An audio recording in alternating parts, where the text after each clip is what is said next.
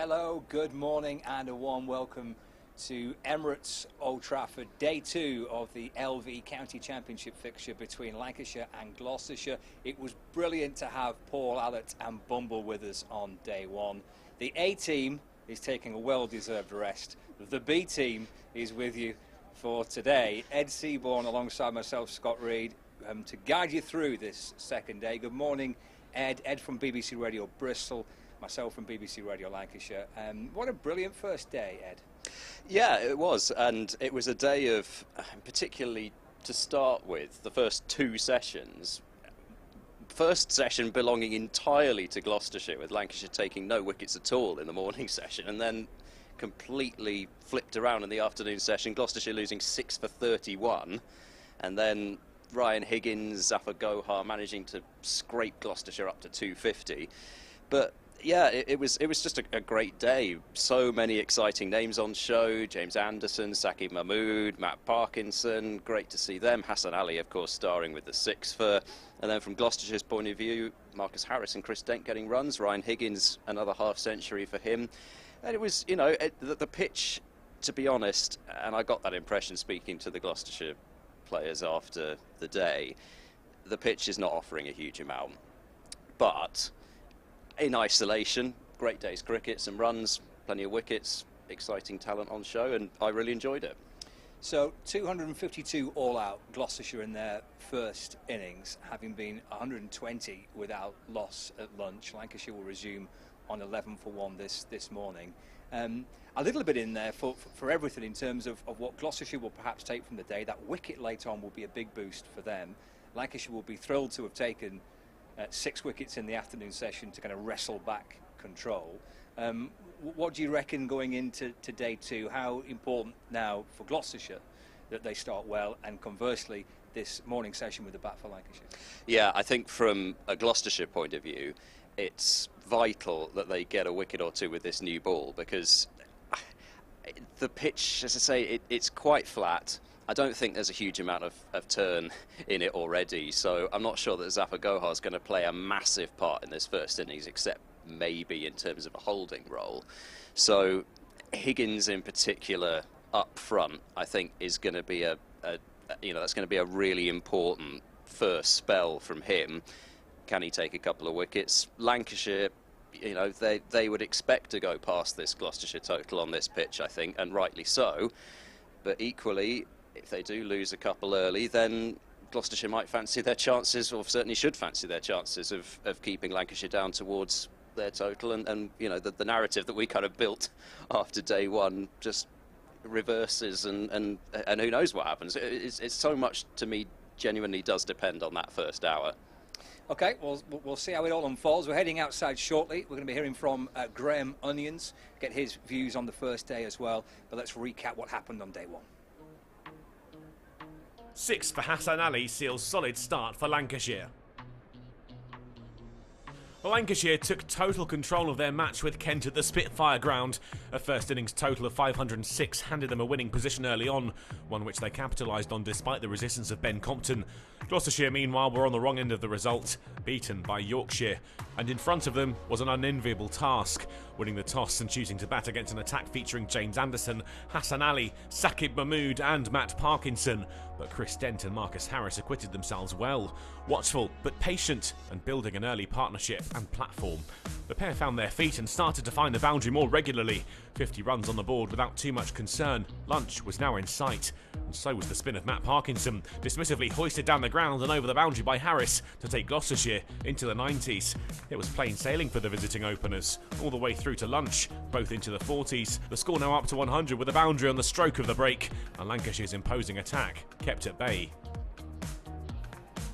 Dent was then the first of the 2 to go to 50 runs, up to the mark with a couple off Mahmood. He'd taken 106 balls to get there. Harris soon followed, punching Ali through the offside to get his half-century. His start to life in Gloucestershire colours off to a flyer.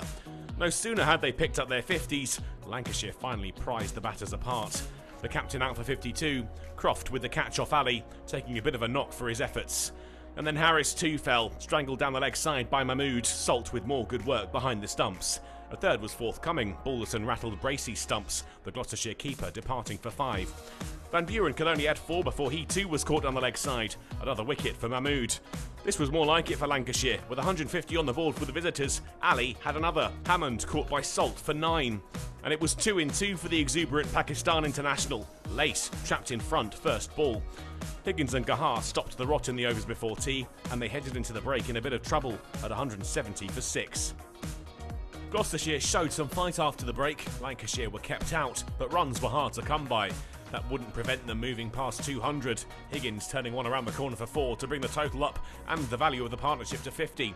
The piece was eventually broken by Matt Parkinson. Gahar came down the track, missed the ball, and Salt did the rest. Gloucestershire now 7 down. Shaw tried to put pressure on the bowlers with a booming 6 off Parkinson, but his fun would be short-lived, dragging Hassan Ali on for 18.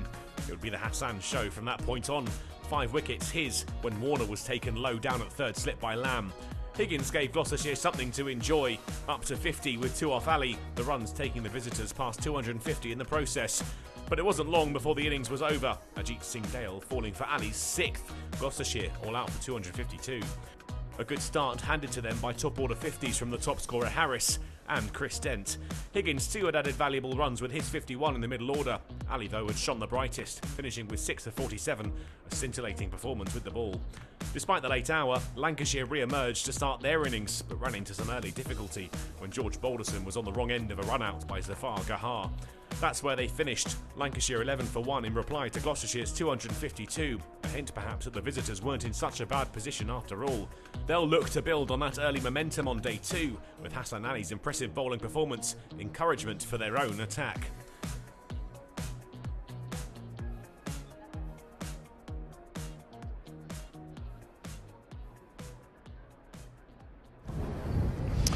Hello, good morning and a warm welcome from Emirates Old Trafford. Another breezy morning, day 2 of the LV County Championship fixture between Lancashire and Gloucestershire. Lancashire will resume, once the warm-up is complete, on 11 for 1 in their first innings in reply to 252 all out. Graham Onions is alongside me. Morning, Graham. Morning, morning. Are you well? Very well, yeah, very well. As you said, it's a bit windy today, so excited for the day ahead, really. Are you summing up day 1? Overall, all day, I feel as though after the first session where I was staring down the battle on a very good pitch, I felt as though that they played nicely, give them some credit, but I think the energy and the way that we turned up in that second session, from being 100 for none to to get them 60 for 5 or 60 for 6 in that session was a pretty outstanding effort, really. Obviously that wicket towards the very end of the day, that run out wasn't ideal, but the foundations are set for a good day ahead. Yeah, Hassan Ali yesterday was terrific for you, wasn't he? He was. I love him. We love him. Yeah, he's an absolute ball of energy. Runs in all day. I think his performance last week against Kent down at Canterbury was special on another very, very slow, good batting pitch. And then obviously yesterday his skills and his energy to run in for us and get 5 wickets on a good batting pitch was important for us. Yeah, the best of captain was pretty pleased. He had a particularly spectacular attack to choose from. He was spoilt for choice yesterday, wasn't he? Yeah, and sometimes, I mean, we did discuss that a little bit. I mean, sometimes when you've got 7 bowlers in your team, is that you kind of want to feel as though you want to rotate them a little bit and kind of keep them fresh. But actually, the importance of losing that first session and coming back in that session, no matter how good you are, international class you are, you've got to turn up and you've got to perform. And as I said, after lunch yesterday, we were outstanding. Shame, obviously, last night to lose George right at the end of the day's play, but today you must be optimistic that you can get to and go beyond that 250 in your first innings. Yeah, I think it's a better pitch than 250. Equally, how you start with a bat is going to be, it's a cliche, it's very, very important. It's a good pitch, but don't take it for granted. Your first 20 balls are very important. Get the bowlers out there all day in the windy conditions, get them stiff and a little bit sore, kind of reap the rewards, later on in today. I think the lads are obviously in a good frame of mind to go big today. And head tennis, who's the best player out here? Yeah, the best player. Well, the oldies are the best. Right. They never really lose. Yeah. I think Dean Vellis is not bad. Okay. He thinks he's a professional footballer. He's not bad. Right. But I think Matthew Parkinson on the youngsters by far the best on the youngsters team, definitely. And a few ropey players, I guess. Yeah, there's a few stiff bodies actually. So, I can well imagine. It's not the best of standards. Right, breezy old day. Lancashire will resume 11 o'clock, 11 for 1 in their first innings. It's a breezy old day in Manchester. It was me and Graham were getting a little bit battered with the wind outside just before then, but thankfully it's breezy, but it's dry and it's pretty sunny, and the forecast is clear for the rest of the day. Welcome to the commentary box. Day 2 then at Lancashire against Gloucestershire. Myself and Ed with you throughout the course of the day, and we'll keep you right across every single bit of the game here at Emirates Old Trafford, and live scores and reports from all around the ground on the BBC Sport website and app. Plenty of cricket. Fingers crossed the weather is good for everybody, and we get a full second day of this fixture, which, well, depending on what happens, I guess throughout the course of the next couple of hours, Ed, has the potential to go.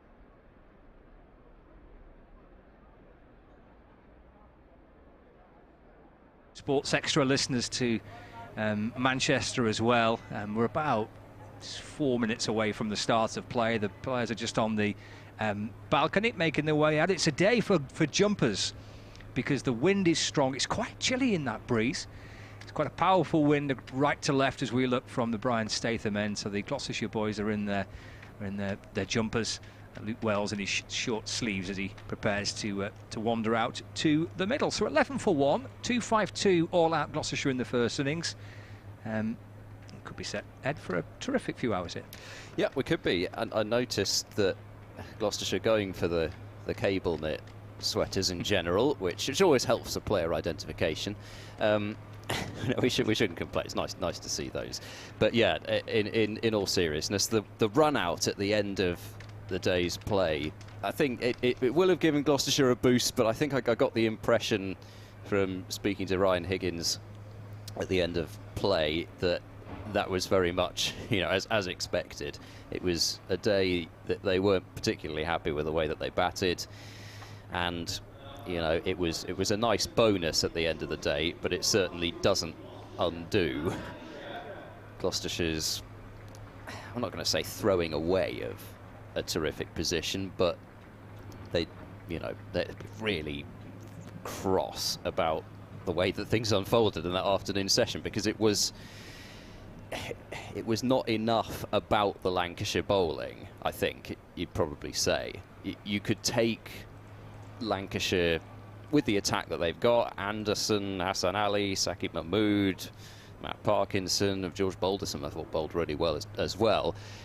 You could take them, getting you out to a certain extent, but I think too many Gloucestershire players will feel like they got themselves out during that collapse. And 119 without loss at one point, with Dent and Harris going great guns, and then that became 150 for 6 in the space of 20 overs, where Lancashire just completely dried things up to start with and took wickets for fun. And like I say, just too many of those wickets, I think, were down to error from the batsman. And again, like I said yesterday, you can take a poor shot in isolation sometimes, and I think it's important to point that out. But I think this was not a 250 pitch, and Gloucestershire acknowledged that themselves, so they know they're going to have to bowl extremely well this morning. Yeah, and it's what Graham Onion said last night as well, that I feel it's not a 250 pitch, but still it's 250 on the board, and Lancashire have still got to get. I've got to get there, and they've lost that wicket late on last night of George Balderson being run out. So we'll see how day 2 progresses. It will be Dale to open up from the James Anderson end, and he starts off with a good delivery, which comes back into Josh Bohannon facing his first ball, and it's defended up to mid-on, and there's no run. Ryan Higgins rather jokingly said to me that Zafar never misses twice. His throw with pretty much one stump to aim at was on the money to run out Balderson last night, but he had another attempt at it and missed by, I think in Higgins' words, about 15 feet or something, right, okay. something like that. So yeah, there was a dress rehearsal, and then he got it right second time round. Here's Dale then, and that's angled through the slip cordon, well, between second slip and gully by Bohannon, and that'll be 4. So a boundary to start off proceedings as far as the scoring goes this morning, and it's 15 for 1. Just using the pace of Dale there, but not a bad delivery by any stretch. A really good ball, in fact. I guess the frustrating thing would have been for from George Balderson's point of view is that first attempt was him. He could have been run out just a few moments before that, and then to have been run out just a couple of deliveries later, he must be absolutely kicking himself. It was just a pretty much a carbon copy. He just yeah. went a step further down. Here's Dale, and that's left alone by Bohannon. Looks as if Dale is getting just a bit of movement in towards Bohannon. The ball certainly did a bit last night, which Gloucestershire will be pleased by, but how long is it going to do it for, I think, is the question. And it reversed a fair bit for Lancashire yesterday, although bizarrely it wasn't. I don't think the reverse swing actually accounted for any of the Gloucestershire dismissals, but they might think about bringing that into play later, but I don't think it stayed doing much with the new ball for too long. Here's Dale, bowls, and that's pulled by Bohannon, and that's 4 more. It was a kind of a short arm pull shot almost. He made that look really easy, and he didn't even really bother to run. It wasn't really quite a pull shot almost. It just kind of helped it away. It was not quite as short as I thought it was, looking at it again. But a nice shot from Bohannon, so that's 8 off. Not even the full over, because that's just the over that was in progress from last night. So 4 balls today and 8 runs. Lancashire 19 for 1, and don't think there's going to be too many surprises in terms of who's going to open the bowling from the far end. And Zafar Gohar is on a trip to the car park at the moment. He's crouched down underneath a wire fence as if he's looking to, I don't know, he looks as if he's planning a prison escape, to be honest. He's crouched down in front of the wire gates there, and it's locked. There's a padlock there, Zafar. You can't get through it. Trust me, I tried on day 1. You can't get through there. He's just on a tour of the ground, Zafar Gohar now. And I know exactly how it is. The ball can get underneath that fence there, but Zafar can't, and he's now trying desperately to point at somebody. Here we go. We've got a security guard on the case now, on the far side of the fence, and the ball is underneath a red car. Not going to say which manufacturer, but you couldn't make this up. We've only had 4 balls this morning. In fact, we've had 4 balls, and there's still 96 overs left in the day. We finished at close to 7 o'clock last night, and I'm already foreseeing a gone 7 o'clock finish now. Zafar's finally got the ball from underneath the car and beyond the metal fence. And we can get on with, I mean, we're 4 minutes in, and technically we haven't even sort of properly started the day's play yet. Well, that was wonderful, wasn't it? It's just magnificent. That was tremendous. They're going to have to sort that out, though, aren't they? I mean, they're going to have to put like a ball protector underneath that fence. You know those draft exclusions you can get for Yes. One of those would do, wouldn't it? And I know, I'll come back to that. Here's Higgins in and balls to Wells, who's on the front foot and playing it away into the offside, no run. And I know which airline will be written on it as well. You see, there's an opportunity. Another opportunity to get a sponsored draft excluder to go underneath the metal fence to stop that happening again. You know, in a game that could be coming down to the final few minutes, you don't want to be wasting time. Here's Higgins bowling, forward goes Wells, and defends to mid-off, and there's no run. Poor chap. He's going to want to get moved from mid-wicket now, isn't he?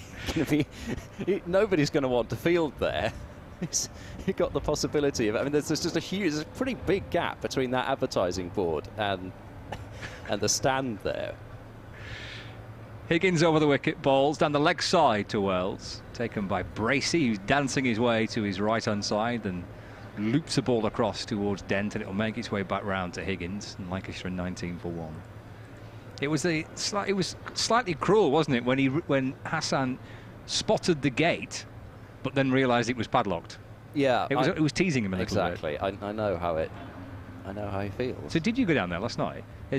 Higgins to Wells. That's defended into the offside, no run. Well, yeah, because I went through. There's that large area with the wooden benches, and I went through the gate from this side, from the media centre side, and then at the far end it was locked, so I had to go round go out in front of the pavilion, which was still open. I'm glad you found your way out. Higgins to Wells, again leg side, so again Bracey has to do a bit of work. Going a pace or two to his right to take the ball, and there's no run. That wind is blowing as Higgins runs in, and we look from the Statham end, and it's strong again today. It's windy once more, and that wind is blowing from right to left, so blowing into his right-hand side. The ball started on about leg stump, but I think the breeze pushed it further wide.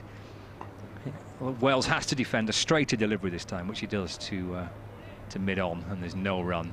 End of the first over from Higgins. He starts with a maiden.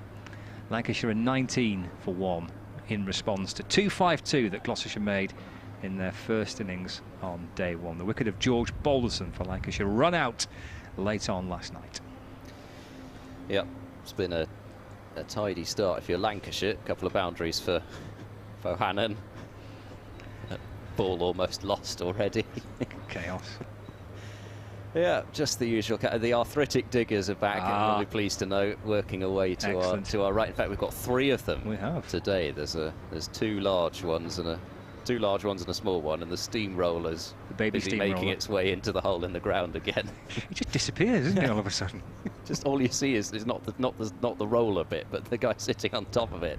Bohannon facing as Dale starts a new over, and it's driven back to the bowler, who's able to stop it in his follow through. It was a good match for Ajit Singh Dale last match against Yorkshire. He was really impressive. Certainly, I think for me, the pick of the bowlers, and I don't think the figures are going to lie too much there. 4 for 72 in the first innings, which was his career best. Got rid of David Malan. Admittedly, it was a drag on, but the stump still got rooted, so that's always nice to see.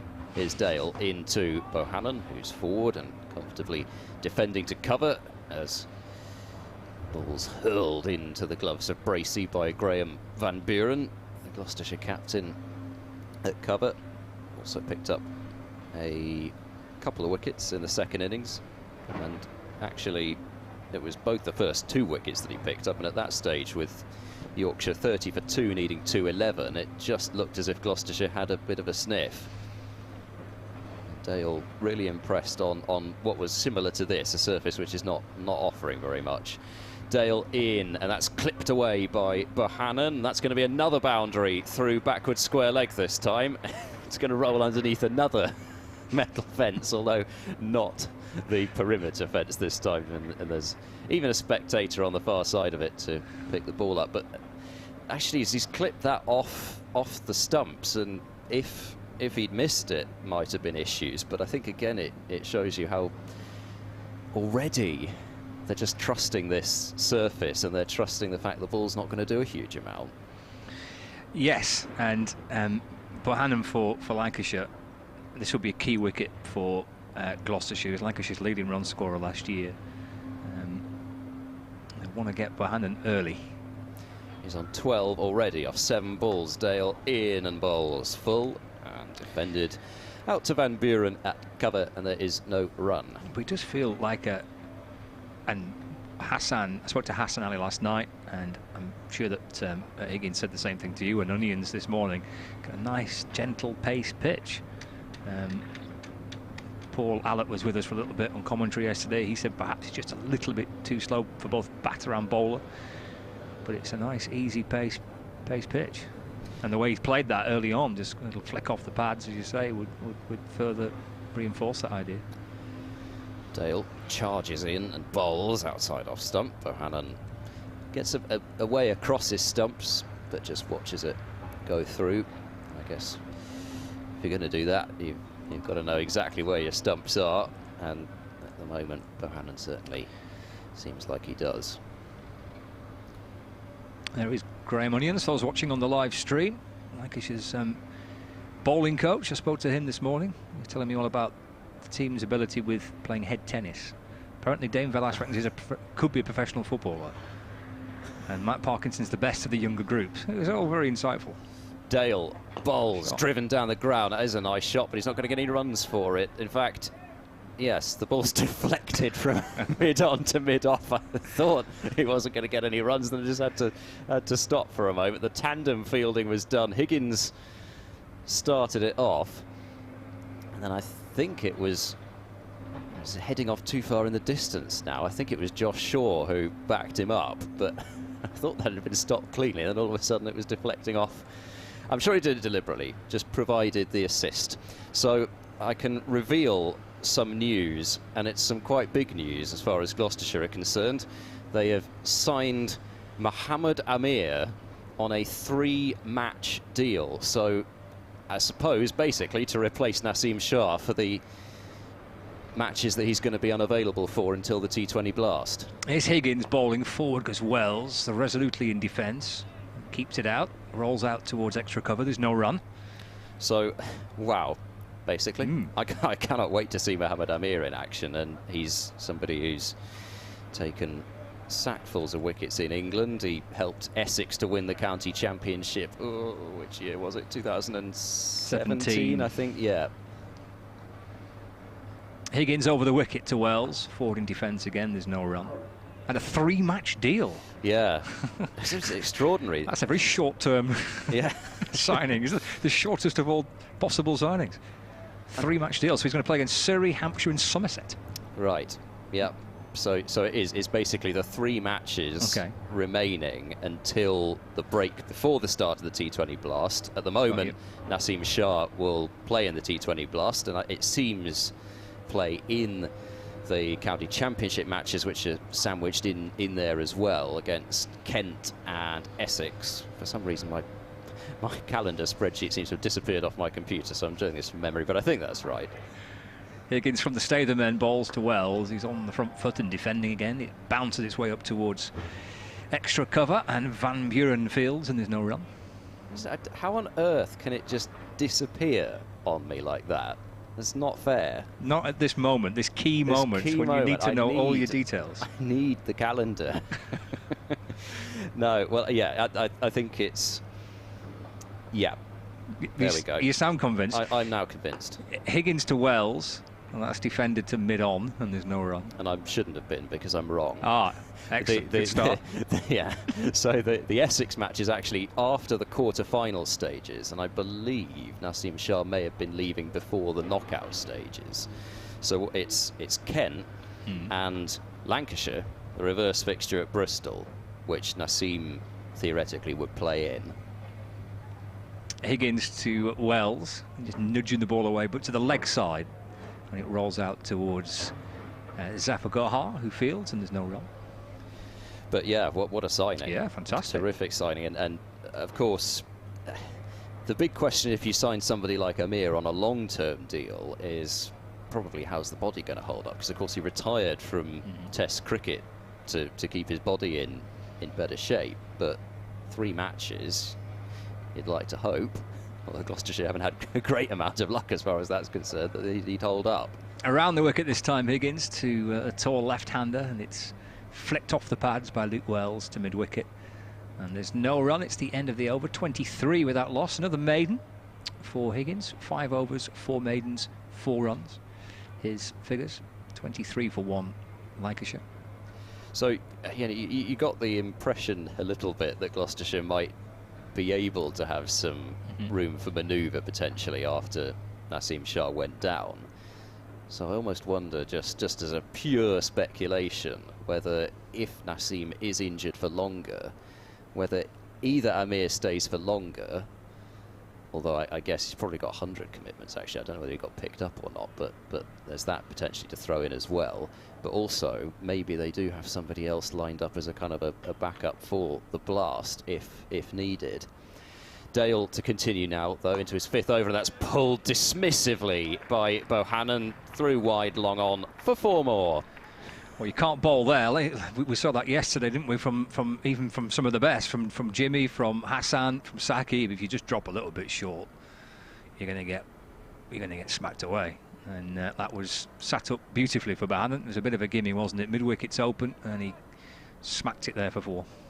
Yeah, there's a huge gap out there. The only fielders on the leg side are mid-on, deep square leg, and long leg. So huge gap between mid-on and square leg. And if you're going to bowl a short ball, it's got to be right, you know, between shoulder and head height. It's got to be a 1 or 2 for the over. Dale is in, and that's driven on the upper middle by Bohannon. A good stop by Van Buren at extra cover, and Wells just had to make sure he scurried back there. He's now going to have a brief chat with Bohannon about that. But, well, would have seen 1 run out. Would have been an exceptional bonus to get another. Now, we've got Gully switching positions, but its second slip is actually coming out. So Dent is going to be at Gully, Hammond at first slip, and it's Marcus Harris moving into a short mid-wicket. So Gloucestershire are already looking more at catches in front of the wicket rather than behind it. Dale in past umpire Illingworth, and forward goes Bohannon, looking for the single, which certainly isn't there, and they get back rather more comfortably as Lace does the fielding at point. So he could make his debut. In fact, he's going to make his debut, isn't he, next Thursday in Bristol? Yep, seems that way. So Surrey will have Mohammed Amir to contend with, and potentially also David Payne looks as if he should be back. Excellent for that one. Okay. He's played. I say he's played. He bowled some overs for the second team, and I'll elaborate on that in a moment, because I have to congratulate Gloucestershire's second 11, who beat Sussex's by 140 runs, as Bohannon is forward, taking a hand off the bat and just signalling that that one maybe just popped up on him a little bit more than he expected. But yeah, Payne bowled 8 overs, so not a huge amount, and it's just from what I've heard, it's really just a kind of a workload thing in terms of COVID disrupting his pre-season preparations and just working him up towards match fitness. So getting 8 overs in, the noises seem to be they'd hope that he would play then, as Bohannon flicks this one away off his pads out to Zafar Gohar out at deep square leg.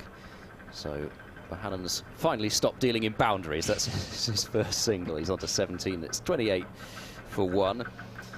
But the big performance, all-round performance in that second 11 match was from Jack Taylor, who in the first innings got a 40, then took a couple of wickets in Sussex's first innings, but the second innings he finished 134 not out from 161 balls, and perhaps the most exciting of all, 6 for 70 in the second innings with his leg spin. Tremendous. Reinventing himself as the leg spinner, leg spinning all-rounder.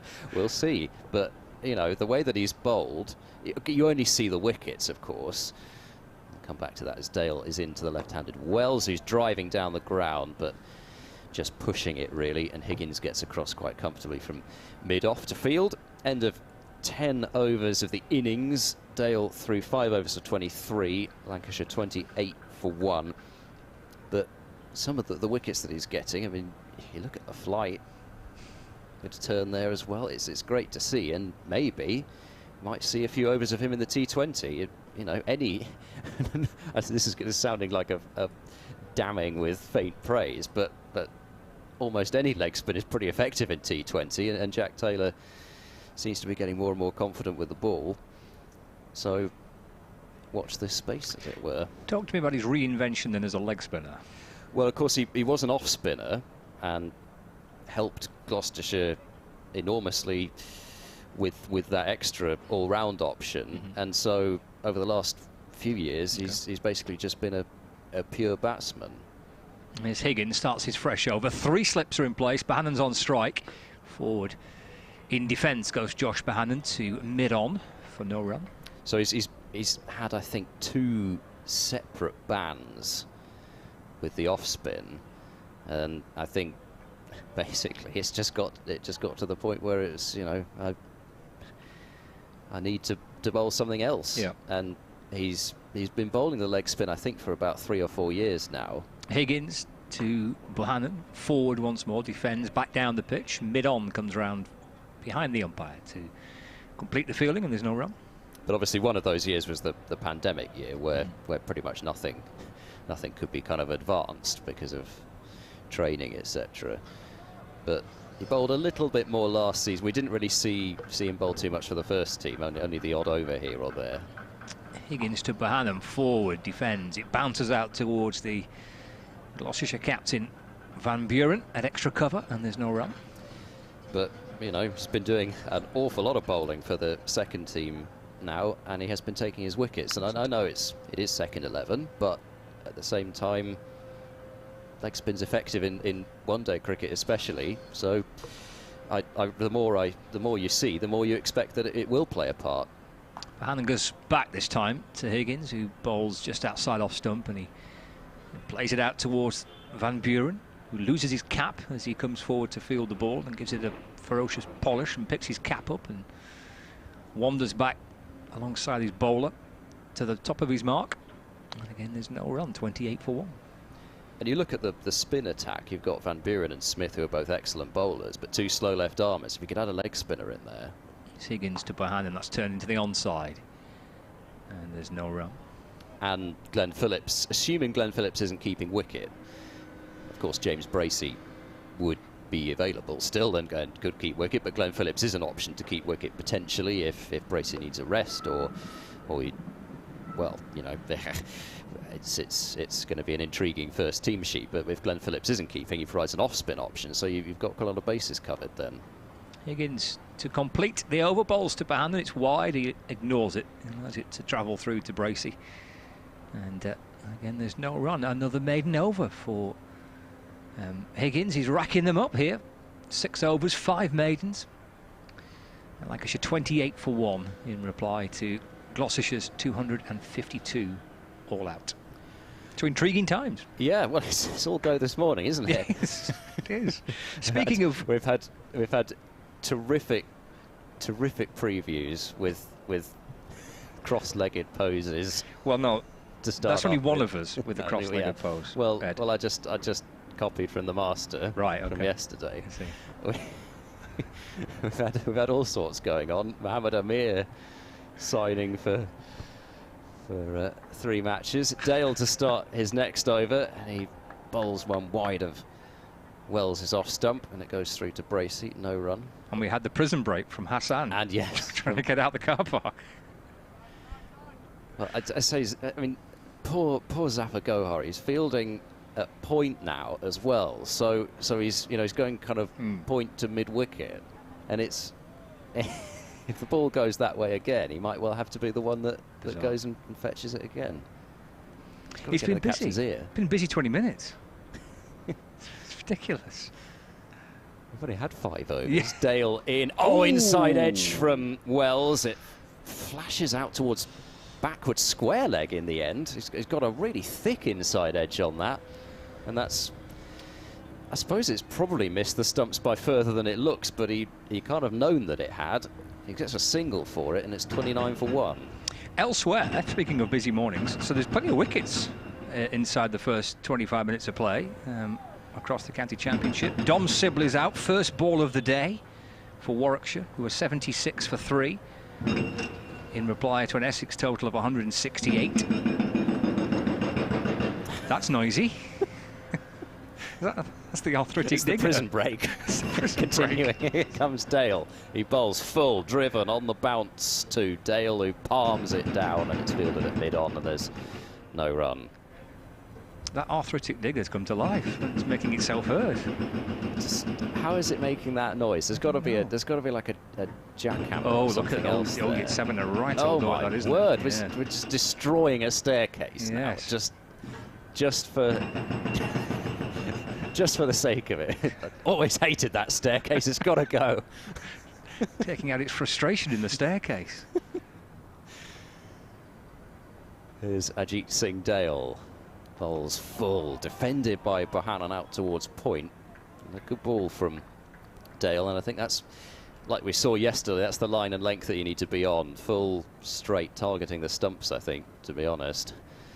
That was negotiated by Bohannon out into the point region for no run. A wicket for Yorkshire. They're playing Northamptonshire. Perfect start to the day for Yorkshire. Reporting on the BBC Sport website and app. The Northants are now 26 for 3 in reply to Yorkshire's 296 all out. See Will Young's at the crease. Go on, I know you're desperate to do some punt. Won't do it. Dale bowls on the pads, and that's beautifully worked by Bohannon. Between mid-wicket and mid-on, it's going out towards the boundary and it'll be 4. There's just no catching it, even on a new day. There's just no escaping, in a way. Well, the ball's going to escape, but you're not going to escape the fact that it's 4 runs. That's a really beautiful bit of placement from Bohannon, 33 for 1. Warwickshire have lost another one. Will Rhodes out. So Warwickshire 86 for 4. Must be fairly lively there as Dale continues, and Bohannon will get more runs here as he angles it through the gully. In fact, it's just going to be the 1. Good work from Tom Lace back from backward point. Bohannon wanted the second, but I think it was Wells actually who said no, even though it was Bohannon running to the danger end. So it'll be Bohannon to keep the strike. 34 for 1. Bohannon has 22 and Wells has got 6. And Darren Stevens is out for Kent. Caught by Ben Brown off the bowling of Keith Barker for 23. So quite a few wickets have fallen early on. And actually Somerset have lost their first wicket as well. With Josh Davey, the man out. So 296 for 7. Somerset at the Oval. Tom Abel still there, 125 not out. And there's links to all the commentary pages, the live text feed. It's all on the BBC Sport website and the app as well. There is Higgins bowling to Bohannon. And that's steered away down towards Zafar Gohar, who's had a busy morning already. He's been busy in the field at Blackwell Point. He's been busy trying to get underneath the metal fence. He's doing a few stretches there. You can see the wind billowing into his trousers. Sooner or later he might have to do some bowling. To say at some point maybe he might turn his arm over, yeah. Higgins in, forward goes Bohannon. And again, Zafar comes up from point to field. And there is no run. In fact, that wicket of Darren Stevens, Keith Barker with a fifer. He's Kent to 290 for 8 in that fixture at Canterbury. Higgins for Gloucestershire bowls, back of a length, Bohannon up onto his toes, drives the ball away into the offside. Well, Van Buren again loses his cap. We might see that quite a bit because the wind is strong around Manchester today. And it flies off his head as he comes to field the ball, the skipper for Gloucestershire. Hands it back to Higgins at the top of his mark. He's 3 balls into his latest over. Has he yet to concede a run? He's had, I think, 3 successive maidens this morning. Forward goes Bohannon. Again, that's defended to mid-wicket. And again, there's no run. Yep, I think you're right. The 4 runs was last night. Kent also were in a great position there. So it's a fight back from Hampshire because Kent were 111 for 1. That's a terrible score if you're superstitious. 111 for 1 to 291 for 8. Higgins continues and angles that one in towards the pads of Bohannon, who works it defensively leg side, and it's picked up at short mid-wicket for no run. Second division wise, Durham 230 all out, not 63 for 1. So Notts off to a fair start there. Hamid out, however. LBW Potts for 33. Higgins in and bowls. And Bohannon leaves wide of off stump, just tempting enough that he might have thought of playing at it, but he didn't. 34 for 1 after 13 overs. Lancashire in pursuit initially of Gloucestershire's 252 all out. But yeah, it's not been a great time for England hopefuls in general to start the season, or at least in terms of incumbents, perhaps more than hopefuls. A lot of wickets fell at Cardiff yesterday. Glamorgan 122 all out, Middlesex 194 for 6 in reply, but Toby Rowland Jones is 56 not out, and together with John Simpson they've taken Middlesex from 110 for 6 to 194 for 6 and put Middlesex into a pretty strong position there. Derbyshire 56 for 1 in reply to Leicestershire's 213 all out. Shan Masood, of course, looking to continue his extraordinary run of form. He's 29 not out there. In there along with Brooke Guest and Worcestershire 363 for 6. In fact, my board's just ticked over. D'Oliveira still there on 110. Jared Warner into the attack and starts off with a horrid delivery way down the leg side, and fortunately, because it was a loosener, it didn't have the pace on it that it could beat Bracey. Bracey actually got across quite easily to take it, but I think if he bowled a ball that far down the leg side at any other time, I don't think Bracey would have had a chance to stop it, let alone take it with 2 hands, actually, as he did. So that was a loosener, but it happens to the best of them. We saw James Anderson start off the whole match with a wide. Warner in, down leg once more, a little bit closer this time, but Wells can't get a touch on that one. And the first one must have been pretty close to being a leg side wide, I've got to say. I'm not totally sure. I mean, Wells, maybe he could have kind of cleared that front leg and swung wildly at it, but I'm not sure he'd have made connection with it. No.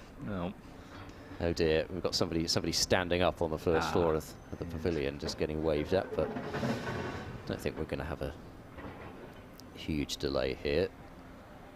So Warner in and bowling, and once more it's down the leg side. I wonder if he's going to think about switching to over the wicket, because that's 3 deliveries to start off with from Jared Warner, which have been fired down the leg side. He's a tall man, is Warner. He's going to get some bounce, but I'm not sure that this is really so much the surface for a bit of bounce. It's been full, straight and accurate has been really the order of the day. 2 slips in place. Warner bowls to Wells. Once more it's leg side-ish, but this time Wells can get bat on it. They're thinking about 2, but they don't go for it. If they had, they'd have made it easily, because Dale didn't pick the ball up cleanly from long leg, but Wells had already got his hand up there to say 1's enough. 35 for 1. Wells moves his score on to 7. Warner played in just a couple of matches last season for Gloucestershire, but picked up a few wickets, ended up with 4 for 118 from his 37.5 overs. He's in now and bowls, and that's turned leg side, and no is the shout. Marcus Harris in at short mid-wicket. They don't elect to come through for the single, but perhaps Warner's 2 big contributions, or biggest singular contributions last season, were one with the bat when he helped Gloucestershire avoid the follow-on against Northamptonshire, and of course they went on to win that game, but Warner was out there in the middle making sure that they got beyond that follow-on target. And then also in the One-Day Cup, which I'll come back to as he's going to bowl the last ball of his first over. He's in and bowls to Bohannon, who drives firmly. Fielder tumbles at mid-off and is able to stop it. Josh Shaw, his former club mate, never mind fellow Yorkshireman, stops that one for his good friend. Grew up playing cricket together in Wakefield, and 35 for 1 after 14 overs. But in terms of the One-Day Cup, Gloucestershire looked to be on their way to losing a game at Sussex to that young Sussex side, and Warner produced one of the better Yorkers that you'll see. I forget who it was. I think it might have been Coles that he got out to a perfect Yorker, and that just kind of turned the game. Higgins around the wicket to Wells. It's nudged off the pads for a single. And Wells moves on to 8 and a run conceded by Higgins. It's felt like an age since he last conceded a run. But I think Wells takes 1. He moves to 8. 36 for 1. I'm going to use the excuse because I wasn't actually at the game. Okay. You remember it more if you're at the game. Well, I wasn't actually at that one. You say that. Come September, I'm struggling to recall one game from the other. Bohannon waits, plays forward in defence, and Van Buren comes up from extra cover to field, and there's no run.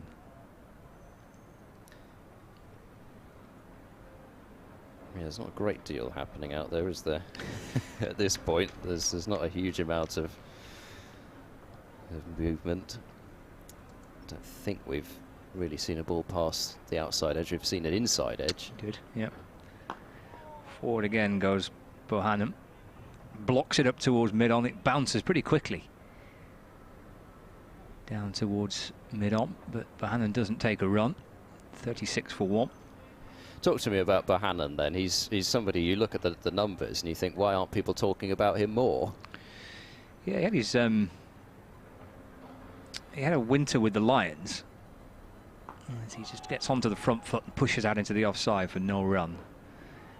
So he went to Australia with the Lions, his first call-up for them. On the back of an excellent season last year for Lancashire, but I think it's not just that individual season. He got 850 runs last year for Lancs at an average of 53, which is a bit of a stellar year for him. But it was actually, I think, a build-up as well of previous years.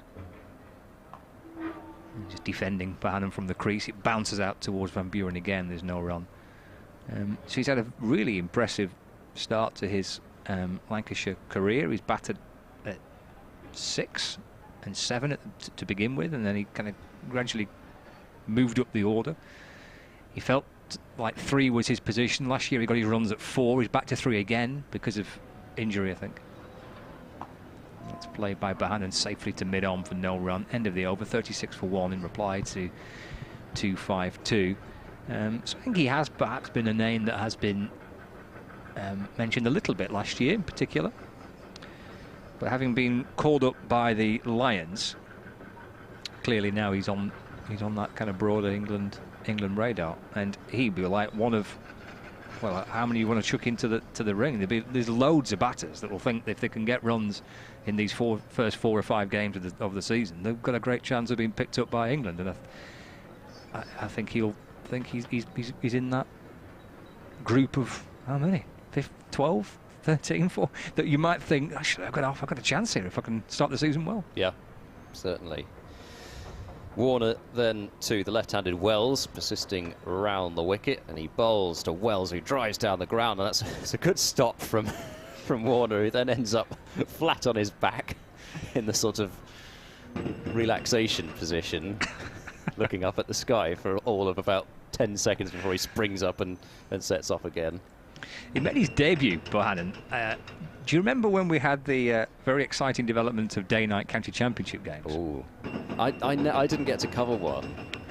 I was very excited by covering a pink ball championship match. In fact, I was far too excited. I need to get out a bit more.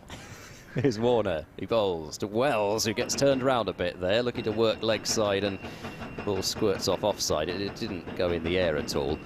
Ended up being fielded at cover for no run. So Lancashire played a day-night game at the Oval. It was very exciting. Well, I got too excited when the moon came out. I was very excited when we saw the moon coming out for the evening session. Anyway, he made his debut in that for Lancashire, and he came out to bat, and he was facing Mornay Morkel. And it was about 8:30 at night, something, with a pink ball. Warner in bowls, tall action, and Wells again there looked as if he might have been for a moment a bit in 2 minds about whether to play leg side or offside, and you're sort of suggesting that a little bit there. It wasn't quite as obviously turned round as the previous ball. Again goes out into the cover region, no addition to the total. And he got a bit of a working over from, as you'd expect, from Morkel on debut. It was a pretty torrid kind of half an hour, 40 minutes, whatever it was he had to bat. Got through it, and the following day came back and got 50. And I'll be honest with you, he's not kind of looked back since. He's been terrific since he made his debut. Warner bowls, Wells flicks this one away leg side, out to deep square leg where Tom Lace is fielding, hurls the throw in, and Wells moving on to 9, 37 for 1 with that single. did bowl a little bit more when he first came into the Lancashire side. They used him slightly more frequently with the ball. That seems to be put to bed. But he's an impressive player. Let's say he's probably one of a group of players that will think they've got half a chance. Yeah, there's certainly no shortage of bowling options anyway, is there? No, that's true. Warner to Bohannon, who defends quietly to point for no run. Warner immediately looking a little more comfortable against the right-hander. I suspect he wants to bowl round the wicket in order to attack the stumps, and he's certainly trying to bowl straight, but in general in the first couple of overs he has just been a bit too straight, and Wells has either been missing them down the leg side or working them away for singles. One ball. Oh, dear me. Yeah, wow, that was a big one. Encountering a serious step or something. Warner in, and Bohannon defends to Van Buren at cover, and that ends the over. So Warner threw 2 overs for 2, but as I say, he's just looked so much more comfortable bowling at the right-hander. 37 for 1, Lancashire after 16 overs. Gloucestershire have kept it relatively tight, particularly from Higgins, but Dale, he's going to be a more attacking type bowler. He's going to try to take wickets, but that's also led to some boundaries from Bohannon when Dale bowled. So really, that's been the scoring that we've seen so far. Now, Josh Shaw looks as if he's going to bowl from the Statham end, replacing Higgins. 8 overs, 6 maidens, 0 for 5. The background noise of the digger, if it weren't with us on day one, is because Lancashire have demolished the old Red Rose suite, the red bricked building that was square of the wicket. And that's been removed. The short is into Wells. That's a gorgeous shot for 4 to the left of mid-on by Luke Wells. Takes Lancashire on to 41 for 1. He was put away pretty emphatically there. Raced away through that wide mid-on region and hits the boundary rope. Luke Wells moves on to 13, moves into double figures with that. So they demolished one of the oldest remaining building that's not been modernised, and they're in the process of replacing it with, I think, another extension to the hotel. I think that's the latest building work. Shaw in down the leg side to Wells, taken by Bracey, and there is no run. And this one particular digger is having it out with the staircase, with the concrete staircase. Yeah, I think there's definitely a particularly troublesome step at the moment. There's a stubborn step that won't be demolished.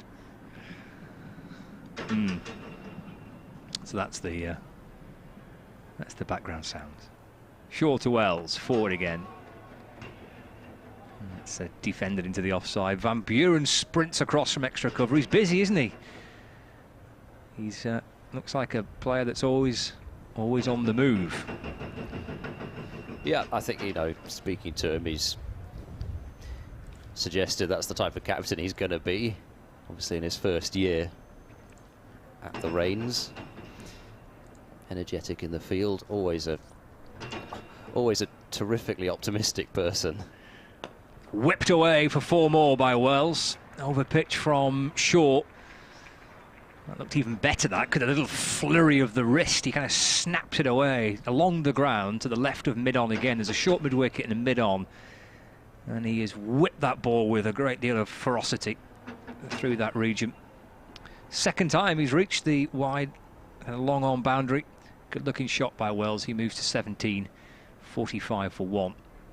Felt like all the pressure that Higgins had built up actually from this end.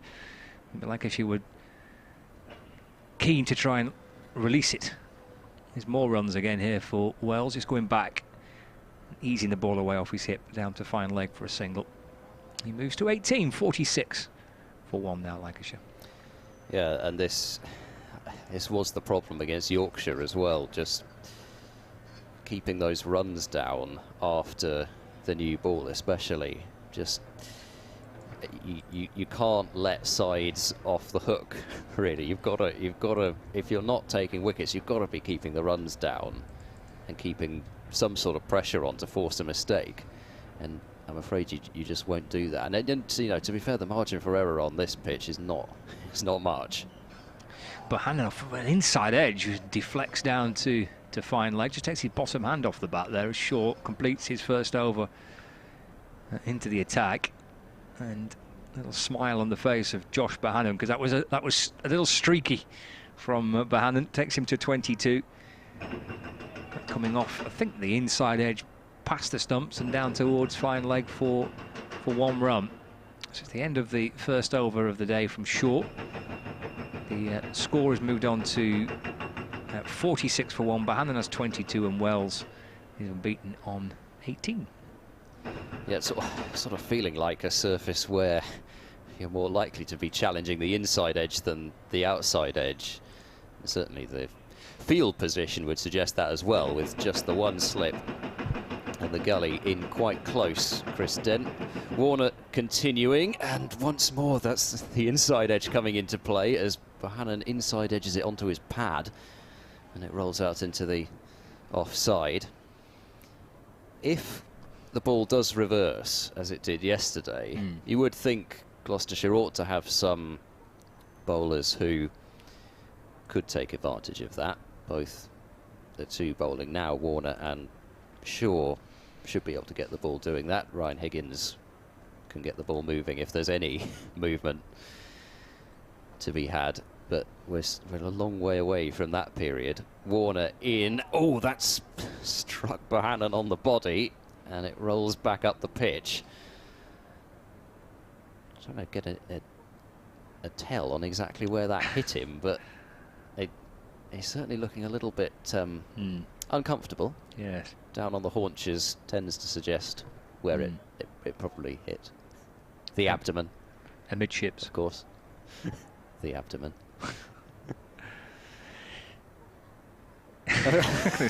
Bohannon's now on his knees, and he's genuflecting. Yes, Luke Wells is a tall man, and Bohannon's not the tallest, and he's on his knees and he's staring up. It's like looking up a skyscraper, isn't it? Yes. Well, we've had that particular interlude, and it looks as though Bohannon's ready to face the next ball, twirling his bat as Warner charges in once more past umpire Illingworth, and he bowls, and Bohannon defends that one with a little more comfort out into the short cover region, and it's fielded by Van Buren. Oh my lord, we've got well, if you look over to our right, you'll see we've got a kind of a dust storm being kicked up. It's blowing right over the field. The players are going to, I mean, health and safety, they're going to have to take them off soon if there's too much of this. I mean, in dust inhalation, yeah, dust stopped play.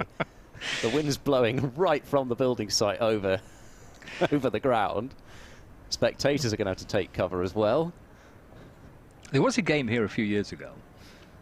Warner to Bohannon, who looks to drive a little way from his body and on the back foot, and just signalling perhaps that wasn't potentially a shot that maybe he would play again. He doesn't get a run for it as Van Buren picks up a cover.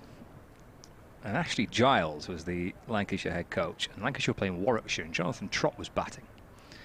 And in the point, the fire alarm went off, and it made itself heard, the fire alarm, when we're approaching tee, and Jonathan Trott said, "I just refused to bat. I can't concentrate. The alarm was too noisy." So we came off early.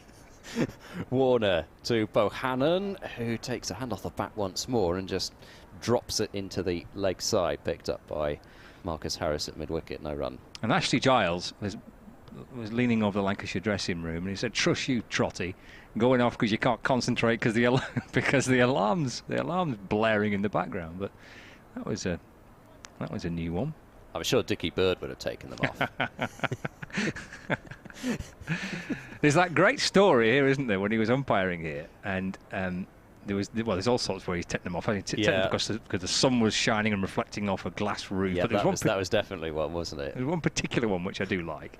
Last ball of this over, Warner to Bohannon, who defends quietly to point, and the end of the over, a maiden over from Warner, 47 for 1, Lancashire, trailing by 205. And the players were going up the old staircase into the old dressing rooms in the pavilion right opposite there. And as he was making his way through a group of up the stairs between the two sets of seats where the supporters were, I think it was a test match. It may have been a county game. I can't quite remember. I think it was a test match. Yeah. Okay, and one of them said, "What are you taking them off for this time, Dickie?" And he went, "It's lunch." Every time you come to Old Trafford, you're always taking them off. He joined us for a bit of commentary a few years back, and he told that tale.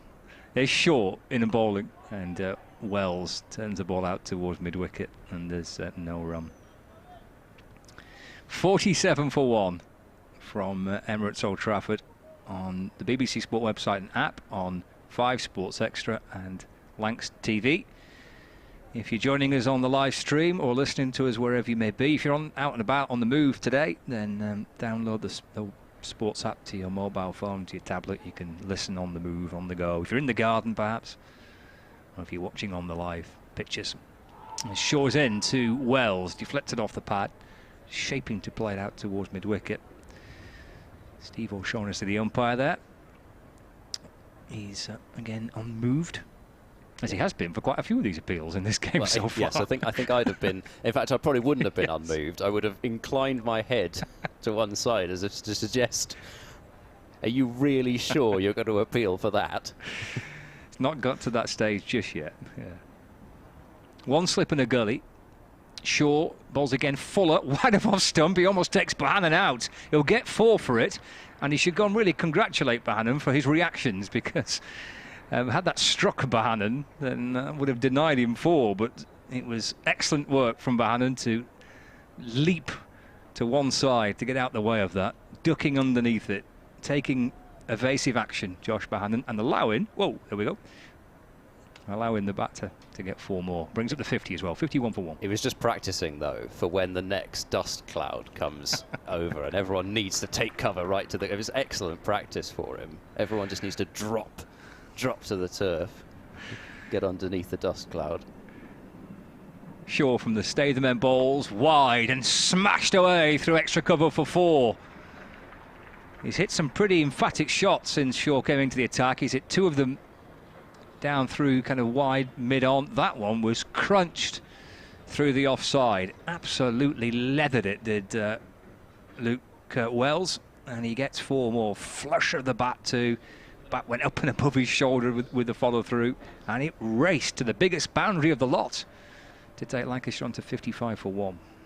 You can see he's trying to bowl really full, isn't he? He's trying to keep it full and keep the edge in play, but at the moment it's just half volleys, I'm afraid.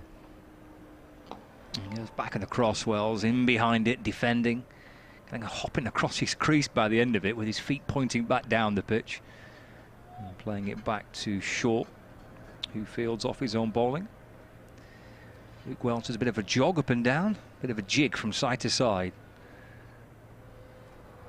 Settles back into his crease. It'll twirl the bat 2 or 3 times. And Alex Stewart-esque, the twirl of the bat from Wells. Stands tall at the crease as Shaw bowls again. He drives once more, but drives to mid-off. And there's no run. End of the over. 8 off with those 2 boundaries. Wells 26 now. Bohannon on 23. And Lancashire 55 for 1. But that last one wasn't quite a half volley, and I suppose you might say, well, he drew him into driving at that one because of the previous ones, but it's an expensive ploy when you're on a ground which, with the outfield the way it is and the ability of both these players, it's not going to be easy to defend. I mean, you say put somebody out on the cover boundary, but just hit somewhere else. It's not going to be easy to defend.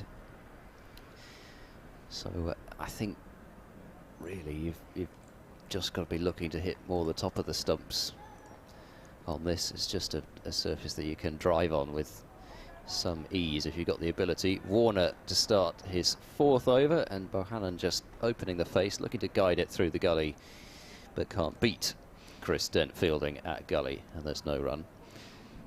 We were talking a little bit about Van Buren's captaincy, and I feel now is the time to bring out my great solution to the England captaincy problem. Yes, I think this is a perfect moment for it. Here comes Warner, rounding at the end of his mark and steaming in. Bowls. Bohannon drives pleasantly wide of mid-off. Shaw goes into the slide there and makes sure that he gets plenty behind it. And there's just the single. Bohannon to 24, 56 for 1. So my solution is we don't have a captain. Oh, that's radical. It is. We don't have a This is the time that we need to make it clear that cricket is not a hierarchical game. It's a game for everyone. Everyone on an equal footing. Warner's coming round the wicket to Wells, and he bowls. That's flicked off the hit by Wells. They'll come through for a fairly quick single, but it's an easy one. Van Buren moving across from mid-wicket, 57 for 1. Wells on to 27. So it's time to send a strong message around. Okay. And you know, we're going to lead the world in this. Right. Destroying the hierarchy. Okay. No captain. No captain. So everyone has their equal... Yep. It's a majority decision. Yep. Bat first, bowl first. Exactly. Go around the 11. Yep. Okay. And they'll take it in turns to address the media, etc. Right. Here's Warner. He bowls to Bohannon, and that's flicked off the pads. Could be a boundary if the fielding is not good, which it is from Zafar. They come back for a second run, and well, after last night, they're still taking on Zafar's arm. Even from way out there. two more runs to the total. Bohannon on to 26, 59 for 1. Okay, and also this. Right. Sorry, but just to complete this, okay, this needs to be sent the message throughout club cricket as well. Oh, it's going down the whole thing. Throughout the whole thing. We're sending a message here to the world. Warner to Bohannon, who drives and misses. That was not a half volley, and I think even though Warner was flicked off quite a full delivery, and probably you'd say it was a bit over pitch, the previous delivery, I think Warner's got the right idea here. He's bowling on a full length, not drive length, but then just pitched that one up a fraction fuller. Bohannon thought it was another half volley coming, and it wasn't, and flashed at it and missed. So in the spirit of the game being for everybody has a say type thing. Oh, right, okay. Yeah. There we go. Warner to Bohannon, who is playing this one respectfully out to point where George Scott fields. So substitute on, and it looks as if he was only on for a moment, because it looks as if Tom Lace is coming out with the pads and the helmet. So we might be seeing a bit of Zafar Gohar fairly soon. So Scott on the field just for a few moments there. 20 overs bowled here, 59 for 1. But kind of like bowling changes and things. This could... Well, everyone has a say in that. Everyone's mature individuals out there. Right. Combine resources, combine the cricket brains of all 11 to be greater than the brain of one person. I think in the spirit of this review that's going on, maybe that is also on the table. You just, I wouldn't rule it out. But as I say, it's important that the message gets out there, from the highest level down to the lowest level. Yeah. This is a terrific opportunity that has been presented here. To be front and centre, something different. The next step in cricket's move forward, progression. It's radical from you, is that? But it's a need for radical suggestions. There's Zafar coming into bowl then for the first time. He's spent most of his morning out in the deep, trying to battle the winds, trying to dodge the dust cloud, and trying to find a cricket ball which was lodged under a red car. behind the fence he couldn't get through.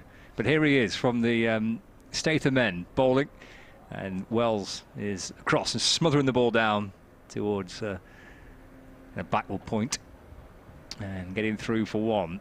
And he moves on to 28, and Lancashire move on to 60 for 1 as we approach midday. In fact, we're at midday, so we've had an hour's play of the second day here.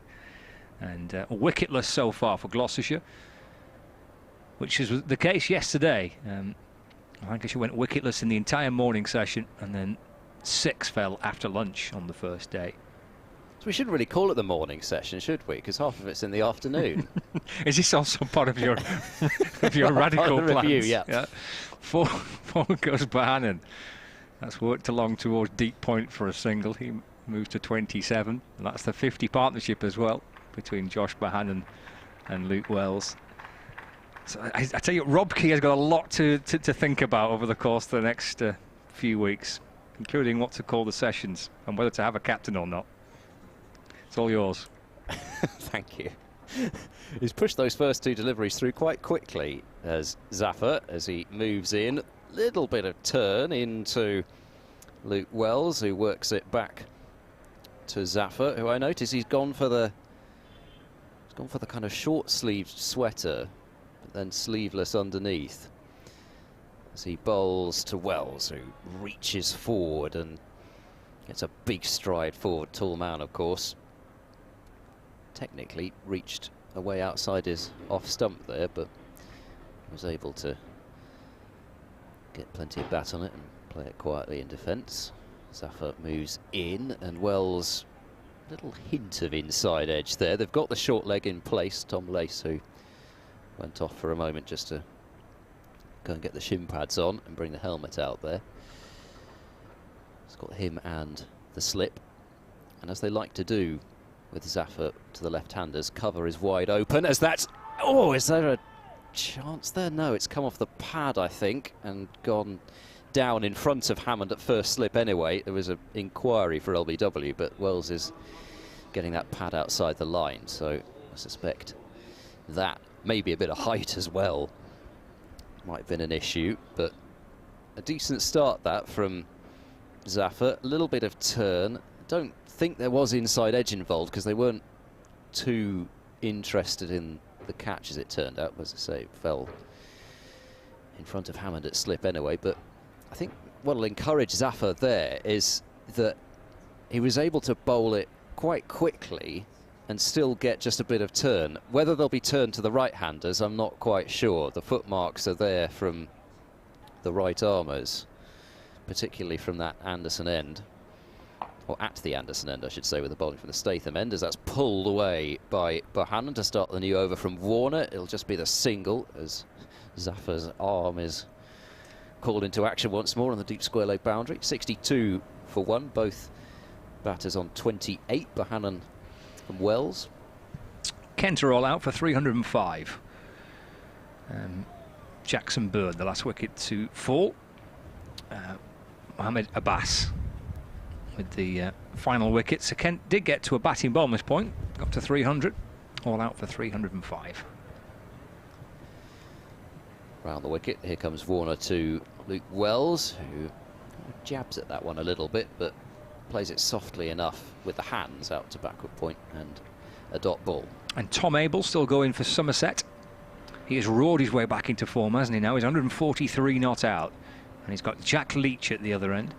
And Somerset the 320 for 7. Uh-oh, we've got a loose advertising board. Now, can anything else happen this morning? Got an advertising board has blown off from the main sponsor of the county championship right behind the bowler's arm. And now Gloucestershire, Ryan Higgins and Josh Shaw are having to repair it themselves. Well done. That's good teamwork, that. Are they going to put it back up, or are they going to just That would be good if they did. Oh, they're going to try and slide it back in. Oh, they are. That's excellent. That is wonderful. I mean, I suppose if they did just drop it on the floor, there's a danger that it would blow back on. So they kind of it's upside down. It's upside down. It was going so well. Oh, fantastic. Oh dear. LV will not be happy. We've got, yes, upside down runs. Well, I suppose it's fitting, really. We're turning the game upside down at the moment. Well, you are with your radical plans, yeah. Exactly. You're no captain and... No captain. Oh, it's blown off again. Oh, no. Oh, They're just going to dear. have to get rid of it.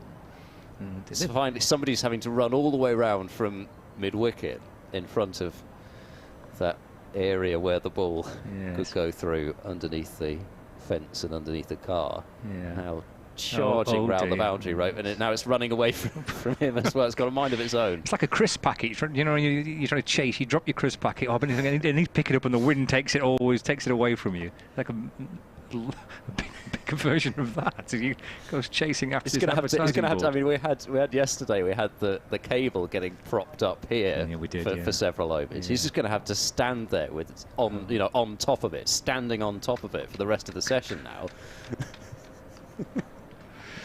Right, we're ready to get underway. Which I'm a bit surprised by, because he's still moving about near the sight screen, but obviously doesn't bother Wells, who works that one off his hip down to fine leg for a single. 29 to Wells, 63 for one. I'm imagining if anybody's got anything booked for around about 7 o'clock this evening, it might be time already to reschedule it. Because we might still be going. Well, there's a few things to battle here, isn't there? The wind and the dust. Yeah, dust storm could kick up any moment. Warner into Bohannon forward in defence, covering up to mid-off. He's a really organised player as well, Bohannon, actually. It's not just the fact that he's scored an awful lot of runs, but sometimes you do try to, and sometimes you can second guess even whether somebody's going to score runs at test level, but at the moment his technique just looks terrific. And yes, he's not the tallest, but so what? Many of the great players of yesteryear weren't very tall. Certainly no hindrance. Some might argue it's even a help. Warner to Bohannon, who leaves alone outside off stump. Goes through to Bracey. In fact, he's not really had to take a ball lately. Not too many. Haven't seen too many leaves this morning.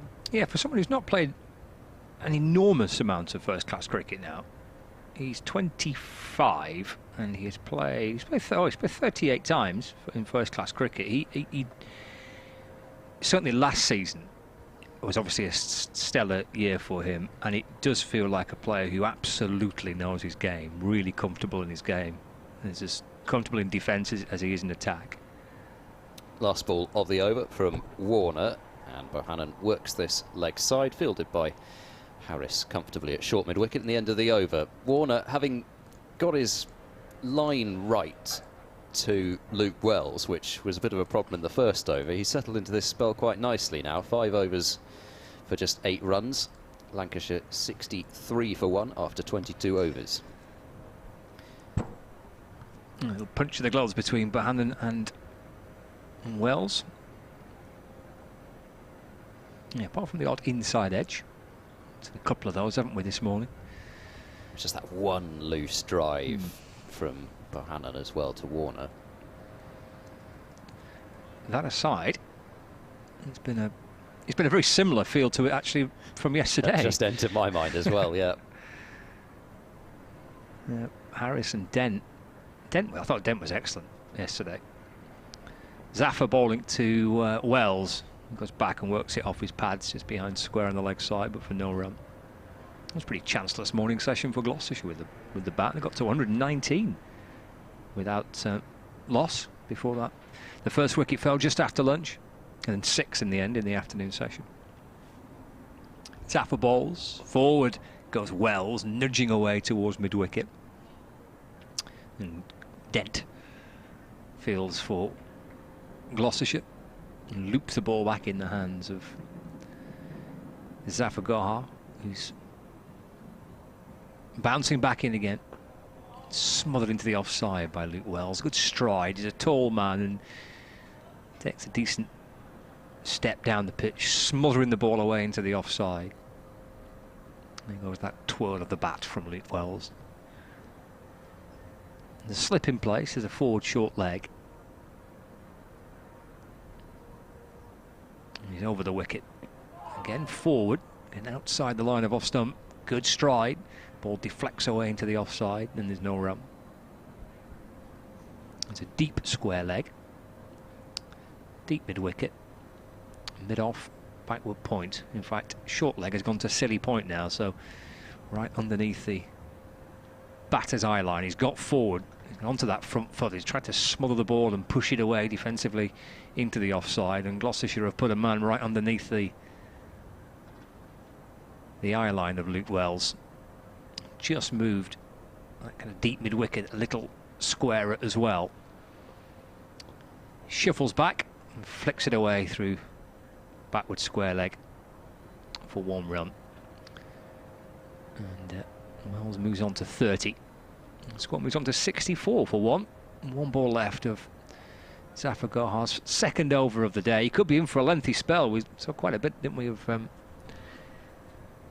Parkinson for a day 1 pitch yesterday. Well, if it continues to be hard toil throughout the course of the afternoon for Gloucestershire, he might have a big part to play. The captain will be hoping he can, at the very least, if not be a wicket-taking threat, then try and keep one end nice and tight. Balls to Bohannon, and that's played again back towards him, and that completes the over. Just 3 runs conceded so far off his first 2, so a good start for him from the Brian Statham end. Lancashire 64 for 1, replying to that total of 252. Yeah, you're definitely right in terms of keeping the runs down at least. And, you know, the danger is always of thinking of spinners in English conditions as just pure keeping runs down.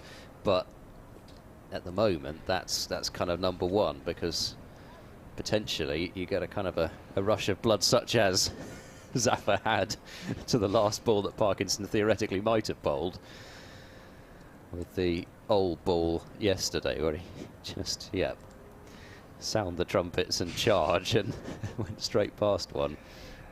Warner into his 6th over. Wells on the front foot, getting everything behind it and defending to extra cover, and there's no run. But yeah, in terms of work, you'd have to imagine Zafar being a huge part of the plans and rotating the seamers around him.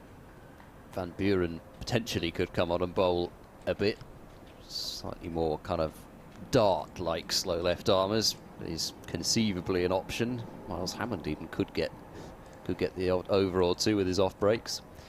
Warner bowls, and Wells tries to drive in quite flashing style, but he's played it straight into the ground, and on the bounce it goes to extra cover, so no run there. We've got a green flashing light over on the digger now. I hate to think what that means. A green flashing light, what's that? Remind me again. It's been too long since I've done my done my theory test for the I have no idea. Driving. It means something, doesn't it? I think so. Warner bowls to Wells, who with an angled bat defends that out towards cover point. There's no run. I think it's a doctor on an emergency call, I think, and have a green flashing light. I'm not totally making this up, am I? I'm not sure that relates to the digger, though, does it? Well, I don't know. It might do. Oh, right, okay. You never know. Oh, there's 2 lights. There's a green flashing light and an orange one. You can't see the orange one from where we're positioned. I don't know what that means. Port and starboard. It's just really important when you're driving a digger up and down. It's like the lights on planes. You've got a red one and a green one on whichever way around it is, port and starboard wings. Warner into Wells, who works this one into the leg side, and Van Buren picks up and lobs the throw in over James Bracey's head. He does take it, however. Thought for a moment Miles Hammond was going to be called into action for some backing up work then. So far it's been another tidy over from Jared Warner. Yeah, he's come back well, hasn't he, after a slightly loose start. Yep, they kind of got away with the loose start because some of them were so far down the leg side they couldn't be hit. But having done that, maybe that's all actually given a bit of confidence. Wells on the back foot, looking to drive, and picks out Harris at extra cover. And you see now, here we go. We've got a prime example. We've got Harris waving his arms about, kind of looking at various angles in the field. Josh Shaw also, likewise. Now Van Buren is going to order backward point out. But you see, we could have just collectively come to that decision.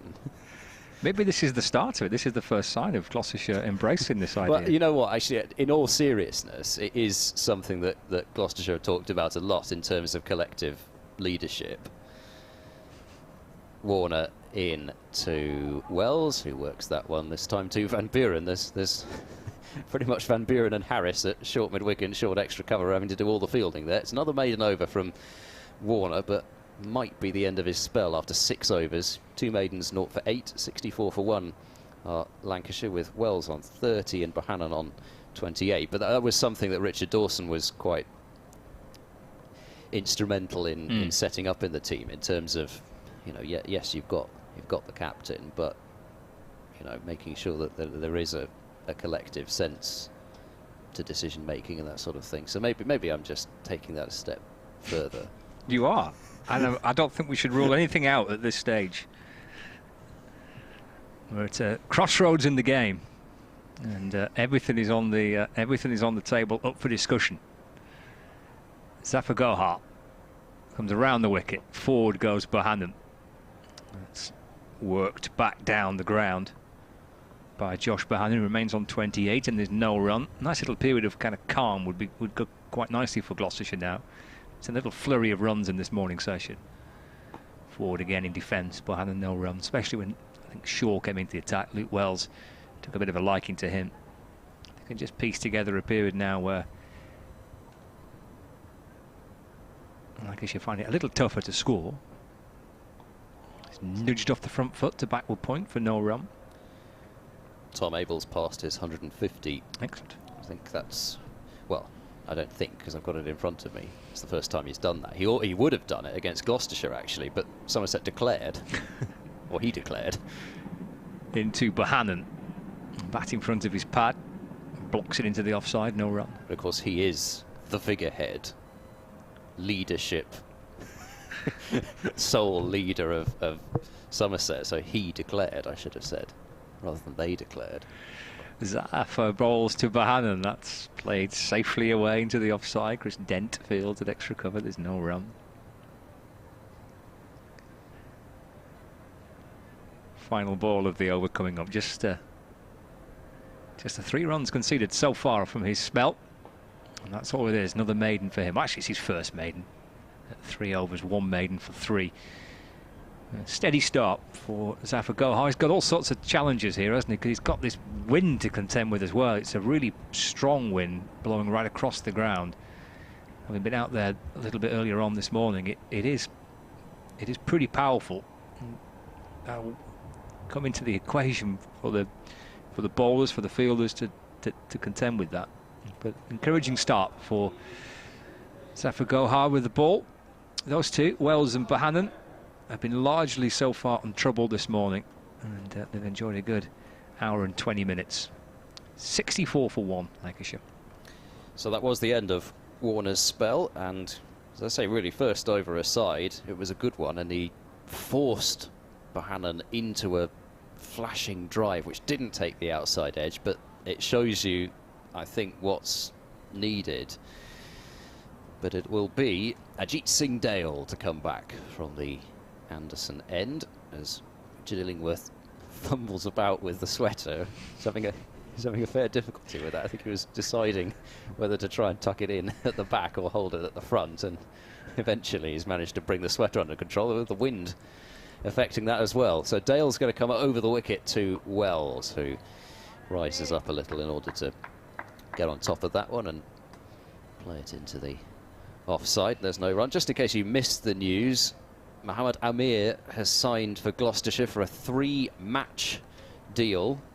For a moment I read the 3 whatever and I thought, 3-year deal, which I thought, oh gosh, it's a big call. It's a big commitment, but everyone's behind it. Anyway, will be available for the next 3 matches after this one. Dale over the wicket to Wells, who works leg side. Van Buren's in furious pursuit of that to try and stop them from getting 2, and there's going to be a shy at the stumps here, and Bohannon actually had to get his skates on a little bit at the last moment there at the non-striker's end, but they get through for that. It was well run. 66 for 1, Wells to 32. So yeah, what a terrific signing that is, and potentially you could go to having a seam attack fronted up by Amir, Higgins and Payne, which is quite exciting. Yeah. Here's Dale, he bowls, and Wells drives. He got more timing on that actually than I thought. It was quite a bottom-handed drive out towards wide mid-off, and Higgins able to get across and field it. But you know, there's no question that in the last couple of matches they've missed Naseem Shah, and they also dearly missed him in that Northamptonshire chase. There's a fair chance if Naseem Shah were playing, Gloucestershire might actually have been able to win that match, but well, I say I've been playing, he was playing, he just couldn't bowl. Couldn't bowl at all in that second innings. Dale into Wells, who leaves as that one goes across him through to Bracey behind the stumps. Yeah, you know, of course, a tremendous bowler, and as I say, somebody who's got lots of experience of, well, English conditions, taking wickets in English conditions, and also in terms of potentially taking wickets on surfaces which aren't quite so conducive to seam movement, swing, etc. Not that that's the surface so much, but you know what I mean. As Wells defends out towards cover and there's no run. Conditions in general, because 2 of those 3 matches are going to take place at Bristol, the game against Surrey and the local derby against Somerset, but also the away match being at Southampton. It's generally not the easiest surface to take your wickets on. Last ball of the over. Here's Dale over the wicket to Wells, who drives, and oh, he smashed the stumps at the non-striker's end. Oh dear. It's got to be the worst feeling in the world when you know you've hit a perfect straight drive, and it's too perfect, if there can be such a thing. Which I don't think they can. But anyway, smashes off the bails at the non-striker's end. He doesn't get any run for it at all. 66 for 1 at the end of 26 overs. Been an eventful morning so far. We still got 35 minutes for all sorts of hell to break loose here.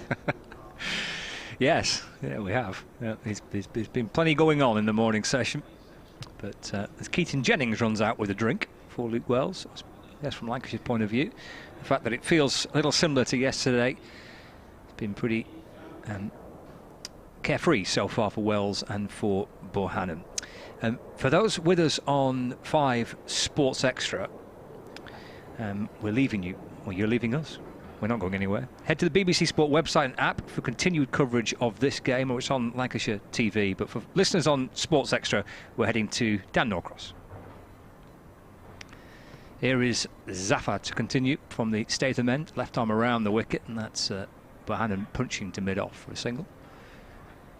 He moves to 29, and the score moves on to 67 for 1. Oh dear, the advertising board's back on the outfield. It's the next one along. Oh, it's another one. They're falling one by one. This is the one that says #funds for. Okay. Right. So we're gradually working our way along to the actual sponsor's name. Where's this one going? This one, that's going with the other one behind. That's going behind there. Oh, that's. And that's Stan the steward. What's he going to do? What's his involvement here? Stay where you are, Stan. Something else had to happen, didn't it? I mean, it had been, it'd been 20 minutes without something kind of interfering somehow with play.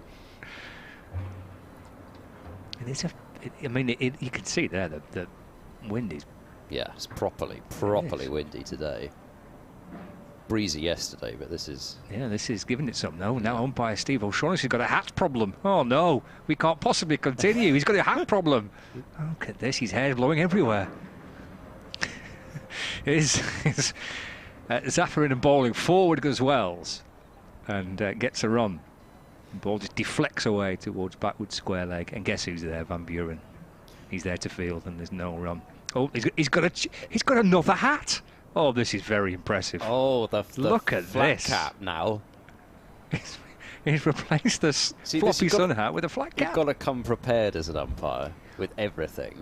What is not in the umpire's pockets? There's a backup hat for the umpire. Forward goes Bahanan, and it's pushed into the onside for no run. It's like a TARDIS, isn't it? The umpire's pocket. There's all sorts in there. He could live out there for days. Could. Steve O'Shaughnessy and not require anything. Yeah, if he gets stuck in the lift this evening, he's absolutely fine. Zaffa bowls. Forward goes Bahanan. Actually, a little bit of width there, and he tries to just chop the ball away. Picked up at backward point, and there's no run. That is very impressive. He brought out an additional hat, so he could remove his sun hat and put his flat cap on. Zaffa again to Bahanan, trying to work it past backward point. It's picked up inside that kind of 30-metre circle, if you're talking one-day cricket, by Ryan Higgins, and there's no run.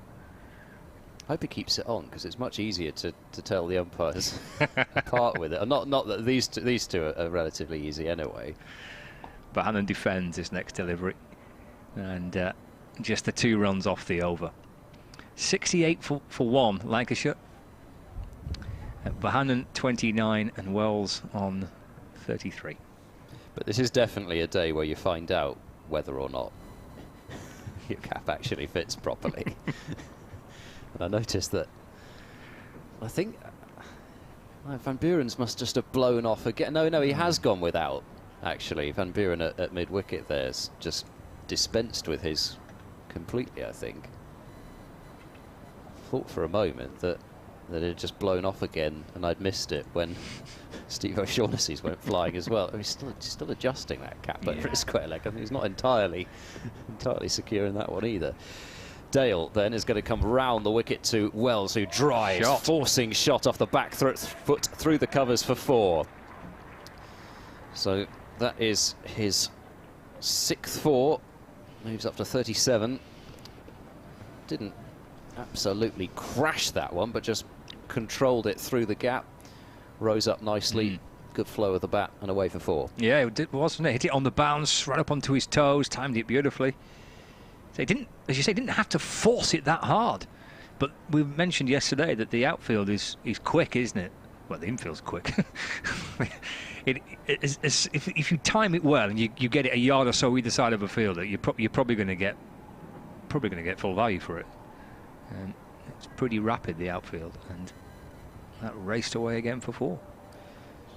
So deep square leg is coming up now. In fact, he's going to kind of a forward square leg, actually, deep point out to the boundary. Dale in, and that's almost a repeat of the previous shot from Wells. In fact, this one he actually forced it a bit harder, but with that deep point out there, he was able to keep it down to a single. 73 for 1, 38 now to Wells.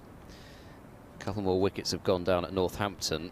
Northamptonshire are 95 for 5 now in reply to Yorkshire's 296. 3 wickets for Jordan Thompson and 2 wickets for Matt Reeves. I think I've been told he's one to watch out for. I was a bit disappointed that he didn't play last week, so I didn't get a look at him. Dale to Bohannon, who's forward and defending pretty much bang into the edge of the pitch, and it's fielded by Van Buren at cover. He's tucked his cap into the back of his trousers, so that's his solution for the wind. Just going cap off. Emilio Gay moved down to number 5 for Northamptonshire, with Will Young, the New Zealander, opening the batting. It's Gay who's 36 not out for Northampton at the moment. Dale in, and that's flicked away backward a square by Bohannon. Work for deep square leg to do. He does well. They're going to come back for a second run. However, despite the best efforts of Josh Shaw out on the deep square leg rope, 75 for 1. Bohannon moves into the 30s himself, on to 31. Somerset 337 for 9. Abel still there on 150, but Peter Siddle has just been run out by Sam Curran for 7. So the noises seem to be out of Surrey that they felt last night that total was only kind of par. As Dale bowls, glorious straight drive just to the onside of the stumps from Bohannon. On drive, really, I suppose, technically. Doesn't really matter what you call it. It was a lovely shot, and it's 4 more. Yeah, that was gorgeous, wasn't it, from Bohannon? There's a couple of shots kind of at the back end of the morning session yesterday from Harris in particular that really kind of rammed home the dominance that Gloucestershire had yesterday with the bat in that first session. And we've seen a couple so far in the last 10 or 15 minutes, and that one in particular from Bohannon, kind of emphatic, wasn't it? Batter on top. Dale to Bohannon, who works straight to short mid-wicket to end the over. It's been a real mixture, this, from Gloucestershire. It's kind of been feast or famine, really, depending on which bowler's bowled so far. Higgins just conceding 5 runs from his 8 overs, including 6 maidens. Warner just 8 runs from his 6 overs. Zaffer 5 runs from his 4 overs, but Dale now through 8 overs for 42 and Shaw 2 overs for 18.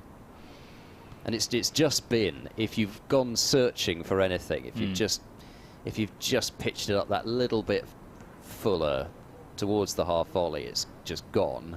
And if you bowled it all short, it's gone. Your margin for error is pretty small, isn't it? Shaw was the victim of probably just pitching it a little bit too full, and he was taking out the attack pretty quickly. Sure, he'll come back as Zaffer's into Wells. Sends Bohannon back as he leans into it. The ball disappears away into the offside. Zaffer Gohar fields off his own bowling, actually, because extra cover's open. There's a forward short leg, there's a slip, short fine leg, a deep square leg, mid-wicket, deep mid-wicket, mid-off. He'll dance down the pitch, just half a shuffle forward from Wells, and he works the ball across his pads out towards the onside, and Chris Dent fields, and there's no run.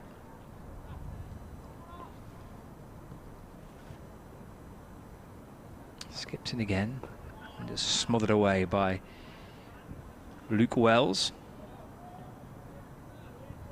And Zaffer Gohar fields off his own bowling.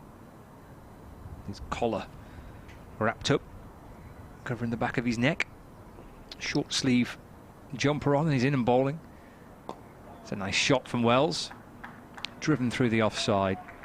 He'll come back for a second. Wells moves on to 40, and the score moves on to 81 for 1.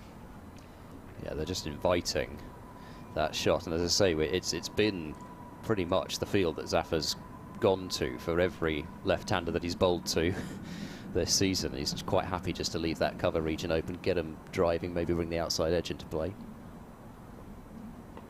Because back this time, Wells works the ball behind square on the leg side with a little flick of the wrist. Jogs through for a single. 41 to Luke Wells. I guess you move on to 82 for 1. And Bohannon back on strike. Different feel for him. Just the one catcher close in the slip. 2 men on the drive. Short extra cover, short mid-wicket, mid-on, mid-off. Deep extra cover, deep point. Bohannon off the back foot, chopping the ball out through the offside. And Graham Van Buren just has to sprint a few yards around to his left-hand side to field the ball. That is the end of the over. 4 off that particular over. Lancashire move on to 83 for 1. Bohannon 36. And Wells on 41. Looks like we're going to have another bowling change from the Jimmy Anderson end.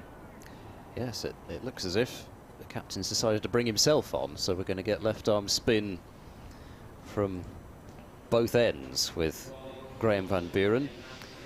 Gang Wolf has got in touch on Twitter at EdCricket6. And it's not about my captaincy proposal either. I think it's fair to say it's gone down like a lead balloon. Yes. And I think there's probably sort of collective head shaking going on. That's if a shame. People are watching or listening, I'd imagine so. But saying, I guess Amir comes in for Zafar in any proposed 11, can't drop Harris, surely. Yeah, I think that's you'd imagine surely what's going to happen. Zafar, I guess, would still be the third one registered in case. I'll come back to that as Van Buren starts his spell, and that's worked away to backward square leg, but they can come through for a single with Zafar Gohar well behind square. Bohannon to 37, 84 for 1. But I guess Zafar would still be registered just in case, well, it would be Hampshire because they'd be the only away side in that period. Did decide, right, we're gonna try to take Amir out of the game, and we're going to prepare a real turner for Dawson and Crane potentially, and in which case Zafar would still be the third overseas registered, so you could select him potentially. Van Buren to Wells, who drives firmly, but they've got deep cover out for Van Buren, so not leaving it wide open just like with Zafar. So they've got the deep cover out the deep mid-wicket. And Wells up to 42 with that single, 85 for 1. Van Buren really just trying something here, I think, by bowling himself. As Bohannon works leg side once more, and it's another single out to deep square, 86 for 1. Picked up 1 wicket last match, his first wicket of the season, getting rid of Matthew Fisher. But last season, actually, but particularly because Gloucestershire prepared that turner for the last round of matches against Durham, Van Buren ended up with some rather tidy figures, ended up with 7 for 119 on the season. Add in another wicket that he took, or 2 wickets he took earlier on in the season. As back goes Wells and cuts, this will be at least 2. Dive from Jared Warner out on the deep cover rope, and is able to prevent the 4, but 2 more runs to Wells, and they've scored off every ball this over. This is kind of the problem in a way, because Van Buren does tend to fire the ball in, but one day style, it can also just be worked around for those singles, and so far that's what Lancashire have done. 88 for 1 and a 2, of course, as reaching forward and playing quietly to dent at short mid-wicket this time is Luke Wells.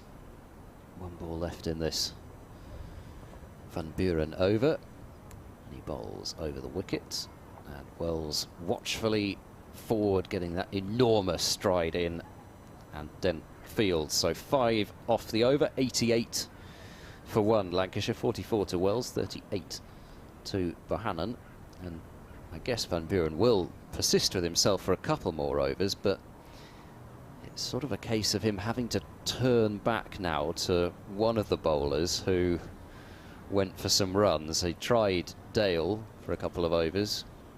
He didn't last too long. Potentially Josh Shaw might get a second opportunity from the Anderson end. We'll see.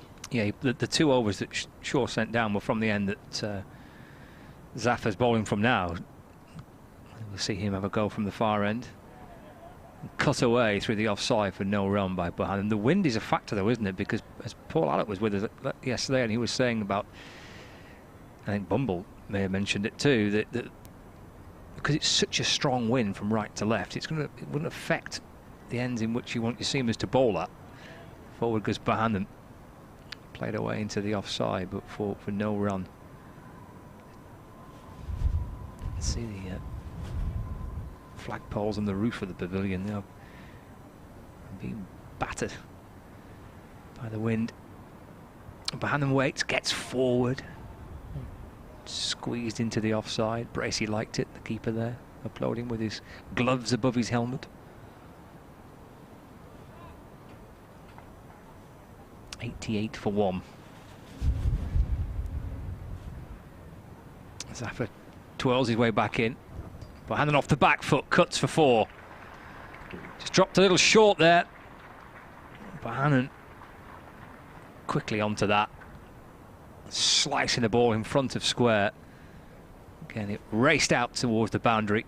He moves to 42, and the score moves on to 92 for 1. Yeah, I think it's important occasionally to bring the back foot into play, because actually we saw, I think, nearly every wicket that fell to spin last week was off the back foot trying to cut, but obviously you don't want to drop quite that short. Zaffa in balls Fuller to Bohannon, who plays forward and defends, and there's no run. It's the first ball really that he's bowled. He's not quite got right, and Bohannon's put it away. I mean, I think he's bowled a really neat, tidy spell here. He's done just as much as he could do for his captain, as he gets Bohannon to the front foot to defend again for no run. End of the over. So you forgive him for the odd stray ball, certainly. These are 6 overs where he's done just what I think the captain would have wanted him to do, because Shaw was too expensive. He was out the attack. He turned to Zafar Gohar, and he's managed to get some control from this end, which he didn't have as soon as Higgins came out of the attack. So yeah, just that one bad ball, but Bohannon put it away pretty impressively, and just that 1 wicket to fall. Balderson for 5. Yeah, and I don't think he would have believed how much bowling he's had to do in the first 3 rounds here. Van Buren in and driving is Wells, but it's more quite a bit of bottom hand sending it up to Shaw mid-off, and there's no run, because originally he really was meant to be just the 3rd overseas player, and Van Buren is in, and Wells gets behind that and nudges it back to the bowler. He was almost there effectively. It's just a deterrent for teams preparing turning surfaces, as happened last year twice, and Gloucestershire lost both games by an innings. As Wells goes back, drives behind square. They'll be thinking about 2. In fact, I say they'll be thinking about 2, but I don't think the thought ever crossed Wells's mind. It was quite well fielded by Zaffa at backward point, but Wells had pretty much turned his back on Bohannon as far as the second run was concerned. 93 for 1. Wells onto 45. Van Buren round the wicket, bowls. Took a bit of pace off that, but it was quite full, and allowing Wells to drive out to Dale on the deep cover boundary for another run. Well, you wouldn't want to give this away now, would you? I mean, I know we're echoing what we said yesterday with regards to the state of feels like the state of the pitch and the opportunity for batters. Josh Bohannon and Luke Wells will not want to give this away easy. This looks like there's potentially quite a lot of runs out there for them. Yep, definitely. Van Buren bowls, and forward Bohannon in defence. Thought for a moment that, well, Gloucestershire hoped, I think, rather than thought, that might have been something a little uncertain about that, but certainly not. Bohannon this time uses the wrists to turn it to short mid-wicket at the end of the over. 3 more runs from that one. 95 for 1. Wells 45, Bohannon 44. And by the looks of things with Van Buren bowling now, I don't know if we're actually going to see, for example, Ryan Higgins bowl until after lunch now. It kind of looks as if Gloucestershire may just be deciding to have the spinners bowl as much as possible up until lunch, try and keep it as tight as possible, and then maybe bring the seamers back to go after them after the break. But obviously they'll be hoping that they can buy a wicket in the interim. Yeah, it'd be a pretty happy team if they can prize one of these out before lunch. Maybe just kept a little low on Wells. Keeps the first delivery out. Zafar Gohar puts his fingers through his hair there. He may have just got one to sneak through.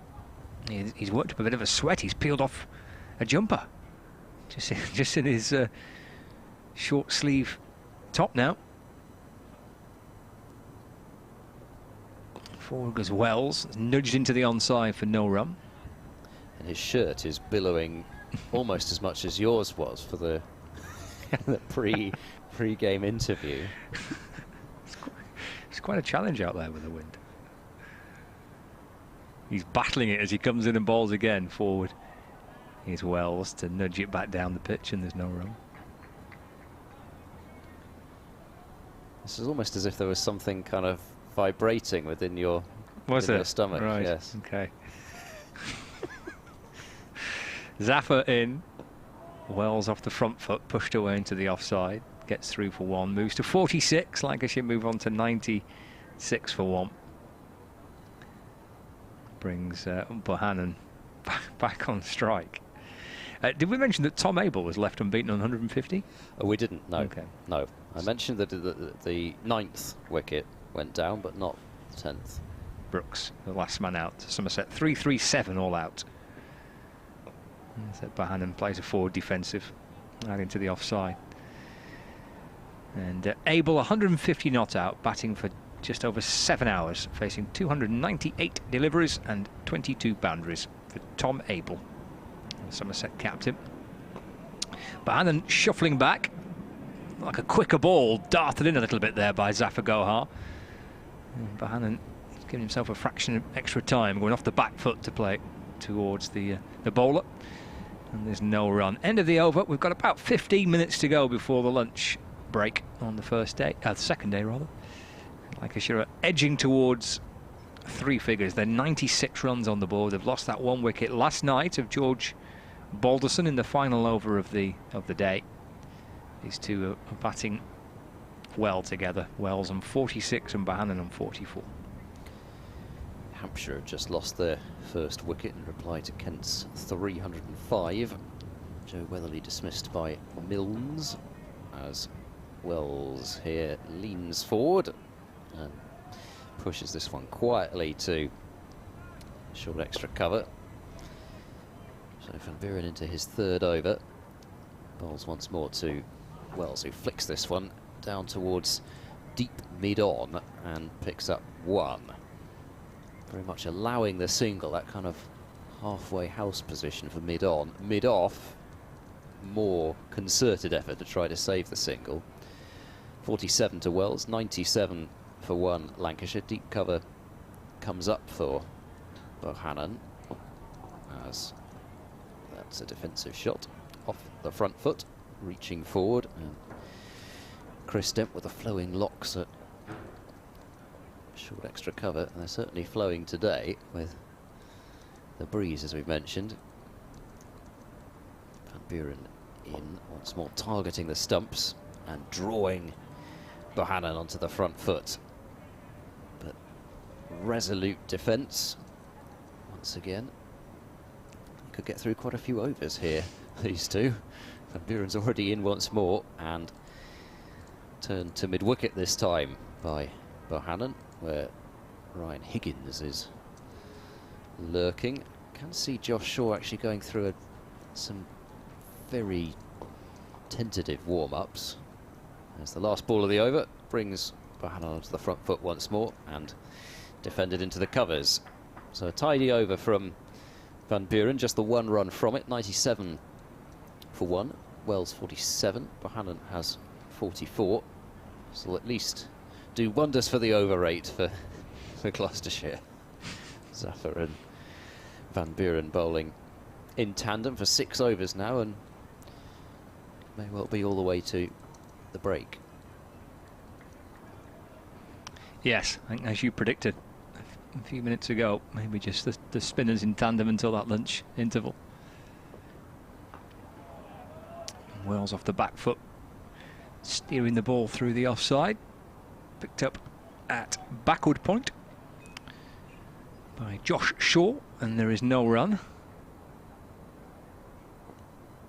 A forward short leg and a slip. The 2 fielders there just crouching down. And turns it out into the onside, and Dent, with his hair tied back in a ponytail, he's low down to his right to scoop up the ball. Hands it back to Zafar, who's twirling in again. It's quite a busy action he's got, isn't it, Zafar Gohar? Yeah, so it starts off quite side on and then kind of snaps it round There's a fair amount of arm movement involved with the front arm as well. Into Wells. It's come off the inner half of the bat, and there's a few oohs and ahs. Ball just disappears behind square leg. Ryan Higgins comes round to complete the fielding, and Wells gets a run for it, but maybe just a little more edgy than what he expected, but got the ball down into the ground. There is a short leg in place. He went to his left-hand side. Wells moves to 48 not out. Brings Bohannon back on strike. Just a couple of runs away from a milestone here for Lancashire in his career, as he drives to 45 not out. The score moves on to 99 for 1, with 1 ball remaining of the 35th over.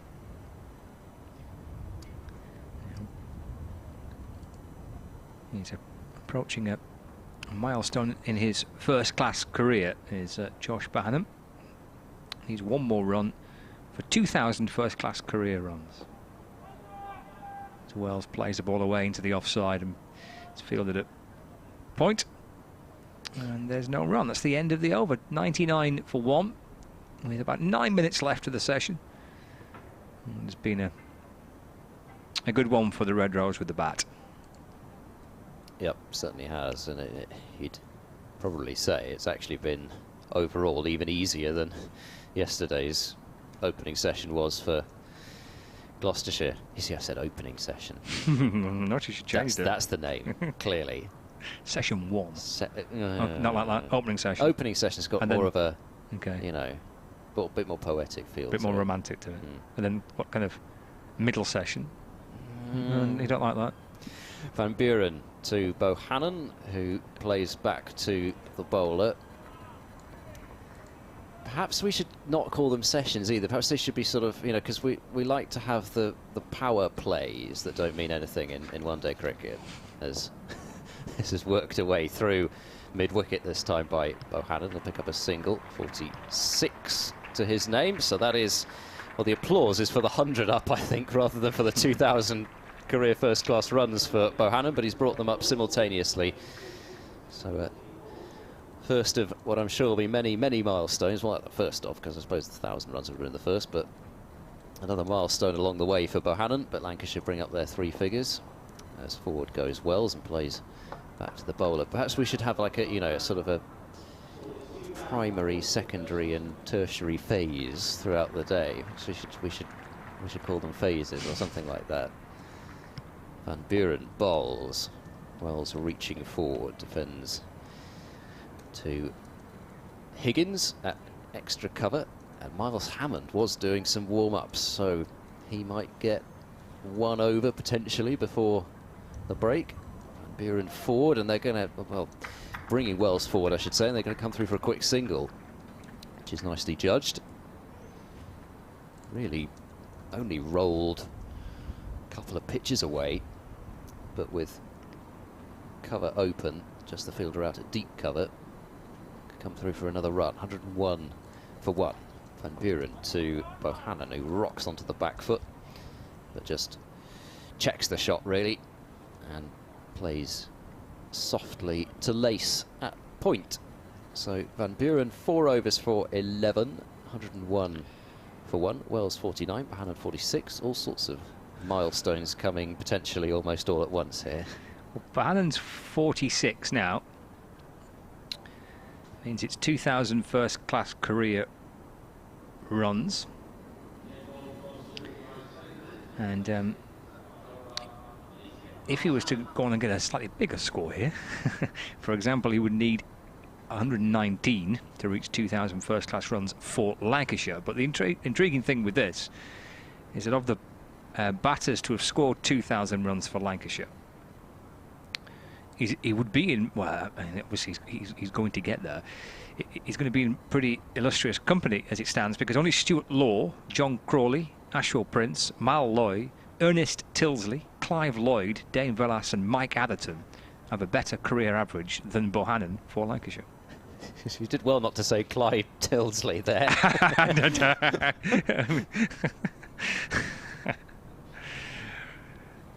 So Hammond, yes, replacing the good spell that, wasn't it, from Zafagoha. I think doing all he could do, really, to try and get a bit of control. Hammond into the attack, bowling to Wells, who plays it back down the pitch, and there's no run. He bowled one bad ball in that spell, didn't he, Zafagoha? Yeah, that was it, really. You couldn't, like you say, you couldn't have asked for too much more. There's not much out there for him, so he's got to keep it tight. 8 overs, 1 maiden for 16, and that's probably just about what the captain could have asked from him. Hammond to Wells. He just goes back and played it like he was rushed a little bit with it. Keeps the ball out nonetheless. 49 not out.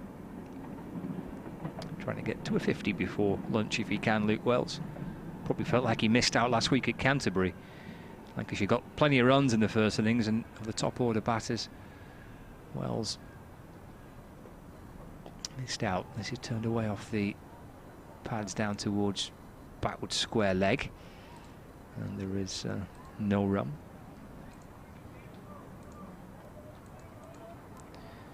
Yeah, made 39 last week in Canterbury, but he was nicely in on obviously a belter of a pitch. Deflects off the thigh pad, just rolls into the onside. Bracey's quick to come from behind the stumps and scoops up the ball.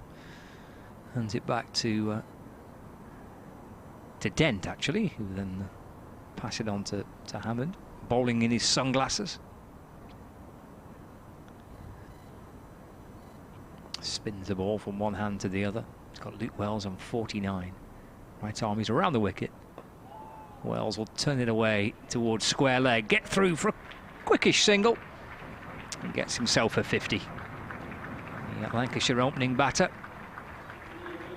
First half century of the season, with 6 fours and some beautiful fours in that. And it's come off 110 deliveries. Yeah, you can really count the times he's even looked like getting out at all on the fingers of one hand, and it's really only been a couple of inside edges, and other than that, he's looked in pretty much no trouble at all.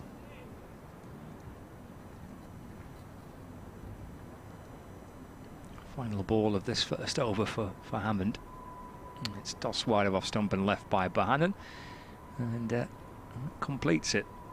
So we're going to have time for one more over. The clock at the minute says 12:57, so there's another over to go in this morning session. Sent down by Van Buren, but that might be it. So remind me that the 2,000 runs was 2,000 runs for Lancashire. Or would be when he gets there. So he's now reached 2,000 first-class career runs. Yeah, but so what I'm getting at is it's the first 2,000. You know, when he reaches the next milestone, as it were, it would be 2,000, as in the first 2,000 scored for Lancashire. Yeah, he would. So basically, what I was saying is the likes of Ashwell, Prince, Stuart Law. Yeah, you know, they've already been, you know, plenty established. Yes. In terms of their first-class careers. So Bohannon's actually an even more illustrious company in a way, because this is actually the start of his career. That's fair. Yeah, that's true. Full stop. Yep. Now we've got a bit of a delay here, because I'm not actually sure that Gloucestershire particularly want to bowl another over. Hammond's putting his sweater back on. I don't think it was Wells or Bohannon that were stalling things really there. Van Buren bowls to Wells, who chops that one away, and they had to come through quite quickly there, because Zafar was sliding across to his left from backward point. He's now pounding his hands into each other in frustration that he couldn't get that ball away from him quicker. And I think there was an acknowledgement from Wells that was actually quite a tight single. It's just that Zafar couldn't get the ball under control. This time it's worked straight to Zafar Gohar at backward square leg for Bohannon. No run there. 103 for 1.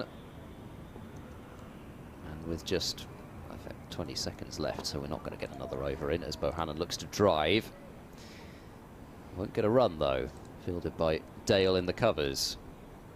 There's a feeling that Bohannon, especially the way that he left that last ball of Hammond's, that he was just content to play for lunch, but he Thought he saw an opportunity there to get to the half-century, as Wells now takes a few steps down the pitch as Bohannon once more works to Zappa behind square on the leg side. And good job that Bohannon knew exactly where he played that, because I suppose theoretically it went behind square and it was Wells's call, but they didn't go anywhere. Next ball from Van Buren's left alone by Bohannon, and one ball left in the morning session. We're going to finish bang on time, and amazingly we're going to have had the 36.4 overs as well. Last ball is defended by Bohannon up the pitch, and that will do it. A wicketless morning session for Gloucestershire. Luke Wells and Josh Bohannon have batted quite beautifully. They've put away anything loose and have put Lancashire in firm control at the lunch break. Gloucestershire are going to need to get a clatter of wickets going like Lancashire did in the afternoon session yesterday, but well, at the moment it's a bit hard to see where it's coming from, but I suppose that was the case yesterday as well, so we'll reserve judgment. But Lancashire firmly in control here at 103 for 1, trailing by 149. I think that's a pretty fair assessment, Ed. Yeah, feels a lot like this time yesterday. Let's see if that kind of that continues heading into the afternoon session, as Luke Wells and Josh Bohannon make their way off the outfield. 2,000 first-class runs now under the belt for Bohannon, and a 50 for Wells. So we will be back after the lunch interval with Lancashire 101, correction, 103 for 1, and I trail by 149 runs.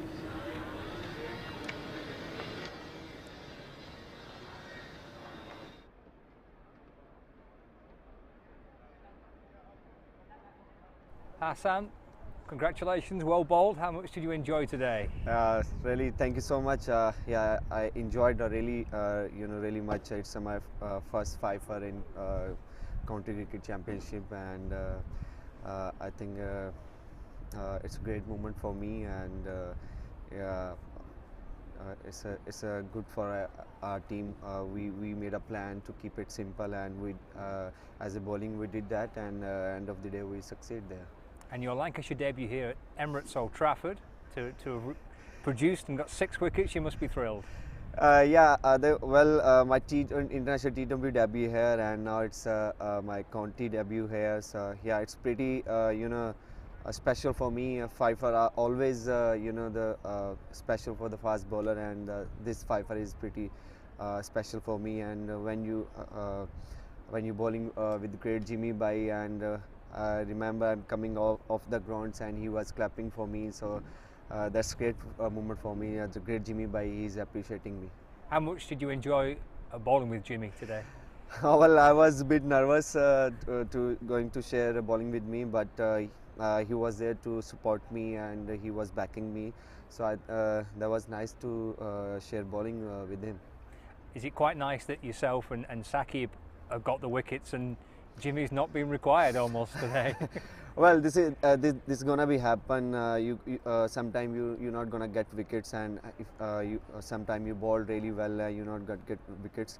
So yeah, I get well spot from the other end, like Saqib Mahmood and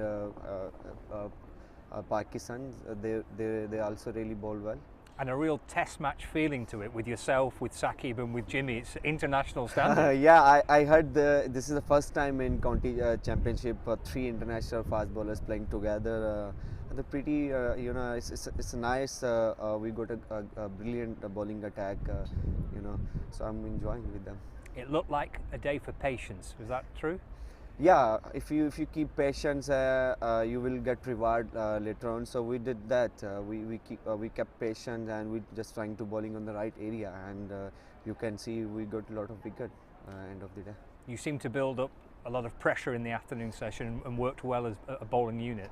Yeah, the first session wasn't good enough for us, but after that we just trying to keep on the right area, trying to keep hitting on the right area, and yeah, we did well, and we got wickets.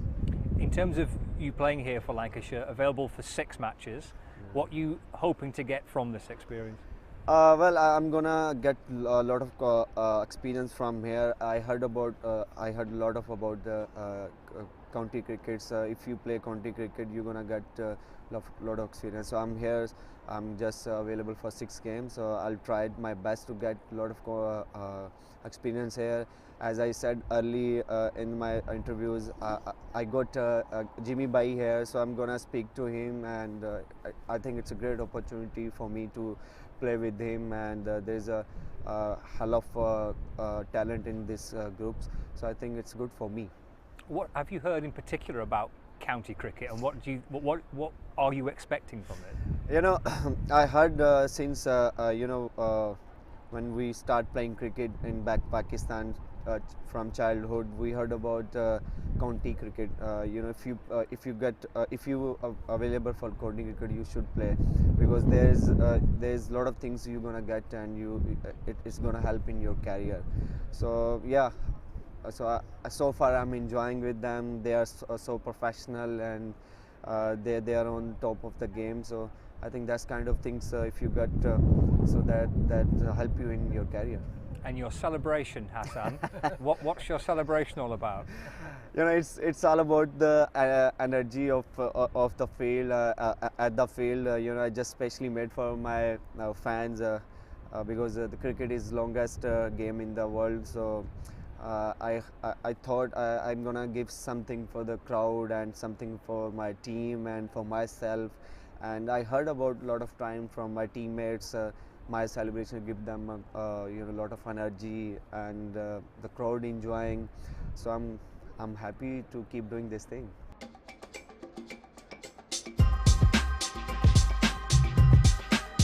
Life is what you make it, so make it count. Make it better, make it greater. Make it have a purpose. Make it worthwhile, make it faster. Make it work for you. Make it loving what you do. Make it your passion. Make it happen. Make it in media, make it in sport, make it in business, make it in digital. Make it possible. Make it easy. Make it your way. Don't just make it through each day. Make it pay. Make it for real at UA92.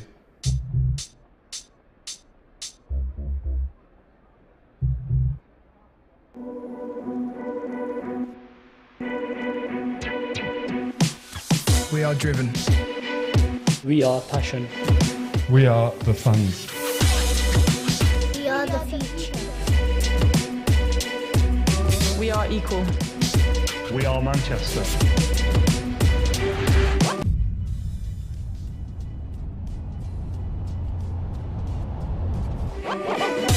We are a community. We are here to win. We are exceptional. We are spirited. We are powerful. We are the Manchester Indians Cricket Club. The Ashton Tigers Cricket Club. The Lancashire Disability Squad. Gladway Cricket Club. Didsbury Cricket Club. Greenmount Cricket Club. Haydock Cricket Club. We are Thunder. We are Lancashire Lightning. We are unified.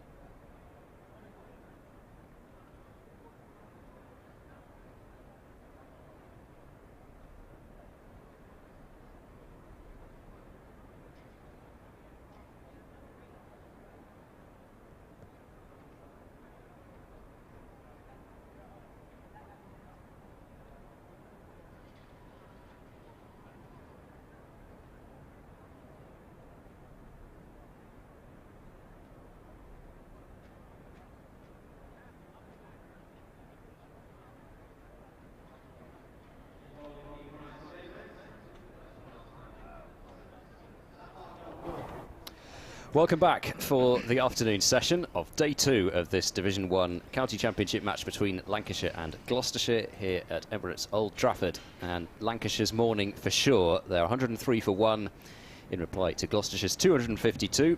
Ed Seaborn, Scott Reed, BBC Radio Bristol, BBC Radio Gloucestershire. Oh gosh, that was a big bang, wasn't it? Manchester.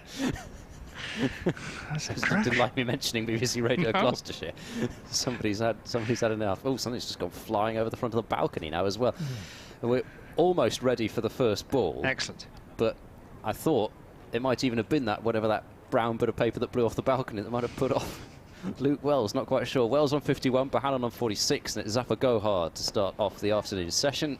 And he starts off with a full delivery, which is driven towards mid-off, and there's no run. Ajit Singh Dale, the fielder at mid-off. So Zafar straight back into action. 8 overs, 1 maiden, 0 for 16. But it was all about Wells and Bahanan in the morning for Lancashire. The 1 wicket to fall, that run out by Zafar Gohar at the end of play yesterday. Bit of turn there as Wells goes onto the back foot and drives, but once more can only pick out mid-off. And there's no run. Zafar over the wicket to the left-handed Wells. Flighted, quick delivery. Tried to scuttle that one through and under Luke Wells, who's forward in defence. Probably the best bit of news for Gloucestershire this morning. Didn't have anything to do with on the field, but the signing of Mohammed Amir for 3 games.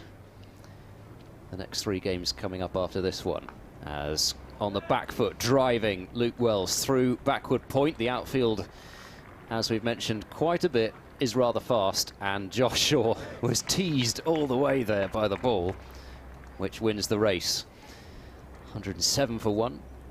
Nice shot from Wells. Wasn't that short, but he kind of backed away a little bit, created a bit of room, and got a really good chunk of it, and got it just behind square. The fielder is at cover now. They had that cover wide open most of the morning, but now there's nobody between cover and slip, so there's a lot of room for Wells through that region. That one's come off the inside edge as he lunges forward, but straight down into the ground. No chance for Tom Lace at short leg. There's a slip. There are 2 fielders behind square on the leg side. One's only just behind square at backward square leg. There's a fielder at short fine. And Zafar once more bowls fairly quickly and trying to skid one through on Wells, but nothing doing. And the end of the first over after the lunch break. 107 for 1, and Wells 55, Bahanan 46. And Gloucestershire in need of a cascade of wickets, such as happened in the afternoon session yesterday, but at the moment I'm struggling to see where it's coming from. Perhaps it will come from Ryan Higgins, who's going to open the bowling from the James Anderson end. Yeah, he's been the pick, hasn't he, for Gloucestershire. Miserly figures for Higgins. 8 overs, 6 maidens for 5 runs. Gloucestershire's leading wicket taker last season got to 50 wickets in the county championship, and contributed with runs as well. It tends to contribute either with bat or ball, and more often than not with both for Gloucestershire. Yeah, I mean, it wasn't quite the season with the bat in general it was after last season, but as you say, just immaculate with the ball as ever. Here he comes to Bahanan, who plays neatly forward off the front foot, easing gently the ball up towards mid-on for no run. I think from memory it's something like 52, 48 and 51, something like that. His 3 full seasons with Gloucestershire. Those are the numbers of wickets that he's taken. Just remarkable consistency. In from the Anderson ends, running in towards us bowls. It's wide of off stump, it's left, and it's through to the keeper James Bracey, and there's no run. 51, 50 and 48. Anyway, you get the picture. Yeah, the picture of consistency, really. Not quite, yes. I just realised, of course, that I'd helpfully stuck this stuff into a notebook. Yes. I'm not quite used to using a notebook, you see, because I just tend to use the laptop for everything. Higgins bowls. That's played off the front foot by Bahanan out to to point, and there's no run. I'm just not used to being organised, I think. Well, you look... Is the thing. You look pretty... I mean, that notebook's full of all sorts of different research, numbers and figures and stats. That looks... you've come comprehensively well prepared by the looks of it. Yes, well, the other thing is that Gloucestershire helpfully used exactly the same number of players as lines in the notebook last season. Handy. It's very considerate of them. That's a good ball by Higgins. That beats Bohannon's forward press. Not been too many that have beaten the bat today, but that did. Through to Bracey, no run. I don't think Bracey caught it either. I think he put it down. Obviously wasn't an outside edge, but I'm sure if there had been an outside edge he wouldn't have put it down. But no. Yeah, bit of hot potato there.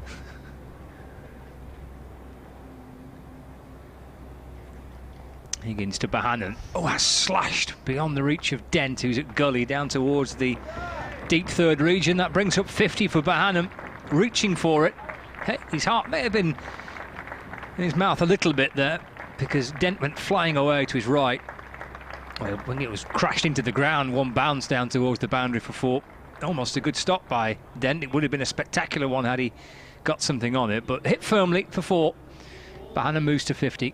All the ones are on the board for Lancashire. 111 for 1. Yeah, it's the problem at this stage, isn't it? You can't have them everywhere. If in another situation you might have 4 slips and a couple of gullies or something like that, but not in this situation. Higgins to Bohannon. Played safely away to the offside to complete the over. Won't be happy with that, Higgins, because that's a very rare boundary off his bowling last night and through the first thing this morning. He's only conceded 9 runs off 9 overs. I think one of them was a boundary yesterday. It was, yeah. I forget who hit it and where, I'm afraid, but all I can remember is that that was the case. Yeah, so I mean, you don't mind getting hit for that kind of boundary, though, if it does come off a thick outside edge, really, through the gully. But you just hope that it goes to a fielder, and that one didn't. So certainly some signs of life there from Higgins in the afternoon session as Zaffer continues into his second over, drawing Wells onto the front foot. Prods it back to the bowler. Zaffer himself last season ended up with 20 wickets in just 6 innings, and to be honest, most of those were in, I think, 3 as forward goes Wells and plays back to the bowler. Took 11 for 101 against Durham at the end of the season. That was the pitch that I was talking about, which was really prepared for Zaffer. As he moves in and bowls, and a flashing drive attempted by Wells. He was really looking to force that one away. Kind of left the bat face quite open there, and so it's sent up towards mid-off. No run. Wells rehearsing all sorts of different shots, including the kind of wristy open face shot that Josh Butler likes to play off the spinners. Interested to see if he brings that one out. This time he's just defended it to Josh Shaw at cover, and there's no run.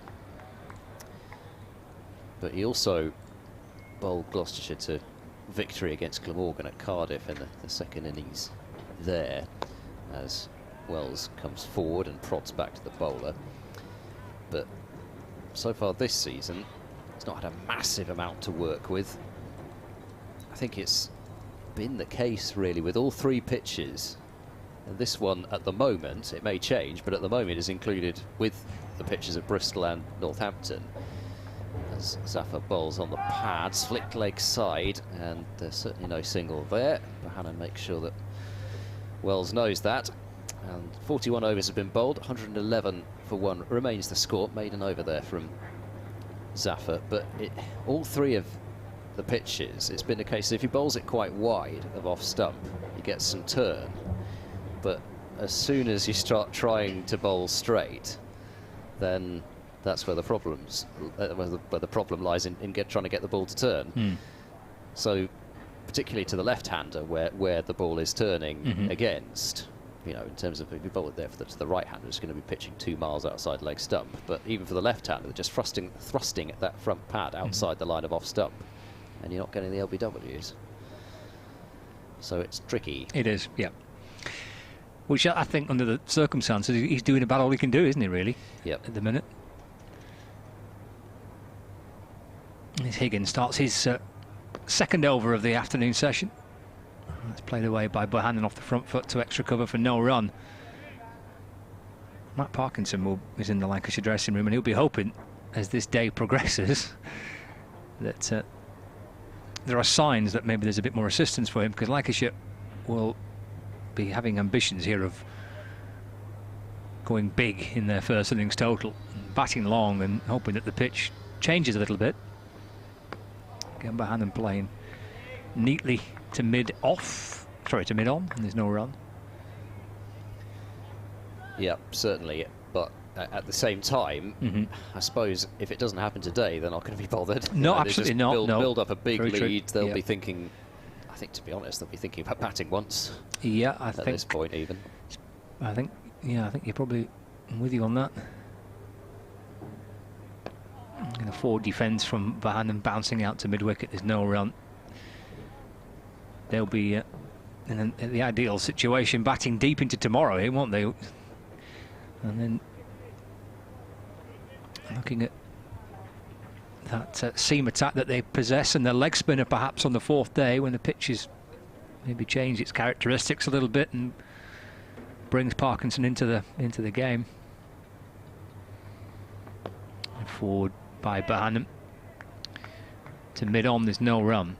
50 to him and 55 to Wells, and all the ones are still on the board there for Lancashire. 1-1-1 for 1. Yeah, there'll be a few superstitious souls whose legs are getting almost as tired as yours might have been after your cross-legged appearance. There's only one cross-legged person on the live stream this morning, and it was not me. This is left by Bohannon as Higgins sends it in from the Anderson end and taken by Bracey, and there's no run. Well, I will say that the knee was feeling it a bit after that, so I don't know. You regretted it, did you? Well, and I wouldn't say so, because it was the only way that I could sit where I didn't feel like a total wally.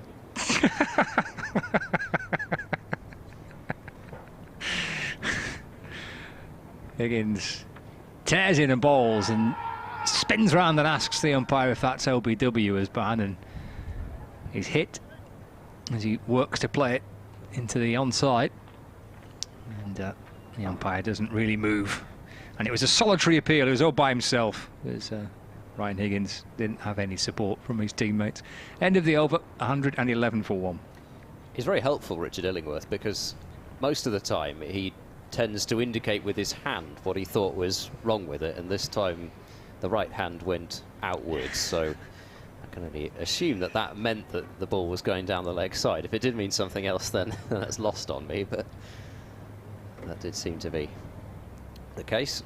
Zafar Gohar to continue with Wells on strike, and once more Wells goes forward and defends it quite firmly towards extra cover, but that didn't stop a few yelps from Gloucestershire. He was all by himself, really, though, wasn't he? Got to take your kicks where you can get it.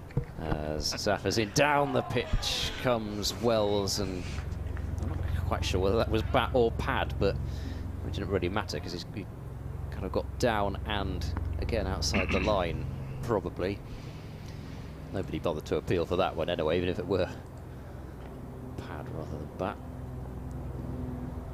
Zafar moves in, and once more Wells forward defending back to the bowler. Helicopter makes its progress up to our left. Again, every time, and I know I said this about 3 times last week when there was a helicopter at Bristol, Zafar is in, that's defended back to the bowler. But for those Lancashire listeners who maybe missed this, we had a helicopter land on the outfield at the end of last season in that Durham match, which was quite an experience. Zafar Gohar in, slightly wider of the crease and on the back foot. Wells able to drive that one away. Backward of square on the offside. There'll be at least a couple of runs. This one, however quick the outfield is, it won't go for 4, but they could almost have come close to running 4 there. They were content with a pretty easy 3. 114 for 1, so off Nelson. At last. Wells on to 58.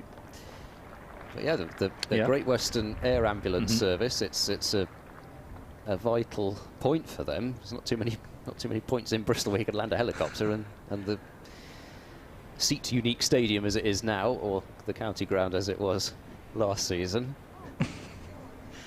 is one of those points. You're on brand. Zafar is in, and Bohannon watchfully playing to dent at short extra cover and the end of the over. So just that 3 off it, 114 for 1. Wells 58, Bohannon has 50.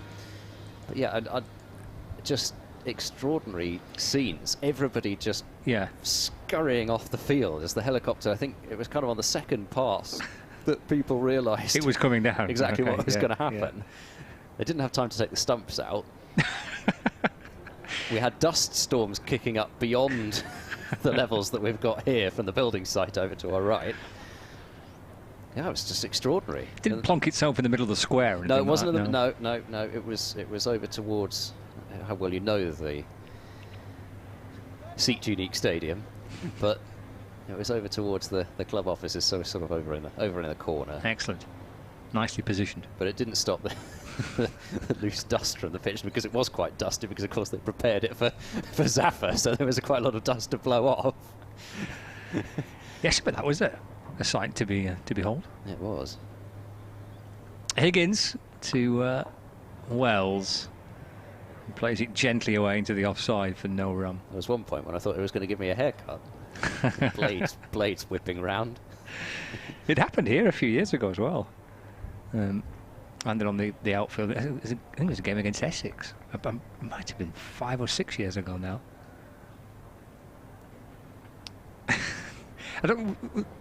Was the reaction of the players similar to here, as Higgins balls to Wells, who defends to mid-on, there's no run, where everyone was looking up thinking, that's quite low.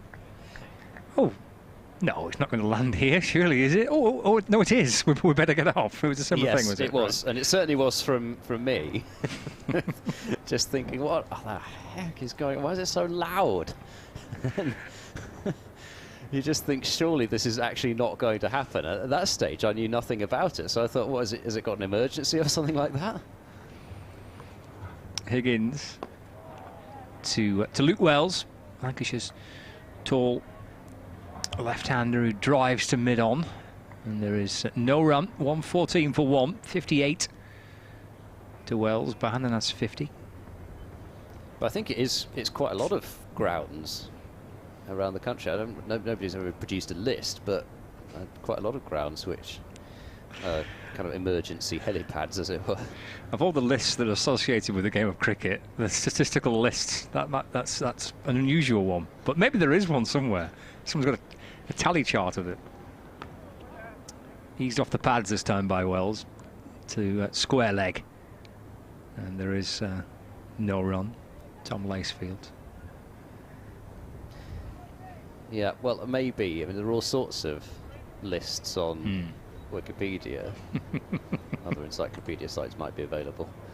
But maybe so. I have a suspicion it might get deleted quite quickly, though, if somebody did create that article. Short this time from Higgins, and Nick Wells rocks onto the back foot and drags the ball down towards fine leg. Jogs through for a single. Takes him to 59. Score moves on to 117 for 1. I'm sure Gloucestershire fans are sick and tired of me talking about it by now, but it was quite a sight. Yes, it was one of those moments that you don't forget.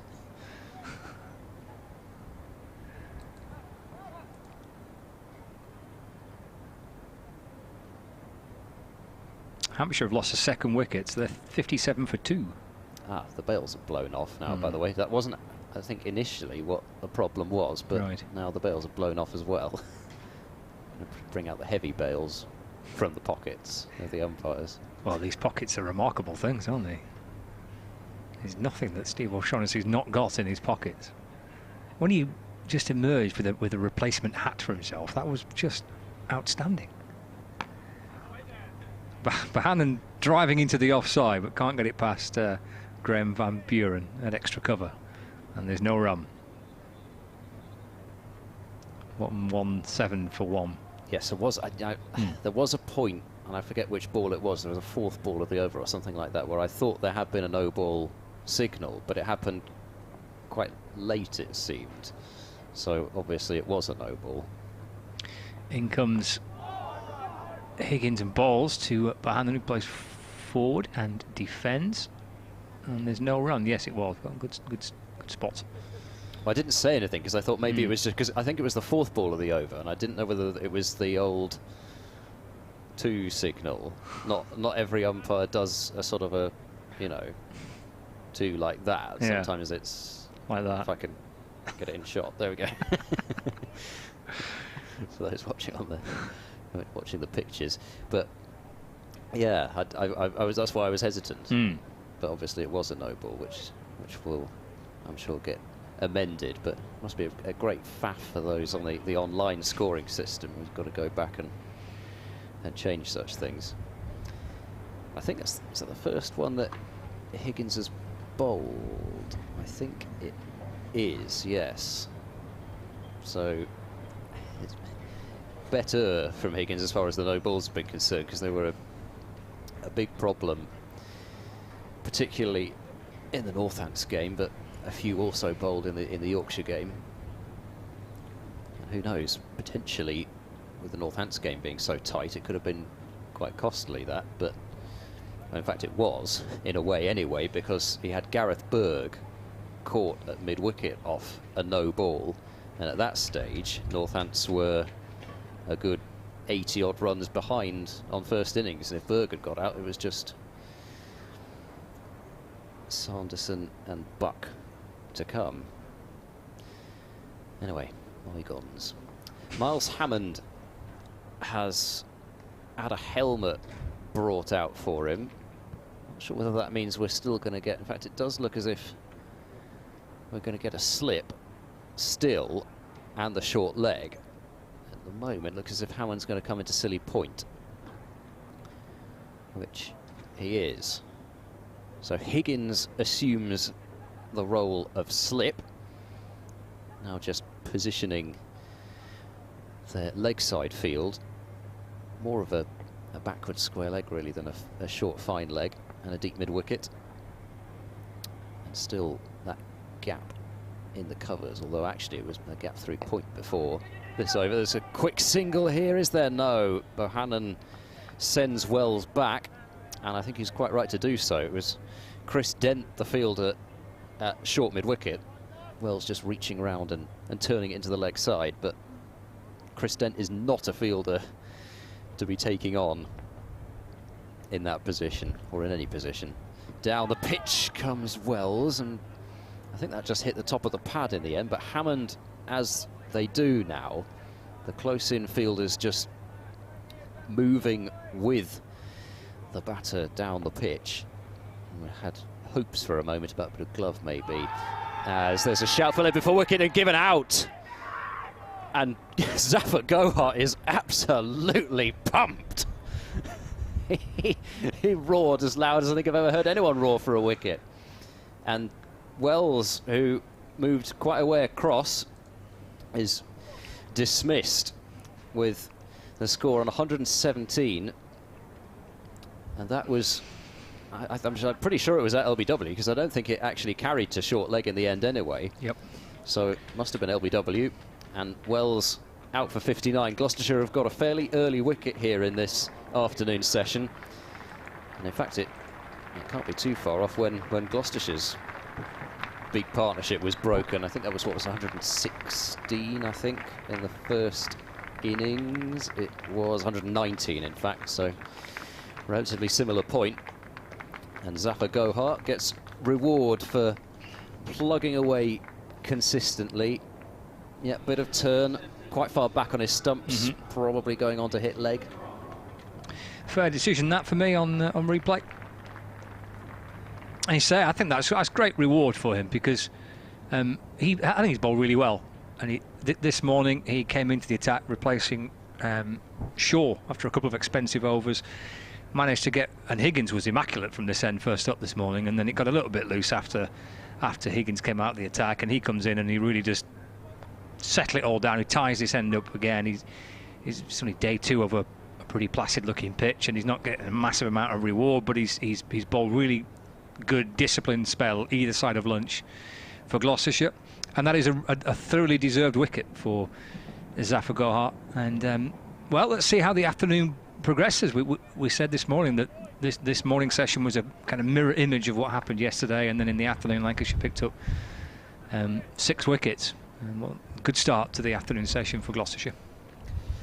Yep. Well, they'll need to hope that in a similar way to their innings, 1 brings 2, brings a few more.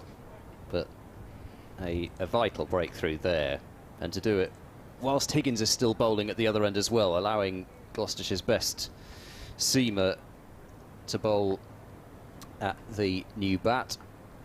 And it will be Croft to face his first ball. So 2 right-handers now for Zafar to bowl at, and Croft plays, well, if you were Gloucestershire, you'd say slightly uncertainly into the offside, but if you were Croft, you'd say he played it quietly, but possibly played a little bit away from his body, which is another reason why Gloucestershire were a little bit interested.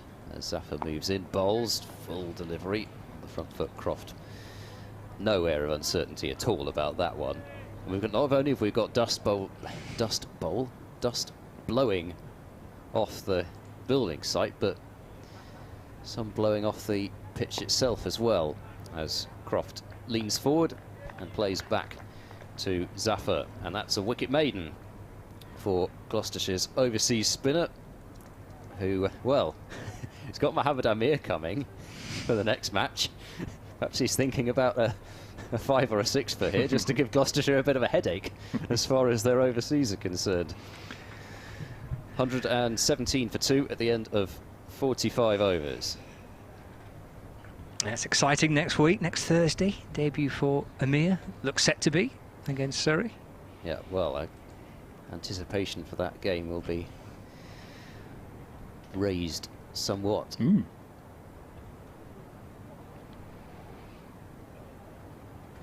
And it's Higgins, whose hair is battling the breeze as he comes in.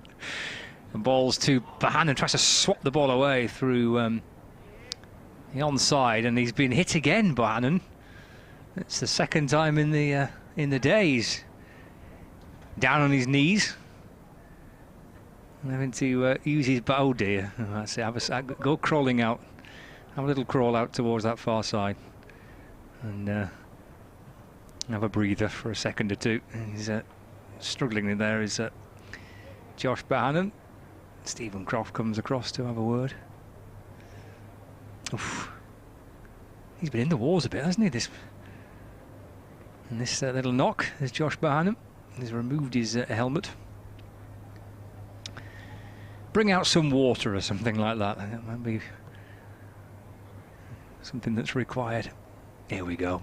Bring out a towel and a couple of... It's the physio, of course, that doesn't come out. A couple of bottles of water. Have a minute. Well, I suppose it shows you actually that can't have got up that much. He was trying to play the pull shot, and he's not the tallest himself anyway. So it really can't have got up a huge amount to have hit him where it did. Meanwhile, Ryan Higgins' hair in this wind is a sight to behold. It looks magnificent, doesn't it? Well, what I will say is that last week, Jonathan Doige decided to call him Hair Bear. Look at that. That is marvellous. I'm just very, very jealous. Here comes Hair Bear. In and bowls, forward goes Bohannon. Is it me? Into the offside, there's no run. Yes, it is you. Okay. Got distracted by that magnificent mane. There's been any number of things to distract today. Absolutely all sorts. No, I mean that's another. What is it with co-commentators at the moment and cartoon references? Well, yes, we had Thundercats, didn't we, yesterday? Higgins to Bohannon, forward in defence, bouncing out towards point where Tom Lace fields, and there's no run. So that one was another one from Hair Bear. Oh, I don't remember. So you that. don't know that, right? No. There we go. You see, so I think this is from potentially a generation. Well, I'm not going to say anything actually further, just in case Jonathan Deutsch hears about this, making such assumptions. Balls again. Forward goes Bohannon, defends into the offside, no run. The Hair Bear bunch, that was right. Full. But Is that it? Yeah.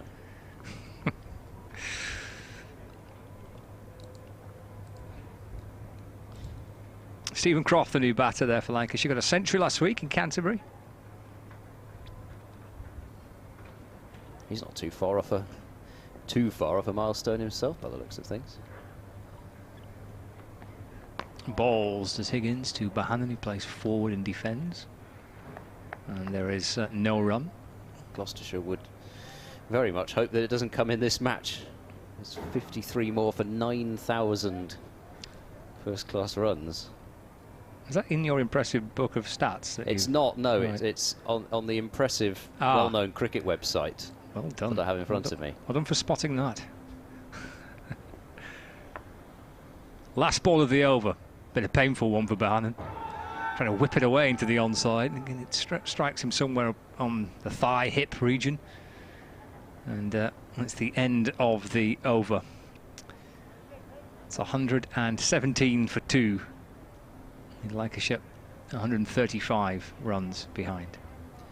But in a similar way to yesterday, it was a period of drying up from Gloucestershire with Higgins and Zaffer bowling in tandem, and you could say that actually did lead to Wells feeling like he needed to score off that ball when maybe, well, I'm not saying maybe he might well have scored off it before, but perhaps just the fact that they hadn't been scoring as freely potentially led to the dismissal. Zaffer into Croft, who defends up the pitch, but I think also it shows you, to be honest as well, with that turn from outside the off stump from Zaffer, how narrow the margins actually are, because that was leg stump really, wasn't it? It was hitting, it looked as if from our angle it was hitting leg stump. It's Croft once more on the front foot, and Zaffer does the fielding. I think it shows you where it's got to hit you in order to actually get the LBW decision. It couldn't have been any more leg-side-ish than that. Zaffer in, and that comes off a thick outside edge from Croft. Made up his mind quite quickly that he needed to get forwards, but just couldn't quite get close enough to the pitch of the ball to be able to keep it down entirely, or at least get the middle of the bat on it. Did go well wide of slip anyway. Zaffer bowls once more. Croft treating him with respect. Played up the pitch, but having bowled the first couple of deliveries right up to the bat, that one just a little bit further back. So often that kind of length that produces the wicket. Zaffer bowls. I think he kind of tried it again, but Croft this time maybe just a little bit straighter as well. Croft got right over the top of it, and Chris Dent, the fielder, at extra cover. Last ball of another tidy over from Zaffer, if he can finish it off, and he can, as Croft once more leaning forward and quietly rolls it to the left of Zaffer Gohar, the bowler. 117 for 2. Score remains. Bohannon still on 50, and Croft yet to get off the mark.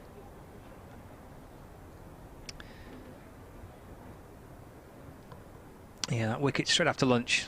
Wells, perfect start to the afternoon session for Gloucestershire. Like it's just 135 runs behind, but there's no pressure really here on Lancashire to try and take any unnecessary risks. Only into the afternoon session on the second day. Bohannon plays forward.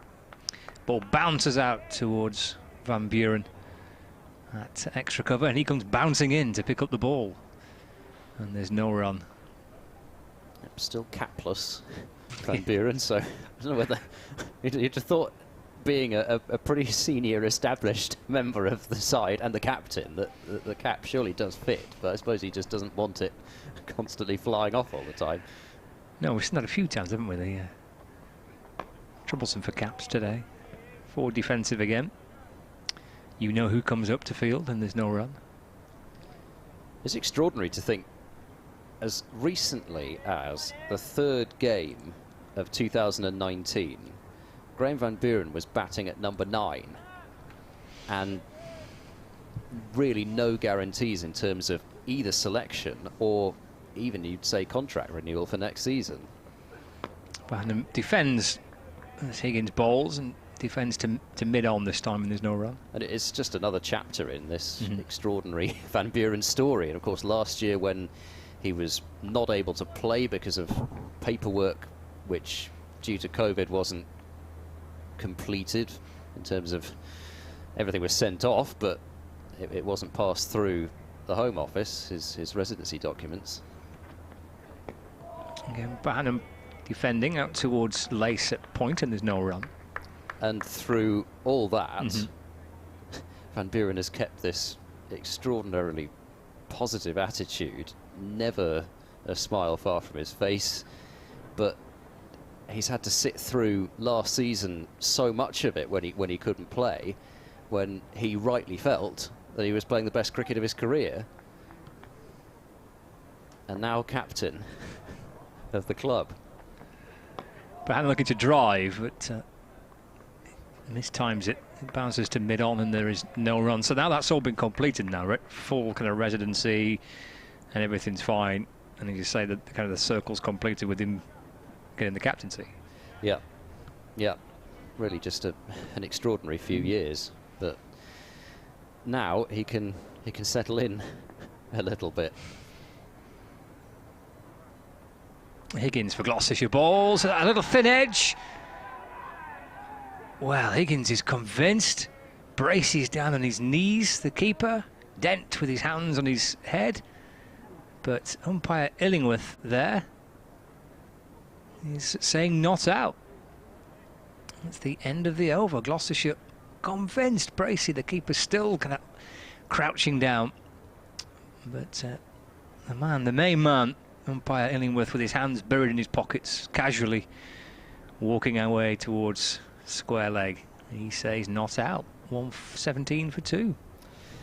Well, my initial reaction was that potentially, because of the appeal and the way that Richard Illingworth didn't immediately signal, or didn't immediately shake his head, I should say, that he was just kind of waiting, a bit like I think he did when Marcus Harris was given yesterday. It took a long time for him to raise the finger in the end. I thought potentially that was what was going on there as well, but apparently not. Zaffer is in, and Croft defends back to the bowler, but of course, what can we tell from up here? All we can tell is that it beat the outside edge, and whether it took it or not, we're not going to know.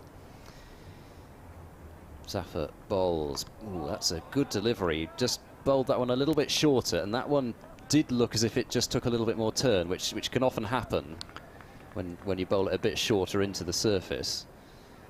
This is a good start after lunch, though, isn't it, by Gloucestershire? They've got the main man at the Jimmy Anderson end. Zaffer's bowling a good spell from this end. This is difficult for Lancashire now. Zaffer in. Croft just reaching forwards and playing that one, I suppose, theoretically against the turn into the leg side, but there wasn't much turn on that one. Kind of runs have dried up. They've taken the wicket of Luke Wells. For the first time, there's a sense that maybe Gloucestershire can try and put a little bit of pressure on the two batters, who are in no rush, mind you. There's no particular panic here for Lancashire. Zaffer in, ball short, that's cut away by Croft, and that's going to release the pressure. That's his first runs, and it's going to come with a boundary to backward point. 121 for 2. It's a shame. We've mentioned it a couple of times. He kicks the ground in frustration. He has barely bowled a bad ball, but on the occasions which he has, and the margin for error is so slim, as we've said all day. Croft just giving himself a bit of room. Good looking shot, carved away for 4, and it does just ease a little the pressure that Gloucestershire are trying to put on Lancashire here from both ends. Tossing the ball from hand to hand, now grips it and comes into bowl. It's a delivery which he's just held back a little bit, maybe. Croft getting forwards and covering up any turn there might have been, playing back to the bowler. One ball remaining in this over. Zaffer still shining away, and I suppose the other thing is, yes, a key period this, and Gloucestershire have bowled well. Come back to that at the end of the over as Zafar is in, and once more Croft playing quietly back towards Zafar, who kicks away at the ground a little. He's still frustrated about that 4 that he's given up, just to let Croft off the mark. 121 for 2 after 49 overs, but not only is it critical in terms of whoever comes on after this, whoever Van Buren throws the ball to, but you then also, the next period of the game, potentially after that, is the one where reverse swing could come into play. So they want to be keeping that ball in great condition. So if whoever comes on after this is going to come on and the ball's going to get crashed to the boundary, then that's not going to help. Here's Higgins into Bohannon. Play back towards him defensively by Bohannon, just leaning forward, bat in front of his pad. Straight face of the bat, the ball deflects off it, scooped up by Higgins off his own bowling, and there's no run. We just don't want that ball getting, you know, scuffed on both sides and getting completely whacked out of shape. It's been a good disciplined start for Gloucestershire with the ball after lunch. Bohannon shaping to work it into the onside, and again this catches him somewhere in the thigh hip region, trying to flick it towards mid-wicket. A few bumps and bruises at the end of the day, Josh Bohannon. 50 not out.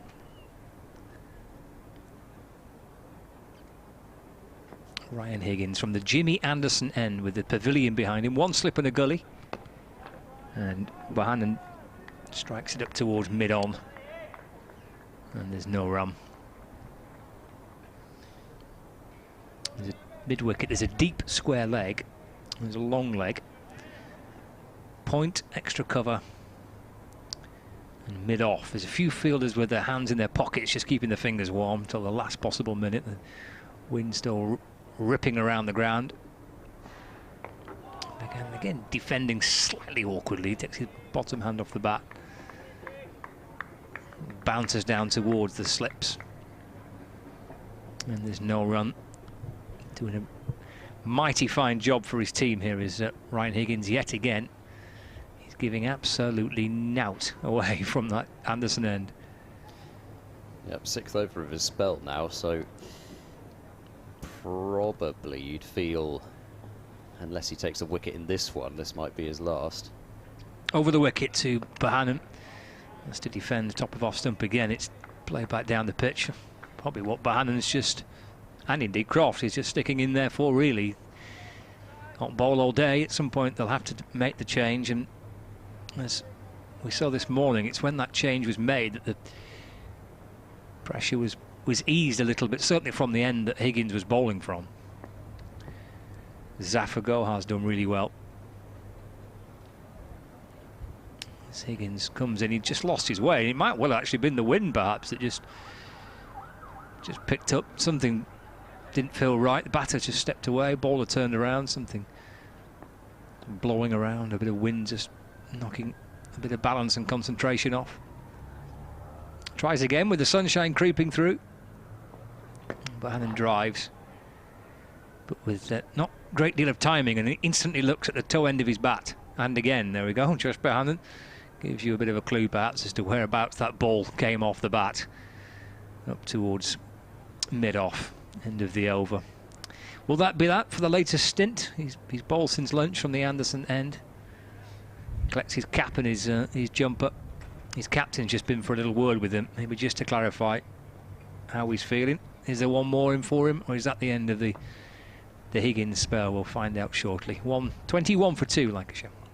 10 maidens out of 14 overs. Ridiculous. So I think it's been 3. I think it really has been.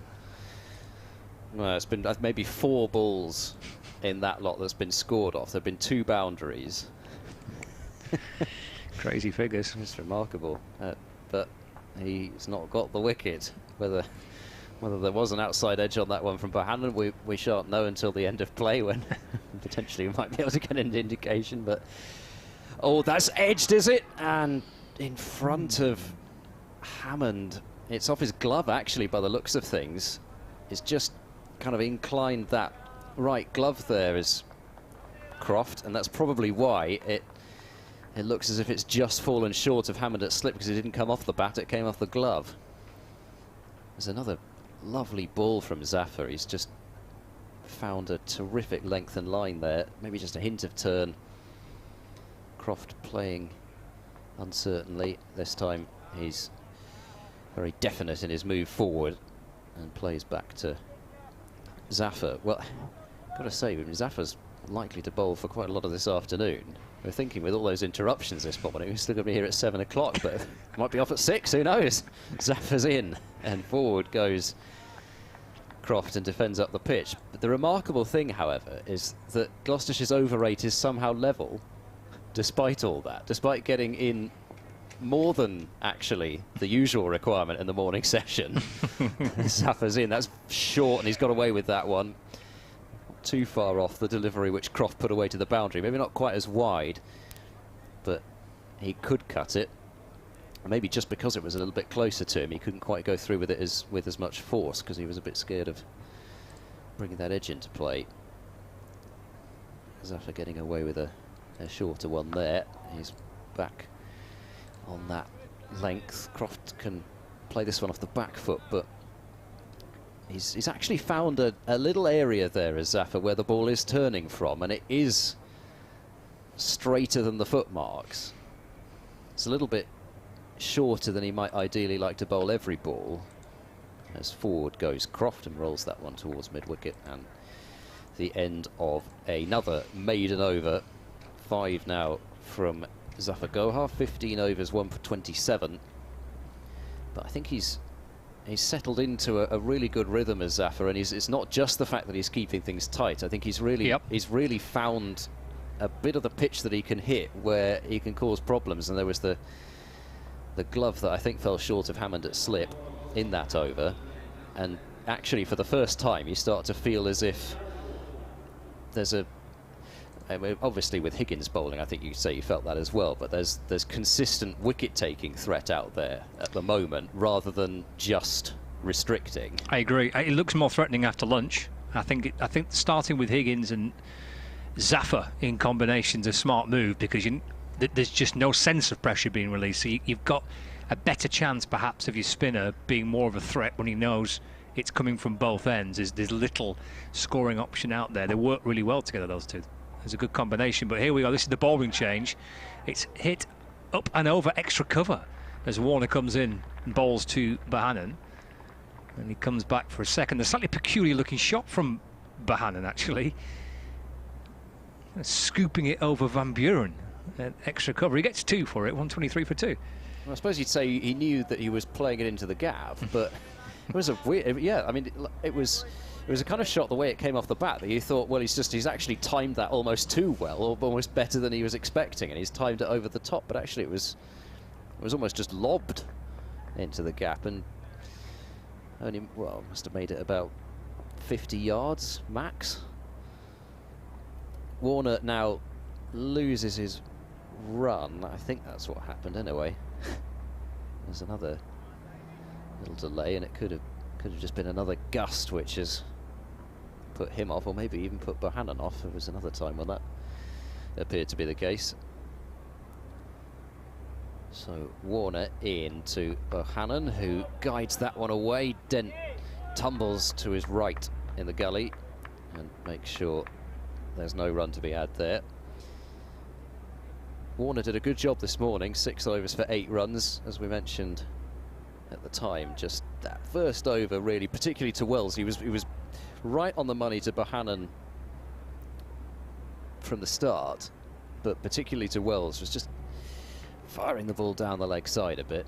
But once he'd sorted that out, it was a really tidy spell from Warner, and Gloucestershire need another one from him here. He bowls short, and Bohannon swats that away behind square just on the leg side.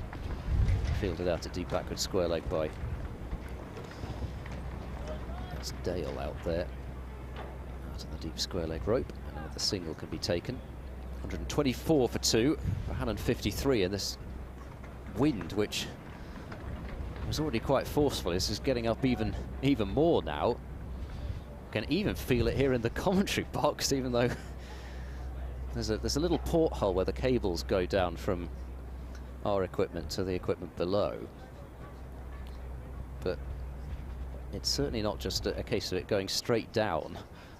The wind is still getting up through there as Bohannon rises up onto his toes and defends that one down into the ground. And there's no run. That was a gust a moment ago, wasn't it? Everything was rattling around in front of us. I could feel it. I could feel it even through that your trouser leg. There. Yes, exactly. We've got a hole in the ground. I mean, it's a deliberate hole. You know, it's not like the earth has sunk beneath us. It's a way out to the gantry. But yeah, it's a strong breeze blowing up the trouser leg. Here comes Warner to Croft. And Croft is forward in defence, and there's no run. You can actually see the Warner battling with it as he walked back to the top of his mark. Yeah, severe crosswind. It's kind of like, you know, you see. Actually, there was that day, wasn't there, when everybody was watching the planes landing at Heathrow. Yeah. In fact, it was also, I think, the day of the gold medal curling final. The men's gold medal, and everybody did two things which I love to do, and suddenly discovered the joys of it: curling and. It's Warner to Croft, bit of width, and he hits this one away along the ground through extra cover. Van Buren will chase after it, and he'll get to it. Croft comes back for 2, and he moves to 6, and Lancashire move to 126 for 2. Yeah, curling and watching planes coming into land. I'd take that any day. It's a good afternoon in, though. Yeah, oh yeah. Yes. No, curling is probably, I would say, my 3rd favourite sport. Okay.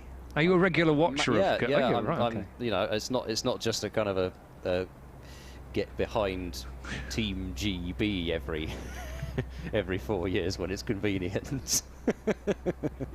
I watch it normally on about a 4-year average. You know? Yeah. No, I love it. It's, you know, it's for me, it's the tactical element to it as well as, you know, it's got that mixture of athleticism and tactics. And I know people laugh at the kind of brushing away at the ice, but it's tough. And you do it. You look at the people who are doing it now. As Zappa's in on the back foot goes. Bohannon looks to drive but picks out mid-off.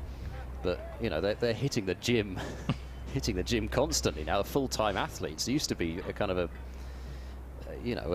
a leisure sport almost, which was played at the Olympics, World Championships, etc. But it's serious business now as Bohannon goes back to a delivery which maybe might have been forward to. Zappa was spearing that one in towards the stumps. Bohannon got the bat down in time and played it out into the covers, but it was just a momentary alarm there. It is quite fascinating. And it is as ever with sport, it's the small things, isn't it, that's the interesting bit. Zappa in. Oh goodness me! He almost got through there. He was fairly close to being through the previous ball, but Bohannon got down in time. That time, I think the ball was even fuller, and he was trying to play it off the back foot, and that bat came down at the very last instant to jab that one away. Zappa thought he was through. This is a terrific spell. Yeah, it is. Zappa. He bowls once more, this time a little bit quicker again, and Bohannon on the front foot, probably playing quite a similar delivery actually to the last one in better fashion, just getting forward. Is he now going to bowl that one just a bit further back, having drawn him forward? No, he draws him forward once more. Well, you got 2 deliveries left in the over. He's got one more potentially to use with that ball, which I think, like I said, it's just, you might get the wicket with the full ball, but it's the one just a bit further back that feels like it's the one that's turning and causing a bit of uncertainty. Short leg has moved to silly point for the last ball of the over, and yeah, he does drag it back a bit, but Bohannon deals with it well and still got forwards and defended it into the leg side. Oh dear. 126 for 2, and it's another maiden over from Zafar. And this is a really intriguing spell. I think Zafar Gohar has benefited from bowling with Higgins after lunch. It just kind of set the tempo really for Gloucestershire. It got Gloucestershire off to a good start.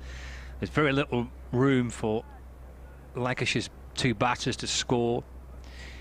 It felt like they were able just to, for the first time really in the Lancashire innings, with a little bit of kind of pressure from both ends. It obviously produced the wicket, and then Zafar's kept it going. It's the other end at the minute, isn't it? That's the intriguing one. It's Warner.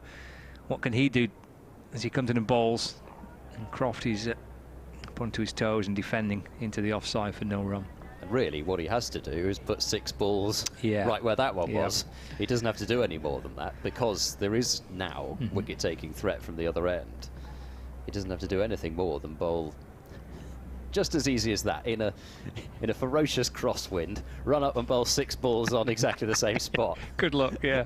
Yeah, at no pace at all. Yes, yeah. That's what we were saying this morning, wasn't it, when we were out there speaking to Graham Onions about the wind and the challenges it calls as bowlers. There's Croft. Dabs the ball safely away into the offside. Van Buren comes up from extra cover to field, and there's no run. Yeah, but I mean, as I say, curling is one of my favourite things. I'm actually part Swiss, so I tend to support the Swiss, right? Because outside the Olympics, they don't play as Great Britain; they play as Scotland. I've got no Scottish blood; I've got Swiss blood, so I tend to support the Swiss. Have you played?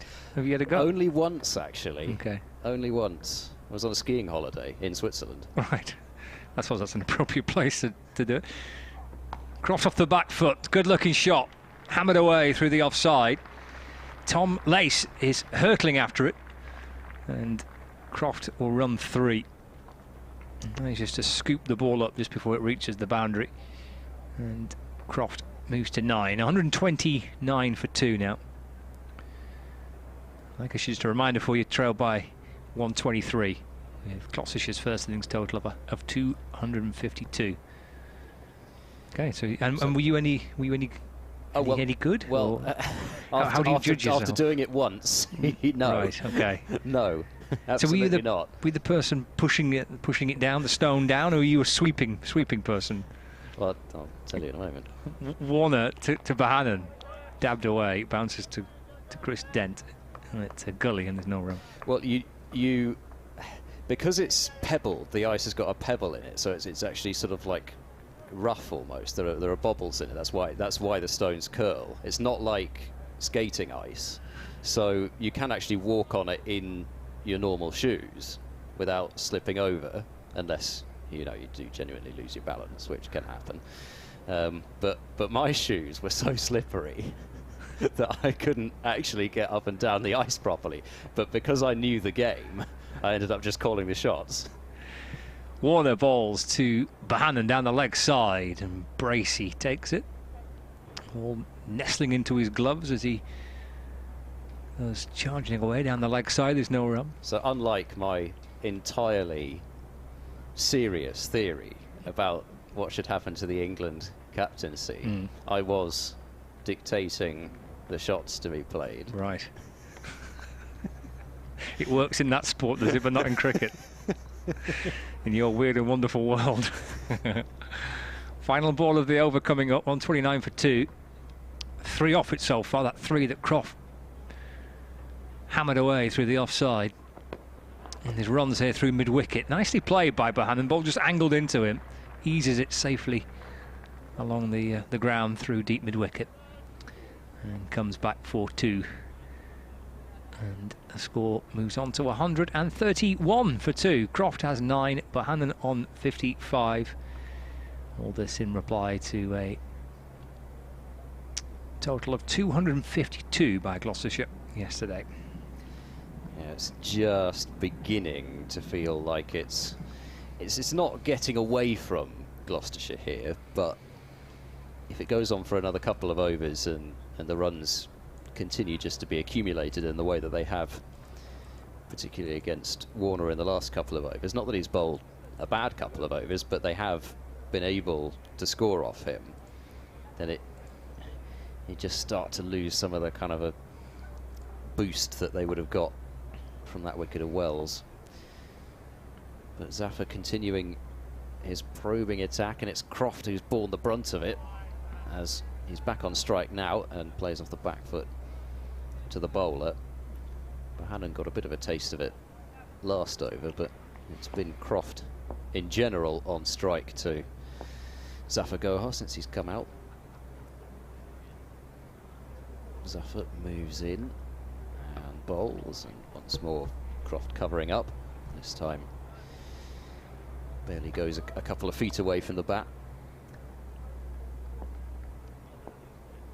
A few more clouds today, but we've still got quite a bit of blue sky. It's just the wind. As Croft this time turns it leg side, turns it straight to short leg. There's no run. Still got the Millers about in that astroturfed area next to the pavilion. Some of them are standing, some of them are having a sit down on the benches there, as forward goes Croft and plays quietly into the offside. And imagine possibly might be a bit sheltered from the wind there, actually, with that. At least if you're towards the, as it were, the hotel side of that area. Croft once more drawn onto the front foot, and Zafar can do the fielding of his own bowling. Not too much cause for anybody else to be involved this over. We've had 5 dots, and Zafar to complete it. Ball short and cut, and it's stopped by Dent at extra cover. He cut it straight into the ground, and Dent plucked it out of the air around about head height at extra cover. So it is another maiden over from Zafar. 7 he's bowled now, and the total remains 131 for 2. Yeah, there's not many places you can escape, isn't it? I think the wind today, there's quite a few people there with coats on and hoods up. Huddled up, aren't they, some of them? Someone trying to read a newspaper there, that's ambitious. It's ambitious in this wind, goes isn't the it? sports section. Just reading what's on the telly tonight, and there it goes, disappears. 131 for 2. I suppose that's about the only thing we haven't had blowing across the blowing across the ground yet. All the advertising boards at the far end for the main sponsor of the championship have gone now. They've gone. They got a bit of a battering this morning. Here's Warner tearing in, bowling to Bohannon. It's right onto the front foot, almost to the point where he loses his balance, and he plays it back down the pitch. And there is no run. So what is this? And I'm sure whatever a university academy is, I'm sure others are available, but what is this University Academy 92 I see away to my right? Yes, that's in the building that used to be the Kellogg's building, and it's connected to the kind of Neville Giggs Scholes type thing, the class of 92 lot. He's driven, that's a good shot. That's away through the offside. And Shaw chasing after it, he'll put the dive in. He's done ever so well, actually. He's flicked it back. And they've run 3 in the end. I think he got there nice and safely before he ran and fell into the rope. Saved a run for his team. Thought that had beaten him. Like Bohannon timed that so well. Just gets 3 instead, moves to 58, 134 for 2. I wonder if it was almost actually battling against the wind as well. It felt as if that sort of a shot was going to the boundary for definite yesterday. They almost decided to run 4 on the arm. They thought about it. That's the one boundary you could do it to, I think. This is just eased away off the hip by Stephen Croft. And he gets through for a single, 135 for 2. So yes, the University Academy, I think it's kind of been founded and put together by Neville and Scholes, the 2 Nevilles, Scholes, Giggs. I think they're all kind of part of it that have put this together, because they also have the hotel near where you're staying, the football Football Hotel. Yes, yeah. I love that. And there's also the Football Cafe underneath the Football Hotel. Yeah. You'd never believe what it was near. Warner bowls, and that's steered down to third man by Bohannon for 4 runs. That's a good-looking shot from Bohannon. I don't think there's too much risk involved in that, really. One slip in place, a big gap to kind of backward point, and eased away down towards that boundary for 4 runs. I suppose the only thing you'd say is it was a little way outside off stump, but yeah, as you say, there's only the one slip there, and there's got to be nothing more frustrating for Warner than to see that happen. Well, I suppose for him to get struck right in front of middle stump with no edge and not getting given out, but you know what I mean. It's got to be frustrating. Did nothing wrong there with that ball. Over the wicket to Bohannon. Flicked off the hip up towards square leg and jogs through for a single.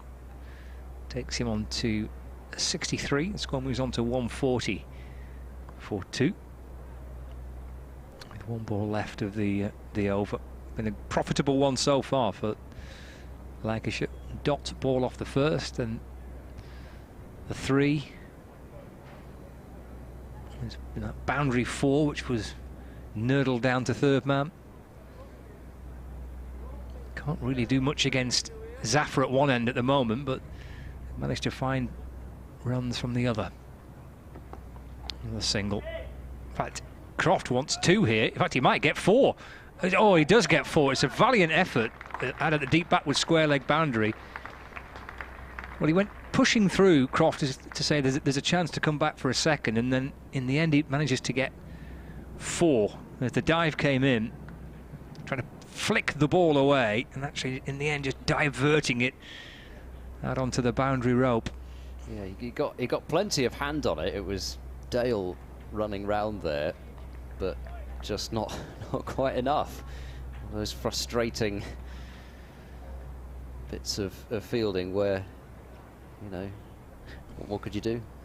Launched himself as far as he could get and got plenty of hand on it, but just palmed it over the rope in the end. Yep, so a big over in terms of runs for Lancashire. Not a massive amount wrong in the over from Warner, but it just underlines the margin of error for the Seamers again. Zafar continuing, and Bohannon looking to play forward, and he gets it into the leg side and safely to Van Buren at mid-wicket, but he didn't really roll the wrists on that one. That one was more of an inner half of the battery. I'm not going to say inside edge. Oh, that isn't outside edge this time from Bohannon, but it goes down, and they'll pick up 2 runs at least down towards third man. Higgins launches the throw in slightly tired fashion. He's put in a bit of a shift. I mean, it's 6 overs spell, but then 6 overs dealing with that wind, I'd have to imagine, feels a lot more than bowling 6 overs in another instance. 146 for 2. Bohannon moves to 65, and this partnership is now worth 29. So it's not exactly been a case of 1 brought 2. Going to put a second slip in place now. In so close there.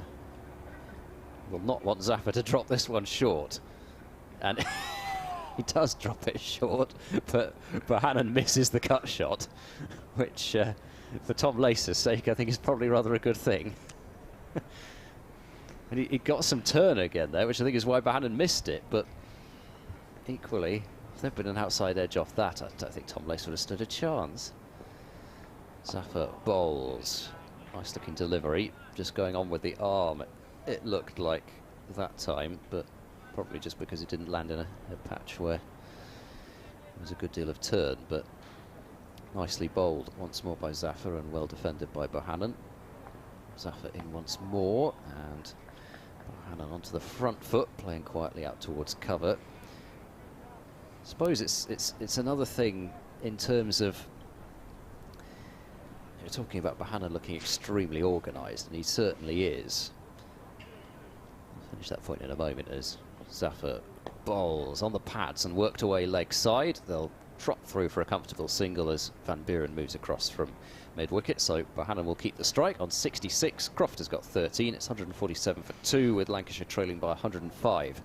You just wonder how many, even playing at Old Trafford actually, how many periods of testing spin bowling potentially might he have faced. And it's one of those things where, you know, you actually do talk about the step up from county cricket to international cricket, and why more spinners do need to get involved in, or we need to get more spinners involved in the English game, because you might not find that out about a player until they get to the international level. And I'm not saying, you know, I'm only using Bohannon as an example. I'm not saying that there's any deficiency there at all. It's just an example of what can happen if there isn't enough spin bowled, and on pitches where spin needs to be bowled, and potentially where there's turn available. Yeah, I guess one of those challenges that the game faces is how do you bridge the gap between county cricket and test match cricket. I guess one of those areas is facing high quality spin, bounding off the back foot, trying to force the ball away through the offside. There's no run. I think a proper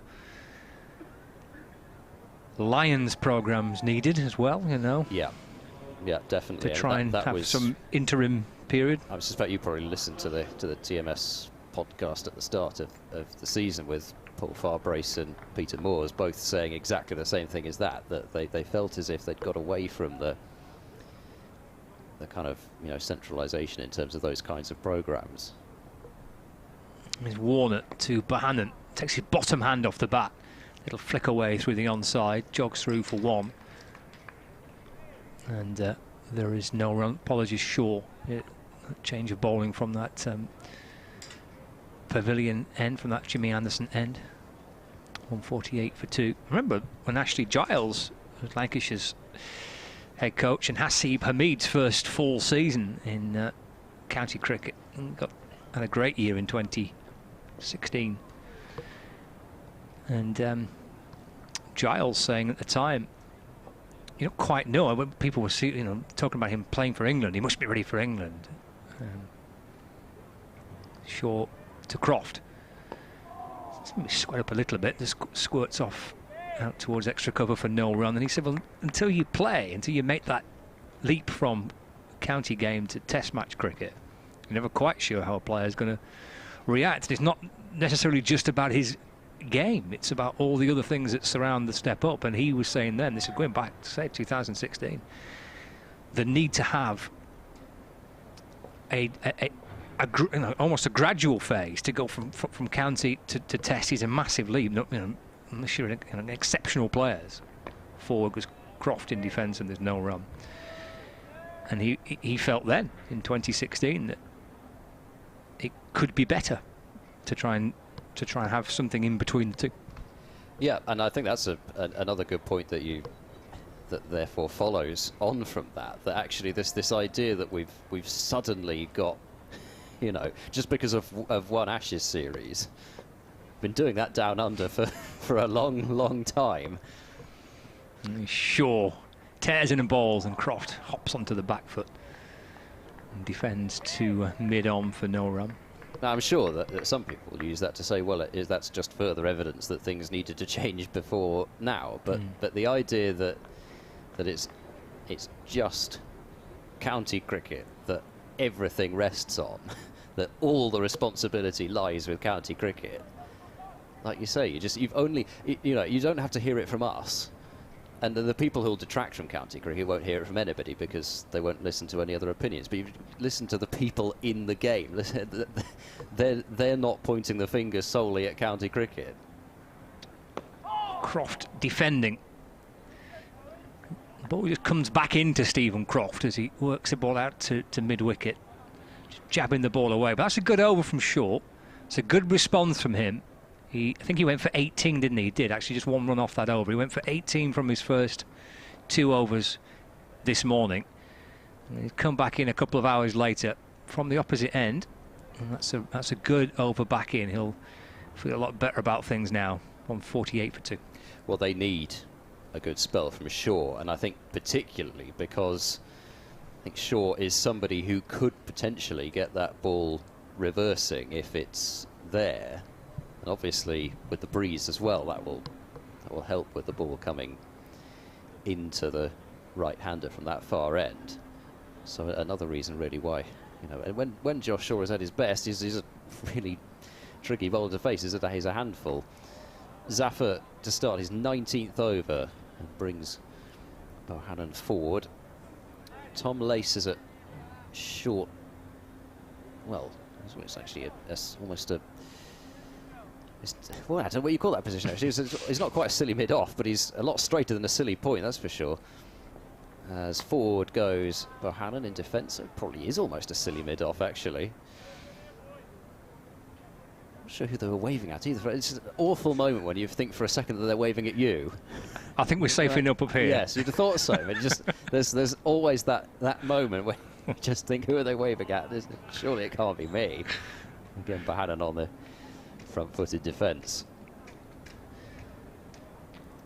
Wonder how long Zafar can keep going for it. They've wanted to keep going all afternoon if he can, but at the same time as once more Bohannon onto the front foot. Back to the bowler, even spinners get tired. I suppose until it may be a case of until he shows any signs of losing his effectiveness, that he's just going to keep bowling. Zafar bowls and flight to delivery, driven away and half stopped at cover, and a good half stop that as well. I think it's Dale in the action once again out there.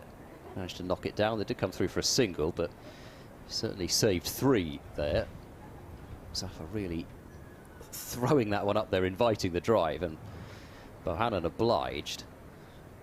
Just couldn't quite get it through. 68 to Bohannon, 149 for 2. Croft back on strike, and the fielder moves back to short leg for Croft as he leans forward and prods back to Zafar. So not a maiden, but just that single off it. 149 for 2, but certainly begun to feel now that even with Zafar bowling, that particularly, well, I forget particularly, both Bohannon and Croft have started to look more certain about the way that they're going about playing him, and it's kind of got back to the point where Gloucestershire kind of feel as if they're going to have to create something almost from nothing.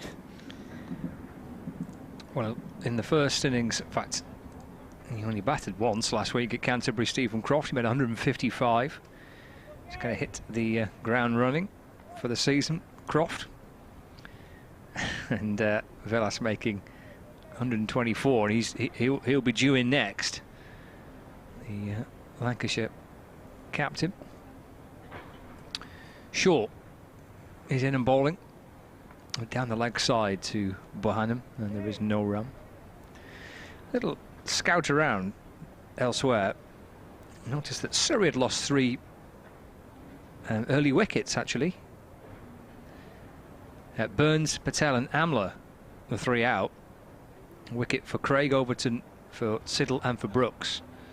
So Somerset have enjoyed a good day and a bit so far. They made 3-3-7 and have reduced Surrey down to 75 for 3. Ollie Pope and Ben Folkes batting now for Surrey at the Oval. Yeah, we know Pope's record at the Oval. Shaw to Bohannon. Pushing out into the offside, and there's no run. Northamptonshire have lost 6 wickets. They're playing Yorkshire at Wanties Road. Northampton 151 for 6. Jordan Thompson's picked up 3 of those 6 wickets. Also 1 for Don Bess as well. Yorkshire 296 all out, and Northamptonshire 151 for 6 in reply. So I can't remember, I said that name as Revis earlier, or Revis, I'm not quite sure which. I think it might actually be Revis, as in the baby AB developed brevis. I think it rhymed, because I think when somebody talked about Revis being a good prospect, and I thought, do you mean, was that brevis? Did I miss here? Oh no, for Yorkshire, right. Shaw in balls. Bohannon defends to mid-on, and there's no run. It's a terrible thing to be saddled with, actually, for Devil It's a Brevis, bit, baby. yeah. Hey, but What a start. you only have to watch him for a bit, and you see why. And he can bowl leg spin as well, as if his potential with the bat weren't high enough. I mean, I'm a massive fan of him because he plays for the South African cricket team that I'm a supporter of. So I've been able to watch him a fair bit because they've got the live streaming of South African cricket now as well. Shaw to Bohannon, he drives. It's underneath the body of a diving Chris Dent. He's at short extra cover. It's picked up at mid-off and there's no run. It's just one of those play. You know, he does have the 360 ability. Yeah. But you know, it's just the way you watch him hit a cover drive. He's a phenomenal prospect, but you just never know. You know, he's still so young, and all sorts of things could happen. But as I say, his leg spin bowling is more than handy in particularly in one-day cricket as well. I mean, he'd make a great signing already for a county for me. Short over the wicket, balls. Bohannon, a wristy shot, flicked off his hip. Has he timed it in between the two? He has. This is a deep square leg and a long leg. Lovely timing by Bohannon. Just flicked off his hip all along the ground. Two fielders running after it. She just taken a little bit more off the pads than the hip, looking back at the replay. In came the dive underneath the body and down towards the boundary for 4 runs. 1-5-3 for 2. Zafar Gohar was off again there, having dived unsuccessfly. Maybe some of the effects of the overs that he's bowled there just not exactly helping, but I don't think he could have moved much quicker. I just hope he hasn't done himself a mischief there, because he's just stretching out that right leg, but he had to go off into the surrounds in that area where there is no stand. Shaw to Bohannon, and it's clipped away out to deep square leg by Bohannon for a single to end the over. 4 overs to 24 for Josh Shaw, 154 for 2. So the boundary, meaning Lancashire's deficit, is now into double digits. Bohannon, a loud appeal against him on 50, but other than that, just maybe 1 or 2 loose drives, but that was certainly, that loud appeal was the closest Gloucestershire have got to getting rid of Bohannon. And since Croft has come out there, and particularly over the last half an hour or so, they've started to look not quite completely immovable, but they've really developed this partnership rather well so far. Zafar to continue. Forward goes Bohannon, and defending very much in the V, both these players. Sending it up the pitch, not out towards cover or mid-wicket, just playing straight as you like. Zafar bowling short, and that's crashed off the back foot and away for 4. It beats cover, and Bohannon, who's been kind of sitting there waiting for that delivery, which, if Zafar has bowled a bad ball and it's been so rare, then it has tended to be that one. He's just waiting for that cut shot and hammered it away for 4. 158 for 2.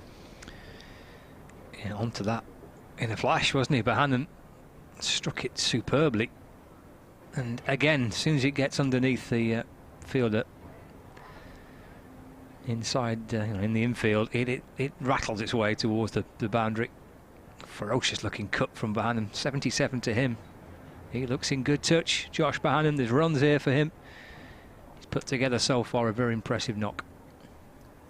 Jared Warner sent out to the deep cover boundary now. Zafar in and bowls, and Bohannon's, well, it looked like he was almost struck by that one in a way. It just kind of dribbled off. Not sure whether it was glove or whether it beat the inside edge and got onto the thigh pad, but It was a good response from Zafar Gohar, who is in once more, and Bohannon forward and holding the pose. In defence goes to Chris Dent at extra cover. And no run. Very easily identifiable, isn't he, Chris Dent, with that ponytail of his? Indeed. Zafar bowls and defended off middle and leg by Bohannon, but once more back to the bowler. I think he's got kind of a look of an old, kind of like 1970s rock star about him.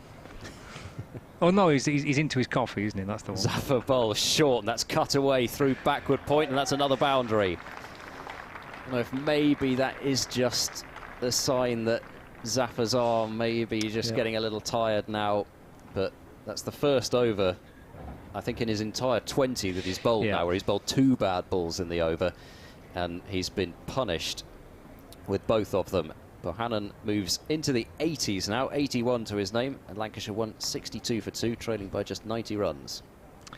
Need our ball back, and it's disappeared underneath the metal gates. Yeah, but I mean, such is the level of his consistency either side of lunch, Zafar, that kind of noticeable. The fact that he's put a couple of bad balls in there that Lancashire have put away. 20 over 7 maidens, 1 for 39 on a pretty flat pitch is excellent work from the spinner. But just a couple of chances there for Lancashire to put away the bad ball. 162 for 2. I'll be sure to continue. Sun through, burning through the odd cloud above us. It looks quite bright. He's in and bowling to Stephen Croft. Just played that as if it got a little onto him a little quickly. Guided it down towards the boundary. Might even get 4 for it.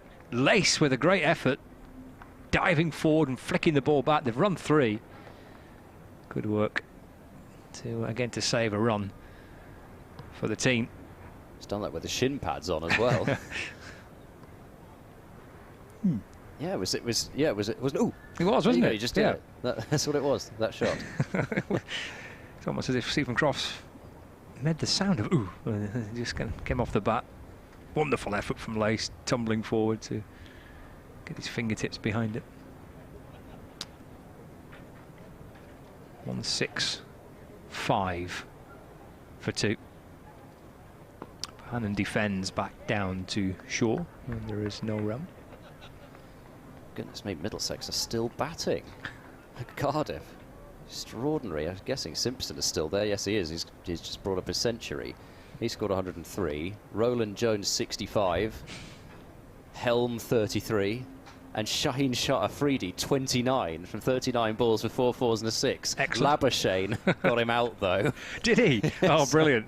Revenge. Well, some form of revenge anyway. Bohannon defends up towards mid-on and there's no run. It did the rounds, that wicket, didn't it? His first for Middlesex. I mean, especially because yes, Manny was quite active on, who is quite active on Twitter, and it's great because he's such a fantastic sport and a terrific person. He was, saying how much he was looking forward to it, etc. And there we go. They both ended up getting each other out.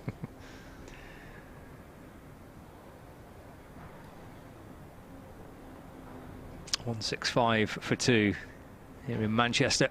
Short bowls to Bohannon, a bit of width there, and emphatically drilled away through extra cover. He's done well to weave it through the gap of fielders there. There's a shortish extra cover, kind of wide mid-off, and a deeper extra cover. And he's forced the ball away along the ground through the lot of them there. Not a great deal of room to kind of manoeuvre it into, but clobbers it in between the little narrow gap and out towards the boundary in front of the hotel. Score moves on to 169 for 2. Bohannon moves to 81 not out. You can tell how much he's able to trust the surface from that shot as well. I mean, a lot of width on offer, but it wasn't a half volley. Short response. This is turned into the onside by Bohannon. Up towards mid-wicket, and there's no run. That offside is quite busy with a point. Short cover, mid-off. There's a slip mid-on, mid-wicket. There's a deep square leg and a long leg. Bohannon looks in excellent touch. 85, 179 deliveries faced. Kind of real calmness at the crease for Josh Bohannon. Pretty unflustered.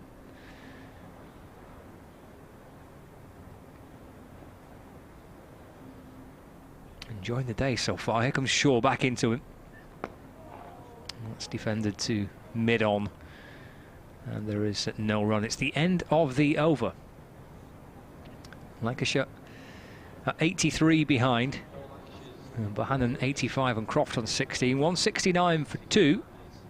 And we've had 62 overs of the Lancashire first innings. Just that last delivery, small hint perhaps, just from the way it was played. I mean, it was a bit difficult to see from our vantage point, but maybe just one of the first signs that there might have been a little bit of reverse on that. Now on the pictures, we've got a kind of triple barreled almost digger action going. I mean, if you like your diggers, if you like watching your diggers, then this is the place to come tomorrow. So you could, I mean, who knows? There used to be an extra one every day. We could have 4 of them in action tomorrow. Where are they finding all these diggers from? That noisy one seems to be behaving itself this afternoon. I think it's. Well, they're fine. I mean, they've got rid of that staircase now. I suspect it was really bothering them. I mean, they sort of really are like ferocious animals, aren't they? It's just the staircase wronged them greatly, and so it needed to be demolished. Right, we've got a change of bowling, meanwhile, from the Statham end, and Zafar Gohar's spell is indeed over. 20 over 7 maidens, 1 for 39, his overall figures. But it's still left arm spin with Gloucestershire skipper Graham van Buren back into the attack, and his first ball is cut by Croft. He had to be pretty quick on his feet there, because Van Buren bowls it quicker in general than Zafar would. He goes back once more and plays it to extra cover. There's no run, and if Zafar got through these overs quickly enough, Van Buren is now about to turn up the over 8 even further. He's in now. Bowls very full and driven. Dent with a one-handed pickup tried to get the throw away all in one motion. That would have been quite some piece of fielding if he'd managed to do that, and he couldn't. If he had done so, it might have been quite tight. Bohannon ran well past the stumps and is just rearranging gloves and pads and things. I think Croft just, whether it was yep, good single, or okay, maybe I shouldn't have called that one. But it would have been quite tight had Dent managed to get that throwaway. He was running quickly to his left and trying to release it all in one motion. Next delivery to Bohannon is clipped to square leg. Won't make it past Shaw coming round from backward square, but another single taken. 171 for 2, 86 to Bohannon, 17 to Croft. Van Buren in and bowls, and a ball honing in on the pads, but Croft's bat is there, coming in front of the pads to block it. Last ball of the over, cut by Croft, and will be a single out to Jared Warner on the deep cover rope. So a tidy over from all concerned, really. 3 off it from Van Buren.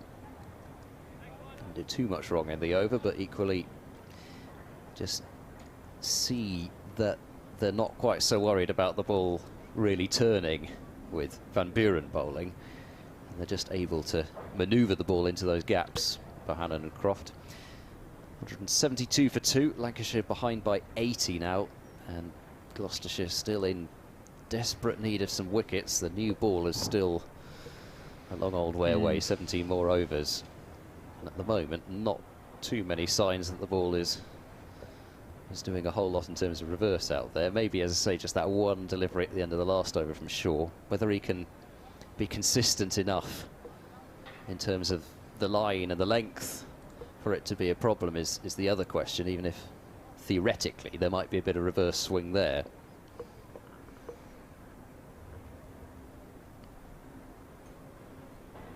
Comes short in the balls to Croft. It's a nice delivery. There's Croft just dropping his hands and letting that one go past. Good shape and bounce through to the gloves of Bracey. No run. Good start to the over from short. Yeah, I think at least from this angle it looked as if, like you say, Croft had dropped the hands on it quite well in the end, but wasn't too dissimilar to that ball, which actually just, it was the shot which went down towards third man. So there's been a couple of those that Shaw's managed to get maybe to pop up a little bit off the surface. Croft again watchful as he just plays forward, defends away into the covers, and there is no run. Little wander down the pitch, Stephen Croft. Been a terrific player for Lancashire now. 15 years or more, I bet, since he made his debut. Be early 2000s, I reckon, when he made his Lancashire debut. He'll be stacking up the first-class games and the first-class runs in his career. It's flicked away, a little uppishly, but safe enough in the end. And the ball was coming back in towards him. Bouncing in front of mid-wicket, and there's no run. Just having a look at the Kent-Hampshire score, and James Vince 61 off 57 deliveries. You know, that would have been good to watch. Quirky game, that, isn't it? Yeah. They'd lost the early wicket there. Yeah. Hampshire. Kent off to a great start, lost some wickets in quick succession. He deflected away into the onside again, one that comes back in towards Croft. And there's no run added. But Vince and Gubbins seem to be taking control now for Hampshire. Gubbins 56 not out. Perhaps not quite as pretty as as James Vince, but there we go. It's not how you do it, it's how many you get. Croft waits. Shaw's in and bowling to him. No one that he to get bat on ball. I don't think there. He just deflects off the pad into the offside, and there's no run. It's a good over this from Shaw to Croft. Cramping in for room. Not too many options to manoeuvre the ball into. Kind of had him, whether he was beaten or not, and whether Croft just dropped the hands and allowed it to go past. But he's been a good, sitting on a good 5 deliveries here to Croft. Can he get through the over? It's short. He does. He brings Croft forward in defence, and there's no run. That completes it. There's 38 left in the day. We've rattled through the overs, so not a million miles away from tea. Just the 6 overs. It's helped with the amount of spin that we've had today. 172 for 2. Yep, we're going to be nearly on time for tea, with Van Buren bowling especially. At the moment, no real need to take him off because they haven't got after him yet, and from Lancashire's point of view, equally they've not had to get after him, and to be honest, it's probably what Van Buren wants, because he's an excellent one-day bowler and he's used to having people come at him. He'll probably not mind that at all. He's in now to Bohannon, who watchfully plays it towards short extra cover, and there is no run. His bowling average sits at 31 3/4, Van Buren, in terms of first-class cricket, as he bowls right up to the bat in the block hole, and it's dug out towards short extra cover, and there's no run. It probably would be higher than that just in England. Van Buren is in and bowls. A bit of drift on that, but Bohannon again just almost had to dig it out because it was another ball quite close to that block hole. Didn't get much timing on it, and it went to dent it at short extra cover, and there's no run. Of course, those wickets at the end of last season will have certainly helped the average go down a little. Wide delivery, and it's driven right into the ground, and it just balloons out into the cover region, and there's once more no run to Chris Dent. Everything sort of, well, it was as if time stood still for a moment there as that ball bounced up off the pitch. This is clipped by Bohannon off his pads, but only as far as Lace with the shin pads on at short mid-wicket. So no runs yet off this over from Van Buren. See if he can finish it off with a maiden. And he's driven through extra cover. There will be one run here. Warner quickly across. They're going to come back for a second run here, and they're going to make it. Van Buren not best pleased with the fact that they were able to get two there. Didn't make his feelings too obviously known to Jared Warner, but could tell there was a bit of frustration there. So 174 for two, with Croft 18, Bohannon now on 88, 187 deliveries, and it's been exactly what you kind of want a first-class innings to be. It's been founded on defence, but when he's had anything loose, there's been so few occasions when he's really missed out. Yep, it's been superbly put together, this, hasn't it? It has. Well, I'll certainly have an eye on D, I guess, these two now. Lancashire will be from this position at 174 for two, just 78 behind. Shaw's into Croft, who defends into the offside. There's no run. Running up a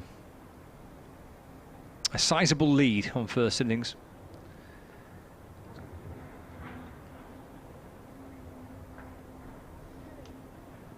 Just watching the diggers away to the right, just picking up the pieces of the the rubble that they've left from that staircase, and bits of disintegrated staircase getting deposited somewhere else. Got a fair old bashing, didn't it? This is runs for Croft, slashed away down towards that wide third man boundary. He's got 4 for it. Score moves on to 178 for two. It's almost like they're well-behaved diggers, because you feel like they've done all the demolishing, they've had their fun, they've smashed everything to smithereens, and now they're tidying themselves up. Yeah, this is a sort of 6 a.m. everybody's left. Carnage. But a tidy up. Cups everywhere, and you know, get it done before mum and dad come back. Exactly.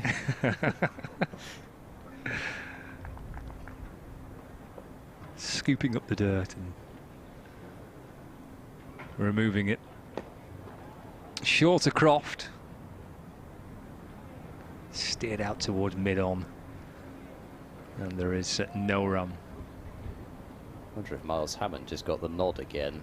He was loosening up at slip. Well, I say loosening up, I mean, he was bowling a practice delivery. Whether he's just imagining that Van Buren might go to him for a couple of overs before tea or not, I don't know. Certainly we had one, didn't we, from him before? Yeah, and it was a good over, so potentially might just give him a go. Short to Croft, forward and defends, is no run. There's a black bin bag just kind of balloons up in front of the commentary box. I saw something looming away to the left. I thought it was a bumblebee or something for a moment. That would be a freakishly massive bumblebee. As I say, just out of the peripheral vision. It's not like I don't believe bumblebees are the size of bin bags. Duck for cover. Imagine a sting on that. Put you out of action for a bit, wouldn't it? Short to Croft. That's pulled. Kind of, well, it's more of a jab, really, isn't it? It's rocking onto the back foot, about hip height. Just drags it behind, square on the leg side. Gets through for one, then starts waving up towards the pavilion. I think they want a door closing. Just above the sight screen, it was open. It was just catching his eye. close the door. In one of the entrances to the pavilion. Those fancy, posh, comfy red seats. Got a good view there, right over the side screen. That sounded envious. Bohannon going back and trying to pull it, drags it down towards long leg. He's nicked the strike, hasn't he? Yes, it's the end of the over. 180 for 2.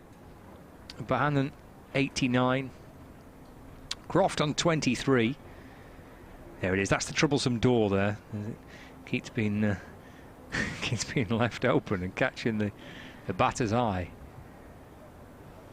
It's the end of the over. We've got 4 to go before the tea interval. It will be Hammond.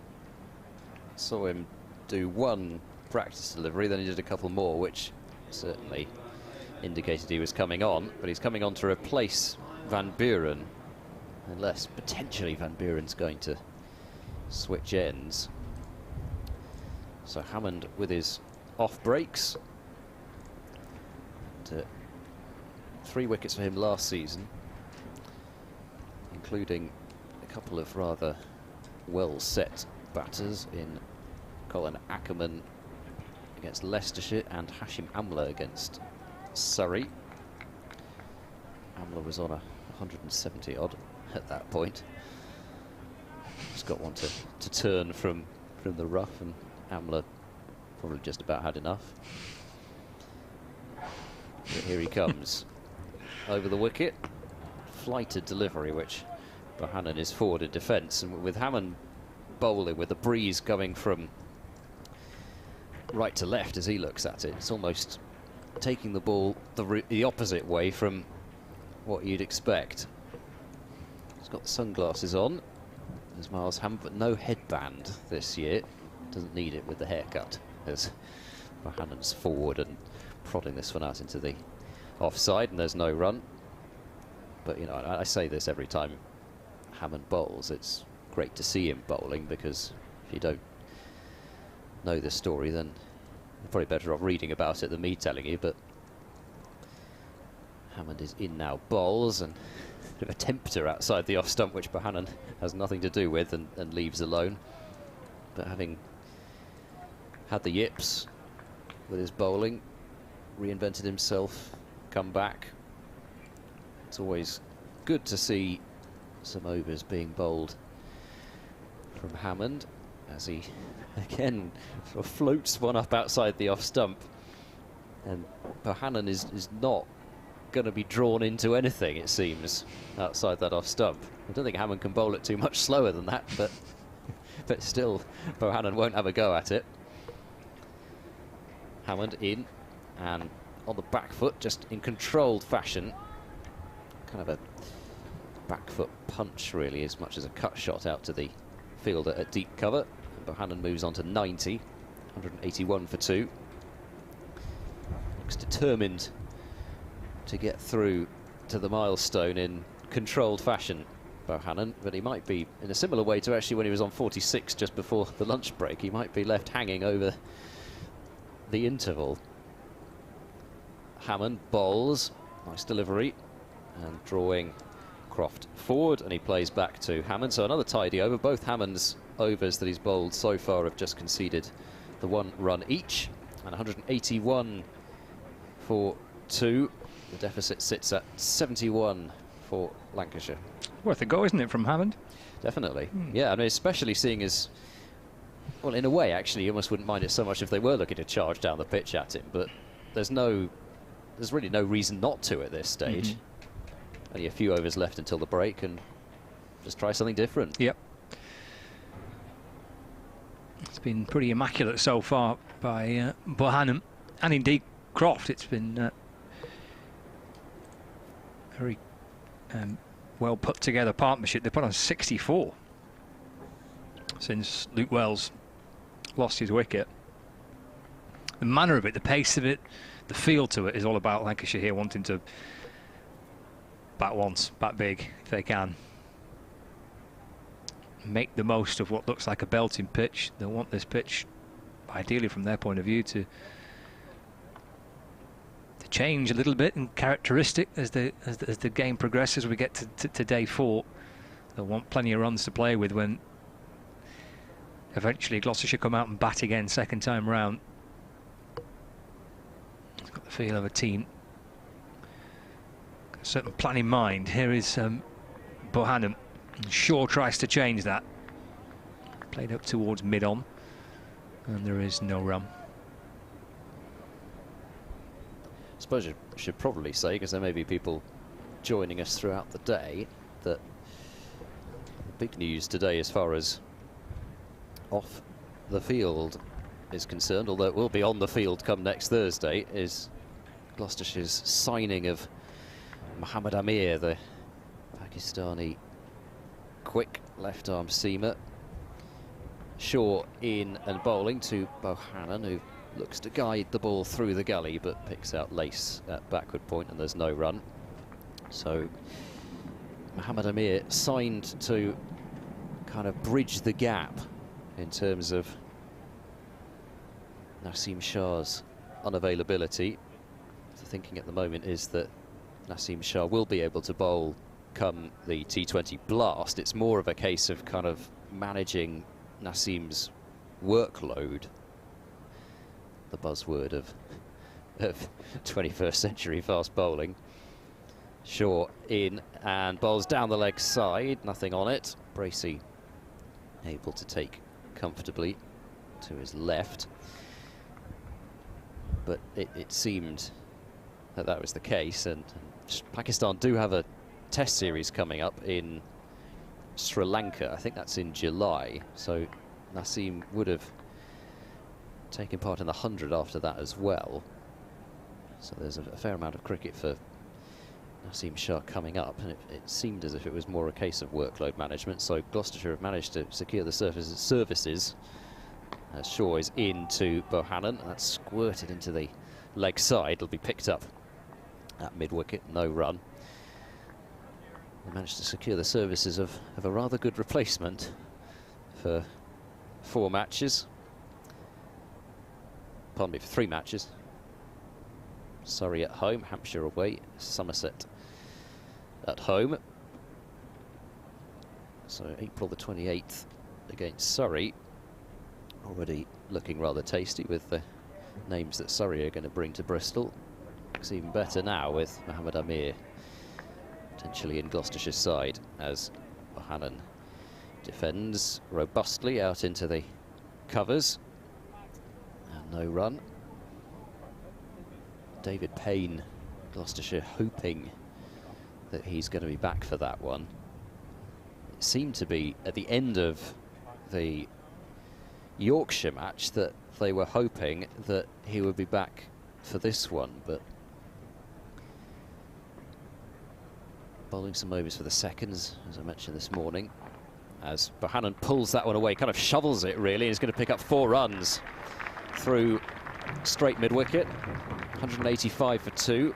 Bohannon moving to 94, and that's just been what has happened if you've just kind of put the ball there in terms of a short delivery, and actually it really wasn't that short at all when you consider Bohannon not the tallest, and that one was more or less actually even thigh high. So I said it wasn't really a pull shot, it was kind of almost a pickup shot actually through mid-wicket. But he's played that shot 3 or 4 times in this innings, and he's played it superbly once again. 185 for 2, and Bohannon has 94 now with his 14th boundary. And just the 2 overs left until tea. I think we are pretty much on target to hit 340 bang on. I don't think Gloucestershire are going to be taking... well, in fact, Gloucestershire will be the one slowing it down, if anybody, as Croft reaches forward to this next delivery from Hammond. There's a shy at the stumps at the non-striker's end, which came from Shaw. Croft would have been in by a distance, even if it had hit. And it just called some backing up to be done by Higgins at mid-off. They're through for that single, 186 for 2. Scott Reed's away on an update, so if Bohannon does decide to come down the pitch to Hammond and bring up his ton with a 6. I'm afraid, Lancashire fans, you'll have to put up with me calling it. So far he hasn't shown signs of doing that, and he plays that one slightly uppishly towards mid-on and sets off for a quick single, which he takes, and in fact it didn't have to be too quick in the end, with mid-off and mid-on set a little bit deep. Bohannon to 95, 187 for 2, just been the 1 wicket in this afternoon session. Luke Wells LBW to Zafar for 59. Hammond bowls down the leg side and just helped round the corner by Croft. Calmly played, and that will go for 4 runs towards the pavilion. 191 for 2. Yeah, and up to his partnership edging further and further Lancashire into a position of real dominance here. Gloucestershire were hoping that with the wicket of Wells, a sense of pressure being brought, kind of sense that maybe was developing. It's just been completely eased. Hammond in, and Croft nudges this one to mid-wicket, and there is no run. Yeah, because it really felt as if for several overs afterwards, particularly with Zafar bowling, that the next wicket could really come in quite quick succession. But they played themselves in. Zafar eventually had to come off because spinners can't bowl all afternoon, and then they made the most of it as Croft works this one to leg, having taken a big stride forwards and outside his off stump even to turn that one to leg, and fielded at mid-wicket. So the last ball from this Statham end before tea will just be the 1 over from the far end. They won't be getting any extra in. Hammond in, flighted outside off stump, and he's not got much bat on that at all. I think it's just gone into the ground. And Bracey able to field. End of the over, 191 for 2. Bohannon on 95, Croft on 28, and Bohannon might just be left hanging close to that milestone if he's not careful.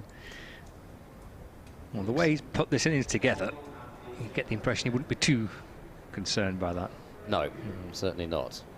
They're going to bowl Van Buren for the last over. This will probably be the slowest over that Graham Van Buren's ever bowled.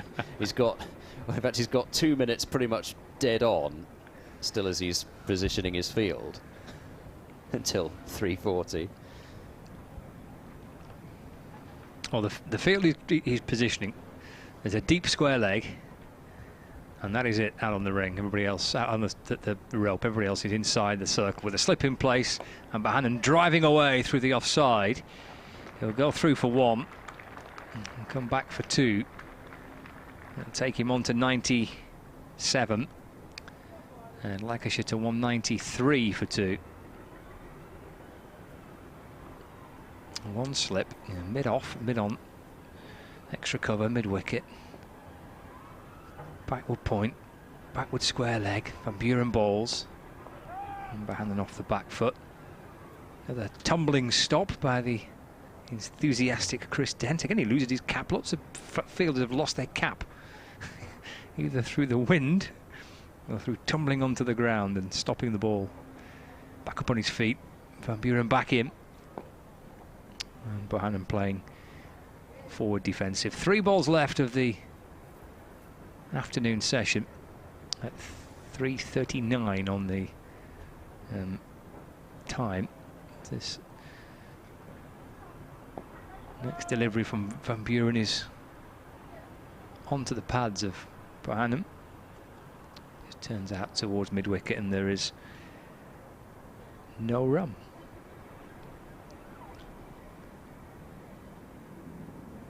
Back in, bowls again, forward goes Bohannon, drives to Shaw, mid-off, and there's no run. It's going to tick in 3 seconds, so Van Buren has timed it almost perfectly. Final ball then of the over. And Bohannon takes a single. He'll be on strike after tea, and he'll be on strike on 98. Josh Bohannon. Well battered, Bohannon.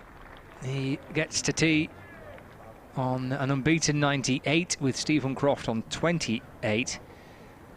Lancashire are 194 for 2. 77 run partnership between these two. Just that one wicket to fall so far today, which came after lunch. The dismissal of Luke Wells for 59, and Lancashire trail by 58.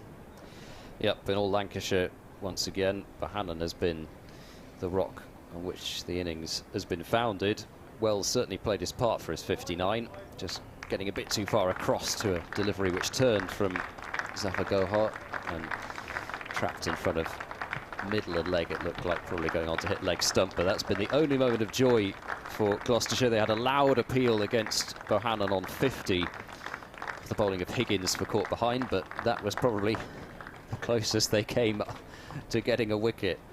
Bohannon's looked imperious at times in terms of, well, I say imperious, I think he's been thrashing the ball to all parts. He certainly hasn't, but he's just looked as if he couldn't be got through. And Stephen Croft as well has built the partnership with him, and Lancashire are taking this to a point which, well, it's looking hard for Gloucestershire to really come back into this. It's not there yet, but they're going to need quick wickets after tea.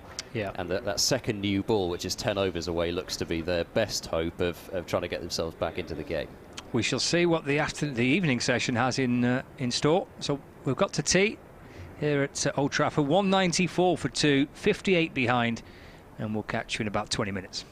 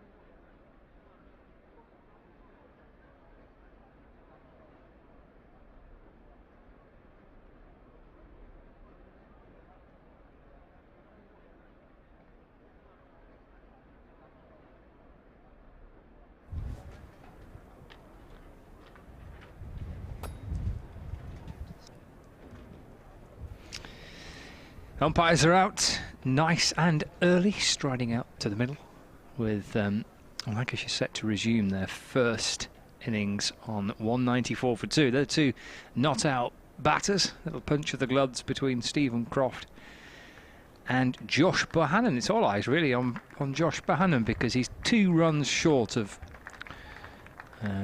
a century here for Lancashire.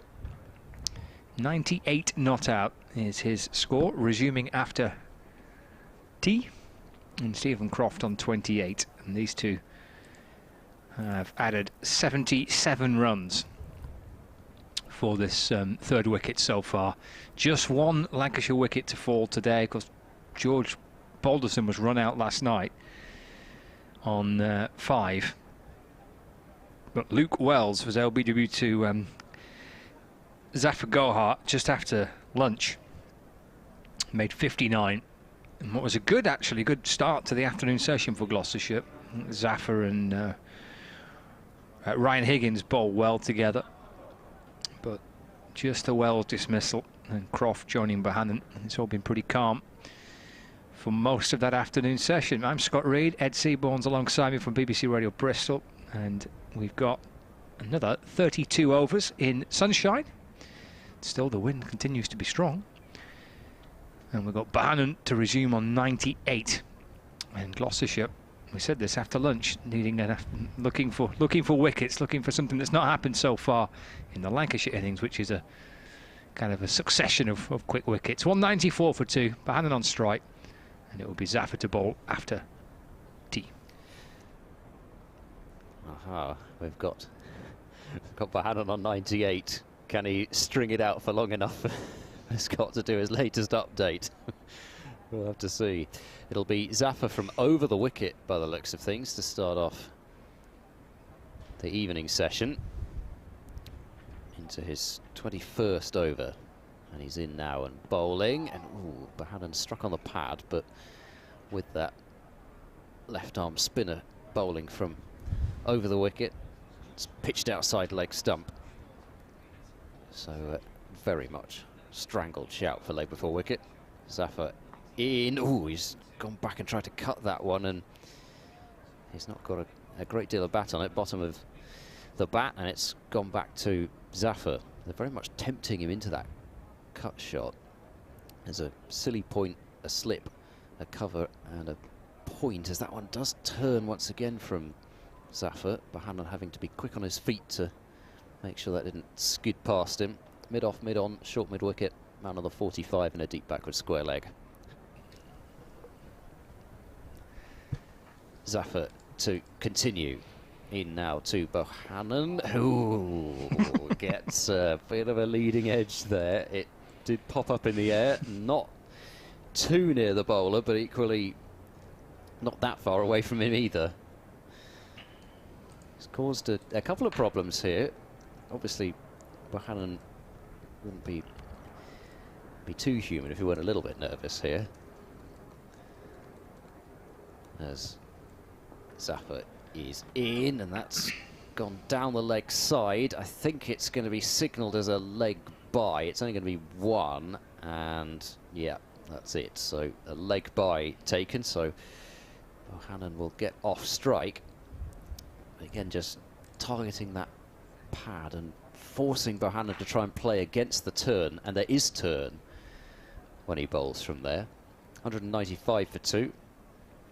So Croft to face just the one delivery in this first over after tea, and Zafar staying over the wicket. Jared Warner is he going off, or is he going down out of our sight down towards long on? I can't quite see. Oh no, he's just gone to fetch a helmet, and now he's been told they don't want it after all. So having gone all that way. In fact, now Van Buren's just. In fact, no, they did take the helmet out after all. In fact, maybe it was just the wrong one. Maybe he just brought the wrong person's helmet out. That's probably what it was. He did a helmet for Hammond, potentially. Perhaps that's all it was. So Hammond's going to go to leg slip. It'll be Higgins at conventional slip, and Lace, who is very much a silly mid-off now, in front of the batter's eye line. Croft on 28 then to face as Zaffer bowls, and Croft delights. Well, I'm sure he does delight in padding up. He's decided to pad up to that one. Just getting a big stride forward. Can't be out LBW, of course. And the end of the over. Pretty tidy start from Zaffer, and something a bit different coming over the wicket. Of course, it's trickier to get several modes of dismissal there, but equally he did come quite close to getting Bohannon out playing against the turn, so something a bit different. And most importantly, he's kept it tight. There's still just 9 overs left until the new ball. If they could just even eke out one here, then potentially might open things up a bit more with that second new ball. 195 for 2, and Lancashire behind by 57, and it'll be Ajit Singh Dale to bowl from the Anderson end. Yeah, Zaffer Gohar, 21 overs now, 8 maidens, 1 for 39 is a great return. Top pick of the seamers is Ryan Higgins, 14 overs, 10 maidens, just gone for 12 runs from 14 overs. Lancashire have played him utterly differently compared to the other seamers so far. Dale about to start his 9th over. 195 for 2.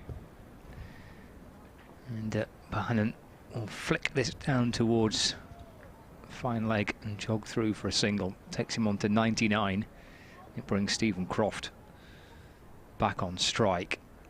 And what we've seen so far, actually, when Gloucestershire were batting, we saw quite a bit of this. It's a lot of fielders in front of the bat, with kind of 2 short mid-wicket, short extra cover, deep mid-wicket, mid-on, mid-off, point, and then there's a deep square leg and a deep backward square leg.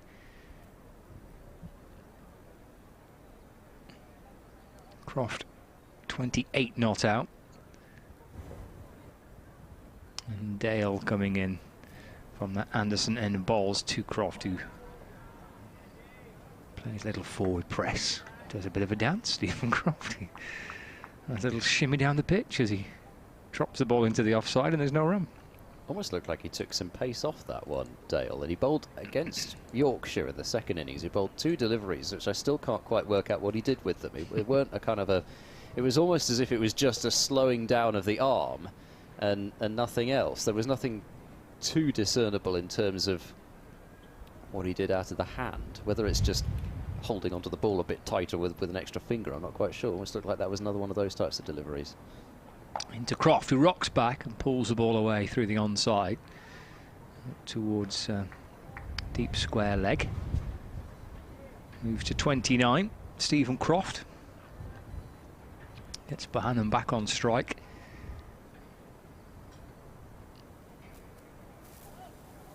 Bohannon is having a little fiddle about with his pads and scratching around inside his crease. A little twirl of the bat. Slight tweak to the field. They're going to bring up deep square leg. Hands buried deep in his pockets as he battles the wind. Zaffer Gohar there. Yep. Strong. Head bowed a bit against it. Proper headwind that, wasn't it, he was walking into. Dale to Bohannon. That's eased down to fine leg. And that'll be a century for Josh Bohannon. Clench of the fists, big beaming smile on his face.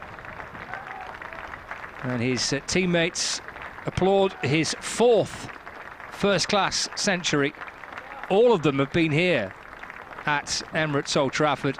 He's 103 not out from 213 deliveries with 15 fours. It's been a terrific innings of patience, of balanced approach. He's defended superbly. He's attacked when needed. And he's put together his 4th first-class century. Look at Dale coming in to bowl to him. 201 for 2. It rolls up the batting bonus point too for Lancashire. As Bohannon works the ball away towards mid-wicket, but for no run. Yep, he's just been terrifically organised in terms of defence and attack, and he's picked the right balls to do each, really, for, well, I say it's been so few instances where you could even point the slightest fault in this innings.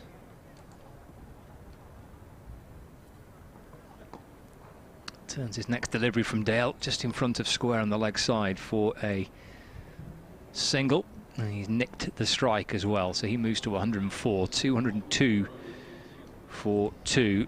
Josh Bohannon's first class centuries in 2019, 174 against Derbyshire here. In 2021, 127 not out against Yorkshire, and also last year 170 against Warwickshire. He's now 104 not out against Gloucestershire. It wasn't a massive over-celebration of that. Well, I say massive over-celebration. There wasn't a massive celebration, full stop. I guess maybe some of the sting gets taken out of it by the fact it's come so soon after the break, but it's almost a window into the fact that he's just expected to get there. And really, for the majority of his innings, he's looked like he was always going to get there.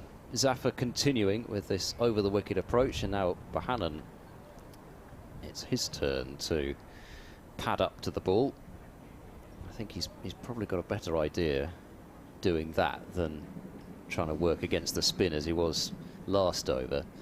Zafar in, and this time Bohannon getting the big stride in, getting to the pitch of the ball, defending it into the leg side. The only moment of alarm was on dead on 50 for Bohannon as he goes back this time and works it away leg side. A sprawling stop by Van Buren at mid-wicket, who has a bit of a look around and a smile or two as once more Zafar comes in, and it's padded away by Bohannon. I don't know how much longer now Zafar's going to keep going with this over-the-wicket approach now that they've kind of settled on padding up to him. Not this time, though. On the back foot, Bohannon forcing that one away through the covers with the spin and away for 4. They were still tempting him, I guess, to hit through that offside. But it's, of course, with the spin. I guess they're hoping for an error in terms of the footwork, but certainly none there. And that's actually has been a real feature of Bohannon's innings, especially the way that he's played Zafar. He's been so quick on his feet when needed. A couple of times Zafar thought he got through him with a quicker ball, but Bohannon was able to make the adjustment. Last delivery of the over, that's once more padded up to by Bohannon. The ball trickles away out towards third man, but of course no run without the shot being offered, and 206 for 2 after 73 overs. And Zafar Gohar going for a rare boundary. That was the 6th 4 he's conceded in 22 overs. 2 of them coming in the last over that he bowled before he was taken out of the attack, I should say. But still, with an innings economy rate under 2 and over, he's done a terrific job. Yep. And as we've said before, it's only turning from outside the leg stump. There's not been a huge amount from off the straight. There's just that one period to Croft after he got the wicket where he seemed to find a little bit, but it was only a bit. There's Dale from the Jimmy Anderson end, balls to Croft. Croft defends to mid-on, and there is no run. It was a slightly modest celebration, wasn't it, from Josh Bohannon? Maybe a celebration of a man that obviously proud to have got another first-class century to his name, but maybe thinking, I want more. He's got a couple of, I mentioned the scores that he's had previously when he's got to 100. He's turned previously 2 of his 3 centuries into at least 150. So he might be thinking something similar. This is cut by Croft, off his toes, up onto his toes, and kind of kicks the ground a little bit with frustration there as he couldn't get the ball past the man just backward of point, and there's no run. I almost wonder, you know, like I was talking a little bit about maybe taking some of the sting out of things, but maybe if you are, say, 98 or something like that not out before the break, whether potentially it provides you the option, provides you the opportunity to kind of reset yourself. Dale to Croft. Oh, it's a short ball. His bouncer which loops over Stephen Croft. He kind of does flex his knees a little bit, Croft, but he could have just stayed perfectly upright and would have been over his head and into the gloves of Bracey. Yeah, so no ball, therefore signalled. 208 for 2. And I just, you know, because quite often you see somebody get to 3 figures and maybe there's just a bit of a loss of concentration, or you know, they kind of feel as if the race is run a little bit, but maybe it's just, I don't know, it'd be interesting to ask whether anybody has felt that way. I certainly wouldn't know. Dale to Croft. He has to play. Plays it back down the ground and gathered by Singdale off his own bowling, and there is no run. It's almost like the point in the computer game or something where you just think, right, you're just going to pause it for a bit because just starting to feel like you might be losing a bit of concentration, and of course you can't do that out there in the middle, but almost maybe comes at a point where you, I suppose the converse thing to that is you might lose your concentration with a break. It is cut by Croft down to third man. There is a fielder. It's Tom Lace. Croft moves on to 30. And the score moves on to 209 for 2. I think one of those things where had he got out on like 98, would have been saying the tea break came at the very wrong time. It disrupted his concentration. Yeah. But so I suppose eventually I've answered, or you have answered my question. We've collectively answered that question. It's, I suppose, like most things, it's just about your individual approach and what's in your own mind. He's 108 not out. Bohannon, Dale in and bowls. That's both feet off the ground, punched away through extra cover. Might get a third. Yes, he does. Pick up and throw towards the bowler's end, but it's a big boundary hitting away towards the hotel there. And nicely timed. Moves to 111 not out. And 212 for 2, Lancashire. 1 ball left to the 74th over. 6 overs away from a new ball becoming available for Gloucestershire to use. As Dale battles the breeze to get back to the top of his mark again, and it batters into his left-hand side as he comes in and bowls to Croft. And Croft guides the ball to backward point, and there is no run. And that completes the over. It does, yeah. Number 74 done of the Lancashire first innings. Croft 30, Bohannon 111. Just that Wells dismissal. LBW to Zafar Gohar for 59. Of course, Zafar involved in the other wicket to fall, running out George Balderson late on, and what was actually the final over of the day. Got a bit of debris on the outfield. All sorts of stuff blowing across now. I've got a clue what that is, no. But yeah, the wind only seems to be getting stronger throughout the day. Is that Steve O'Shaughnessy? He thought about getting it himself, then he sort of waved at somebody else. Go on, somebody else get that, and then it stopped, and it's oh well, I suppose I better go and do it myself then. There was absolutely no interest from anybody else at all in terms of going to get it, apart from one of the staff who ended up running on eventually. Can't imagine that's going to be the last bit of debris blowing across. Zafar Gohar continuing into his 23rd over, and Bohannon is padding up to this once again. He's got the fielder out at deep point now, which I think is probably a good move. He's going to stay over the wicket as Zafar is in, and once more it's padded away, because if he's going to bowl every single ball outside leg stump, then you get the impression that both these two are just going to pad up every single one of them. So he needs to vary it occasionally with the ball that does pitch in line, but obviously then you bring the offside shots with the turn into play, as that's down the leg side. Now, what's that come off? It's... I think it's probably just come off pad, and then somehow it's looped to Hammond at slip. I'm struggling to work out exactly how it's managed to do that, but it has. Yeah, it ballooned up, didn't it, to Hammond at slip. And Paul wondering whether or not that just brushed the bat or perhaps the glove on its way.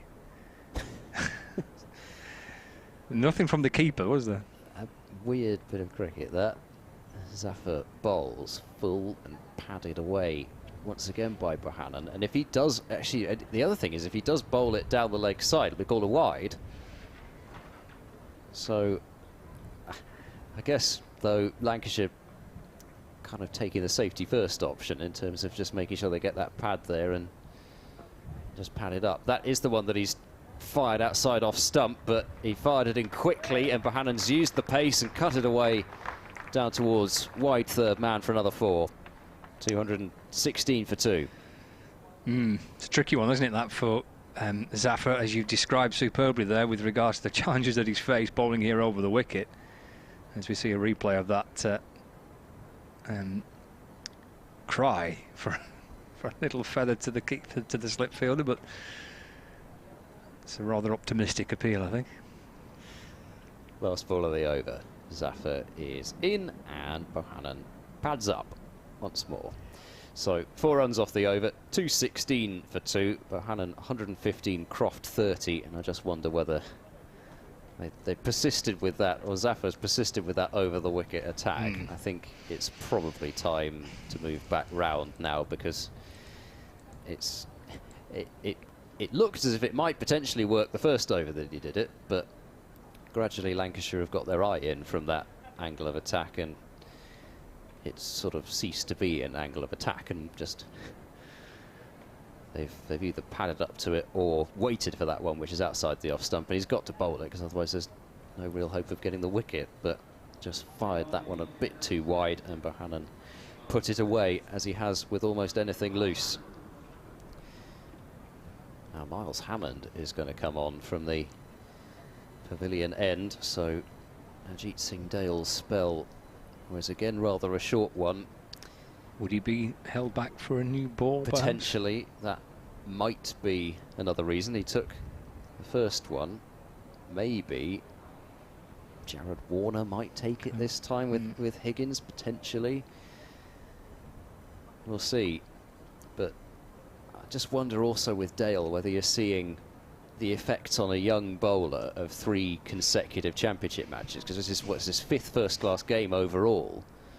So the first time he's played 3 championship matches in a row, and he's had to bend his back on a couple of really flat pitches, and more than played his part in both the first 2 matches. But just wonder whether now we're starting to see a few effects of that potentially. It's Hammond then from the Anderson end, and balls to Croft. It's defended, there's no run. Yeah, Lancashire have got a lot of bowling options. It's something that Glenn Chappell was speaking to me about before the season started, and they've been able to rest Tom Bailey from their attack for this game. Luke Wood's got a bit of a calf injury, so doesn't feature. But it's a lot of cricket, isn't it, for the bowlers in particular. It turned out towards leg side by Croft, but for no run. These county championship games, 5 or 6 on the spin. You've got a relatively small kind of bowling stock. They're going to take its toll on the bowlers. And to Croft again, just nudged away into the onside. Bohannon's backing up, and he's sent back by Croft because Tom Lace at mid-wicket cuts the ball off and hands it back to Hammond. A little goal from the Statham end. He's in from the Jimmy Anderson end now. Again, no run. Croft just turns it to square leg. Might just have one eye on this potential new ball as well. Lancashire, these 2 batters are nicely in now. assuming that Gloucestershire take it in 4 overs time. And Croft turns it around the corner, but for no run. They'll be determined, these two, to make sure that they're there to try and face it. Don't want to open up an end just in time for a new ball becoming available. Another player losing his cap, being blown off. Final ball of the over, 76 of the Lancashire first innings, and tickled out to the onside again by Croft for no run. So maiden for Hammond. Lancashire 216 for 2. So trailed by 36. With Croft and Bohannon batting nicely. Players battling with the wind. Dealing with sweaters is a real difficulty. It's a challenge, isn't it? Especially when you've got seemingly about 3 of them. If you're Richard Illingworth, he's gone with the sort of baseball cap style cap now. Both umpires onto their secondary headgear. Is that a snood as well? That it could be, yes. So we've seen plenty of those in the first round, in particular. I suspect probably last round as well. Zafar Gohar to continue. Then he's persisting round the wicket, and there were some oohs and ahs because Bohannon, just for the first time actually, when he padded up, didn't quite commit to it as much as some of the previous ones, and he almost just sort of let that hit him in the end. It was almost a danger that he would step inside it. Zafar continuing, and Bohannon this time uses his bat and works it away behind square for a single, and that brings up the 100-run partnership between Bohannon and Croft. As it goes up on the scoreboard, the applause gradually ripples round the ground. There's always a great sense of accomplishment when you've got there before the scoreboard. A certain section of the spectators take great pleasure in such things, I think, as Croft tries to swing that one round the corner, but is only successful in sending it as far as Hammond at leg slip. Not sure whether that came off pad or whether he did get up and bat on it. I think it, yeah, it's a bit of pad, I think. Zafar in and bowls, and Croft swaying out of the way of it, just letting it hit him. Hit his leg. So I suppose, can we add these blows to the ones that Bohannon took earlier on? Took a couple in the in the midriff, as it were. That's a delivery which Zafar's probably wanted to find a little bit more. The one that just maybe pitches, well, at least pitches closer to being in line, and it's defended by Croft. Next ball is once more drawing Croft forward and needing to use the bat with this one, and played into the leg side, and the end of the over. So Zafar persisted with the over the wicket approach in that over, but I think that was probably a better over having done so, because of the fact that he bowled those 2 deliveries in line or close to in line with leg stump, and just introduced that element of doubt in the batter's minds about, can I pad up to this, or do I have to use the bat? And that's where the potential dismissal might come into play. 3 overs remaining then until the new ball is due, and Hammond to bowl the first of them from the Anderson end with his off breaks in and bowls. Oh, beats Bohannon on the inside edge, and that one can't have been too far away from the stumps. Jared Warner on his haunches, looking back at Hammond and looking back at Bohannon ruefully, but Hammond finally found a way through Bohannon there, and it wasn't an attacking shot that was attempted. He was just reaching forward for the ball and beat him on the inside edge. Next delivery, Bohannon rocks onto the back foot and quietly chops this one out to deep point for a single. 117 now to Bohannon, 2:18 for 2. And Steve O'Shaughnessy's decided that now is the opportune moment to switch sides. A deep point coming up for Croft. They've got a deep mid-wicket in place, so he's the only fielder outside the virtual circle. One slip, no other close catches. Reverse sweep comes out from Croft and he's missed it. Well, he picked a ball which was well outside off stump and no danger really of it turning that much that it would hit the stumps, but Croft not able to get bat on it, and there's nobody between backward point and slip. Backward point's taking a couple of steps to his left now, having seen that reverse sweep, but see whether Croft wants to bring it out again. Not to that ball though. It's full and turned softly out to short mid-wicket, and there's no run. Been tidy this from Miles Hammond.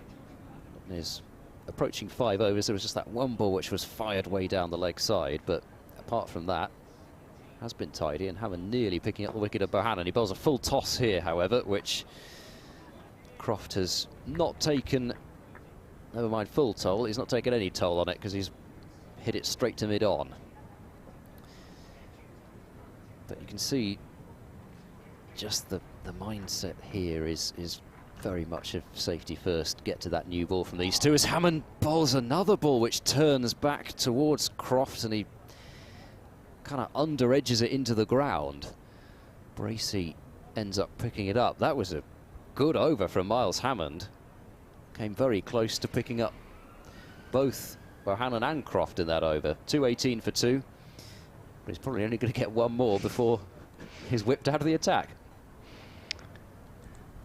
Yes, I don't see why they wouldn't. No.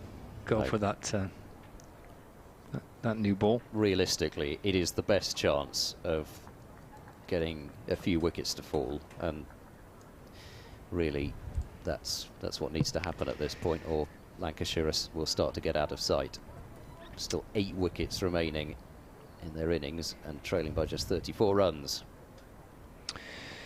There's Zafar in bowling. Again, this on with a wicket. And it's padded away by Bohannon. He's unbeaten on 117. Thank you to Elizabeth, who sent me a message on Twitter, because we were chatting before briefly about the UA92 Academy. Because back Bohannon, trying to muscle it out through the onside, there's no run. He says, you might like to take a look at this. It's a uni of a rare and valuable type, heavily focused on vocational skills, particularly for people not from privileged educational backgrounds. Zafar bowls again to Bohannon, trying to work it away through the onside. There's no run. And there's a link to their website. Thank you for that, Elizabeth. Yeah, I've been into the academy building over there. It's an impressive setup, and clearly trying to do things a little bit differently. Co-founded by the class of '92 and Lancaster University. Thank you for the link. Again, Bohannon just offering the pad. It loops up and it's picked up by a leg slip fielder Hammond under the helmet. Not showing any interest in playing at this unless he has to or he wants to here, Josh Bohannon. Short leg slip and leg slip. Just try to kind of just sweep that almost down towards the fine leg boundary, but fizzed in down the leg side and signalled as a wide by the umpire. Yep, that's what's written in the regs.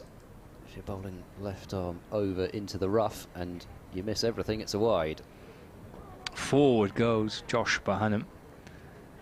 That's defended. One ball left of this over, and it might well be the end as well of Zafar Gohart, who's bowled, I think, really admirably for his team today. Brings Bohannon forward in defence, and there's no run, but that's the end of the 79th over, so we'll see whether or not Gloucestershire will take the second new ball. If they do, then Zafar Gohart, his spell at the minute might well have come to an end, but 25 overs, 8 maidens, 1 for 49. He's twirled away really well for his team on a pitch that's not offered a great deal for him. Yeah, and I think it's probably the case that even if Miles Hammond were to take a wicket in this over, that they'd still take the new ball just to have the new batter out there against it. So I think it's fair to say that we'll see some warm-ups out there from whoever's going to take it. It's going to be Higgins, no doubt, but who joins him, I'm not sure. But I think it's really the only course of action at this stage. Hammond to bowl to Croft, who works this calmly to short mid-wicket where Tom Lace fields, and there is no run. Higgins at first slip doing some warm-ups. Yeah, but we knew you were going to take it. Somebody else give us something. Yeah. Got to give me something here. Hammond in, bowls, a little bit of turn, but Croft once more just playing quietly out into the leg side, and there's no run. Perhaps they're just not wanting to tip off Croft and Bohannon as to who's going to take it.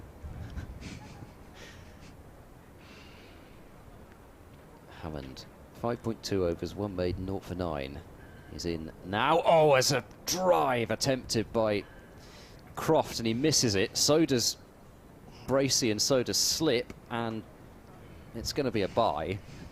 I thought for a moment that Richard Illingworth wasn't going to signal a bye. Then I was going to say I didn't think that was a drop catch, but two had a go at it, both Bracey and Higgins at Slip.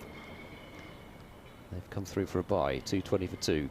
But again, Hammond finding a way to beat that edge. Maybe I've been a bit hasty. Maybe Hammond will get another over. He's in now and bowls, and that one just turns Bohannon. I must say it doesn't really turn him round, but his bat was looking as if he wanted to turn it leg side and ended up going back to the bowler. It's caused some issues this last couple of overs as Hammond from that Anderson end, as he's in now once more, and no issues this time as Bohannon works it with the turn to short mid-wicket. Last ball of the over, and it could be another maiden over as well. Just that bye, which was another instance of Hammond beating the bat. We've had 3 in the last couple of overs from him. He's in now and bowls, and Bohannon looking to drive, doesn't really thrash at it, and it goes to cover where Van Buren fields, and the end of over number 80. So the new ball is due. Will Gloucestershire take it, is the question. At the moment, no obvious signs other than George Scott's come onto the field. There might be an obvious sign now, because I think Zafar Gohar is potentially going off for a bit, and George Scott, substitute fielder, coming on. James Bracey's still got the helmet on though. In fact, no, Zafar is, sorry, pardon me, Zafar is going to come on and bowl, and actually it was Ajit Singh Dale who went off down below us. It's quite a lengthy chat there, wasn't it, between the bowler and a couple of the senior players. But they're going to continue with Zafar from the State of the Men. Croft on strike, looking to sweep the ball, trying to sweep it down into the ground and almost bounce it over the top of that leg slip fielder Hammond, but gathered by Hammond, and lobs it back towards Zafar. 3 in around the bat. Croft gets forward, just nudges the ball out into the offside. There's no run. It's cat and mouse stuff, this, isn't it? Because it's almost as if Gloucestershire are waiting for some signs that Lancashire are going to get bored. Yeah, that's a fair point. I mean, going to this is Croft again, looking to sweep this, does get this one away down to the fine leg boundary and comes back for 2. But that's all that Lancashire are really going at the minute, just a kind of fraction over 2, 2.5 and over, something like that. Maybe, as you say, Gloucestershire's plan is rather than take a new ball straight away. Just sit in with this and tell, almost invite Lancashire to say, well, if you want to score a bit quicker and try to advance the game a bit quicker, then that's your call. It's another sweep again, and beyond the reach of leg slip down to fine leg. Croft moves to 33, and the score moves on to 2-3 for 2. Yeah, and that combined with the fact that Hammond has caused a couple of problems out of that rough in the last couple of overs, I think all the more reason to continue doing this. And Lancashire were obviously playing for that 80th over. Now it's sort of throwing it back to Lancashire and say, what do you want to do now? And Josh Bohannon is back on strike, and Zafar comes around the wicket to him, brings him forward and plays it back down the pitch. And there is no run. Does feel a little bit like a game within a game, doesn't it now, with Gloucestershire just kind of sitting in there. Spin from both ends, old ball. Bohannon punches into the offside. Dent is at extra cover to field, and there's no run. So got another one from Zafar through. 2:23 for 2, so 29 behind Lancashire. I mean, there's 21 overs left today, so there's an awful lot of time remaining just on the second day, and this continues to be quite lengthy conversations amongst the players, the Gloucestershire players out there, as to how to continue this. Yeah, this one looks as between Bracey and Zafar, looks as if it's more about the field than anything else, which might suggest that they're looking to continue. And the other thing I'm thinking is, so we've got 21 overs left in the day. Higgins is your main weapon with that new ball. You're in a situation where you could almost give Higgins 2 bites potentially with that new ball tonight and tomorrow. So you could eat up even as many as, say, 9 overs. If you can do that cheaply, then potentially, and especially, I think, it boils down to the fact that there needs still to be, come back to that, as that's swept away powerfully by Croft out to deep mid-wicket for a single. 224 for 2, Croft onto 34. There needs to be some semblance that you're going to take a wicket as well. But it's a potentially a nice little knock-on effect. But at the moment, at the same time, would you say, well, can you really afford to waste 9 overs? You need wickets. There's a drive which has flashed away down to third man by Bohannon, running out towards the rope. Not particularly quickly, but it will get there. And Bohannon up to 121. 18 fours to him now. But even that one was a bit... Well, it wasn't outside edgy, but it was probably not quite where he was looking to hit it. Perhaps just might try and change the mindset of the two batters a little bit, this, by them not taking the new ball straight away. I don't think they'll persist with it for that. No, for too long. I think it's only going to be an over or two if Lancashire were to score some runs. I think that's going to kind of actually force them into taking it, even though as that's turned to mid-wicket where Lace fields and there's no addition to the score. Even though we've said that they're kind of throwing it to Lancashire here. Lancashire can throw it back at them with just a couple of overs, or even 1 over, which goes for a few runs. That's turned away behind square on the leg side by Bohannon, and good work from George Scott, who's on as a substitute fielder there behind square. I suppose the other thing is that they may be waiting for whatever potentially might be an issue with, or a small issue with Ajit Singh Dale. They're waiting for him just to come back onto the field.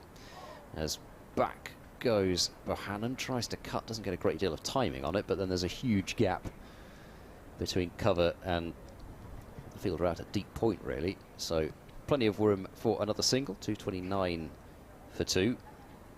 Last ball of this Hammond over.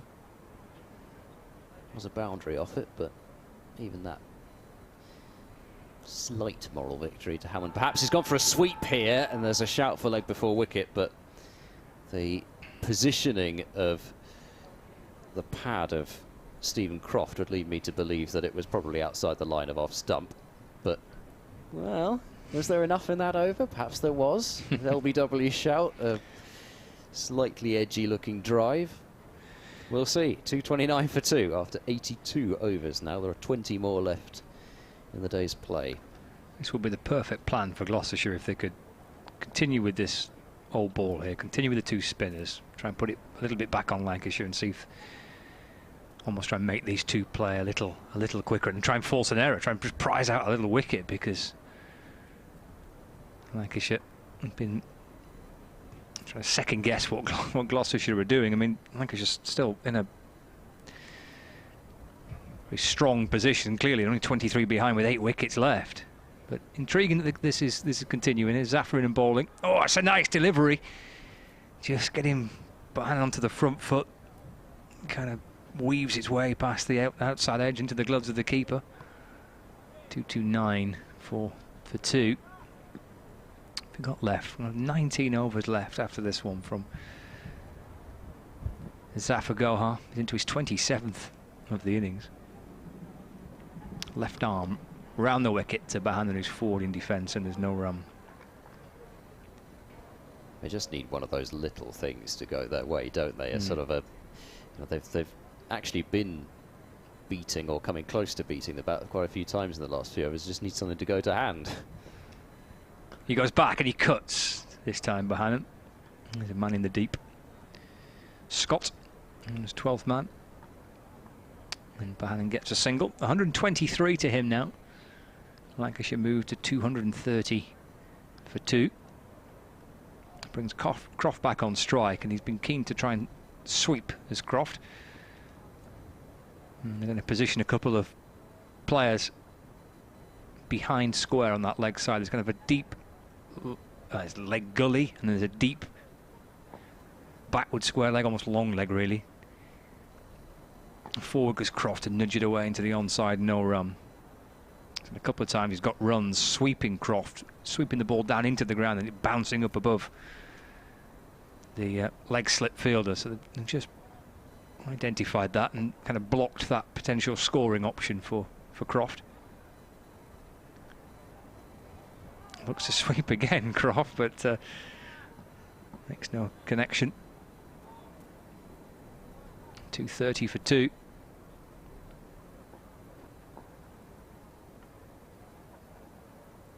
Left arm over the wicket to Croft, who again tries to get that sweep away, but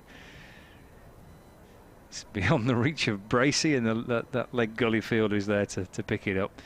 230 for 2 at the end of the over. He's trying to dig them out like those diggers over there, which have stopped for the day. It's a bit, isn't he?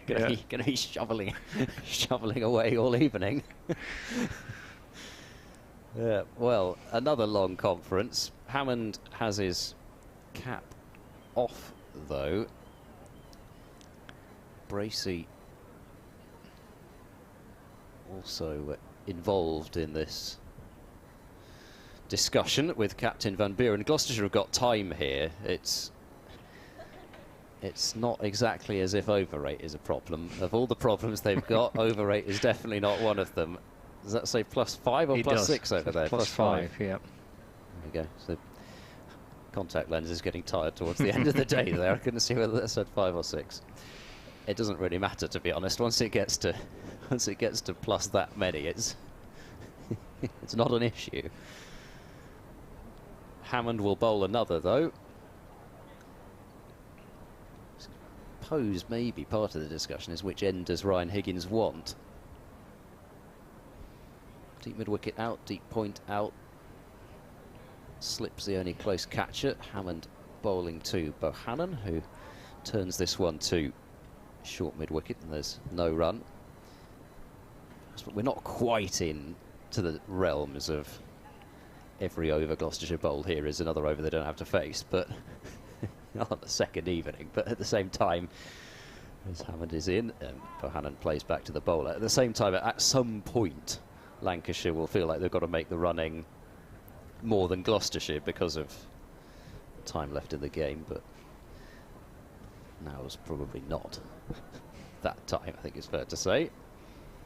Hammond bowls and worked back to the bowler by Bohannon, there's a large group of people making their way towards the tram stop, I think, there. Perhaps they've just been on a tour of that other Old Trafford.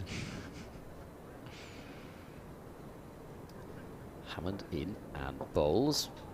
Full and dug out by Bohannon. I don't think they haven't used the feet and hit over the top once here. It's been remarkable discipline in a way not to do so. Just been content to work the ball about, pick off the odd short ball.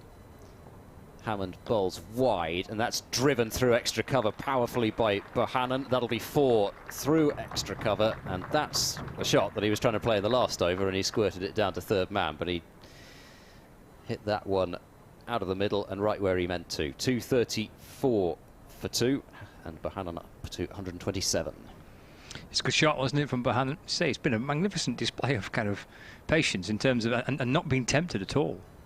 Mid-off and mid-on are up for both the spinners. So far, they've shown no intent of kind of coming dancing down and giving it plenty.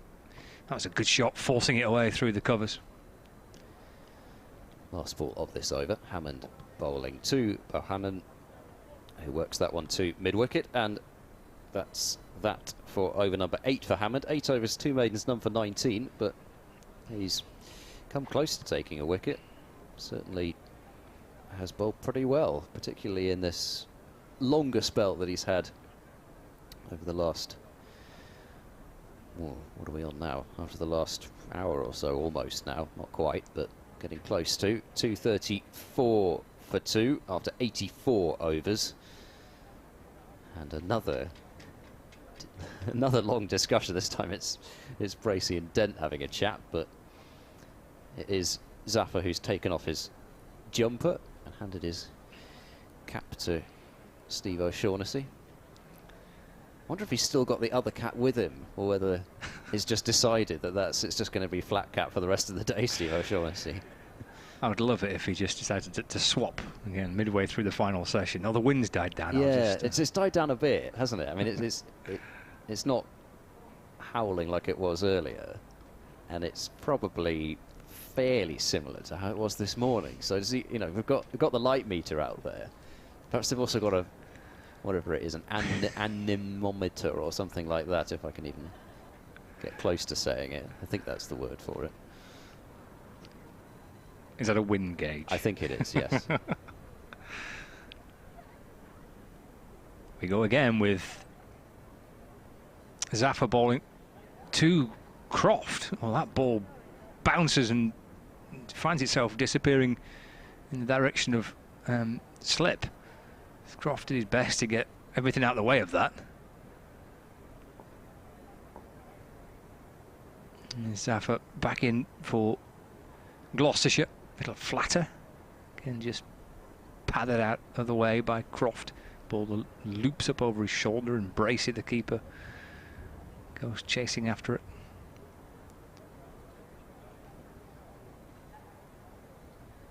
He's tried over the wicket and round the wicket to Croft in the last couple of overs. He's mixed it up a little bit.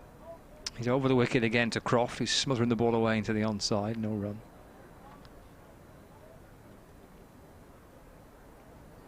Still got that fielder at short fine leg. There's a long leg to try and deny Croft that route for the odd single or two on the sweep.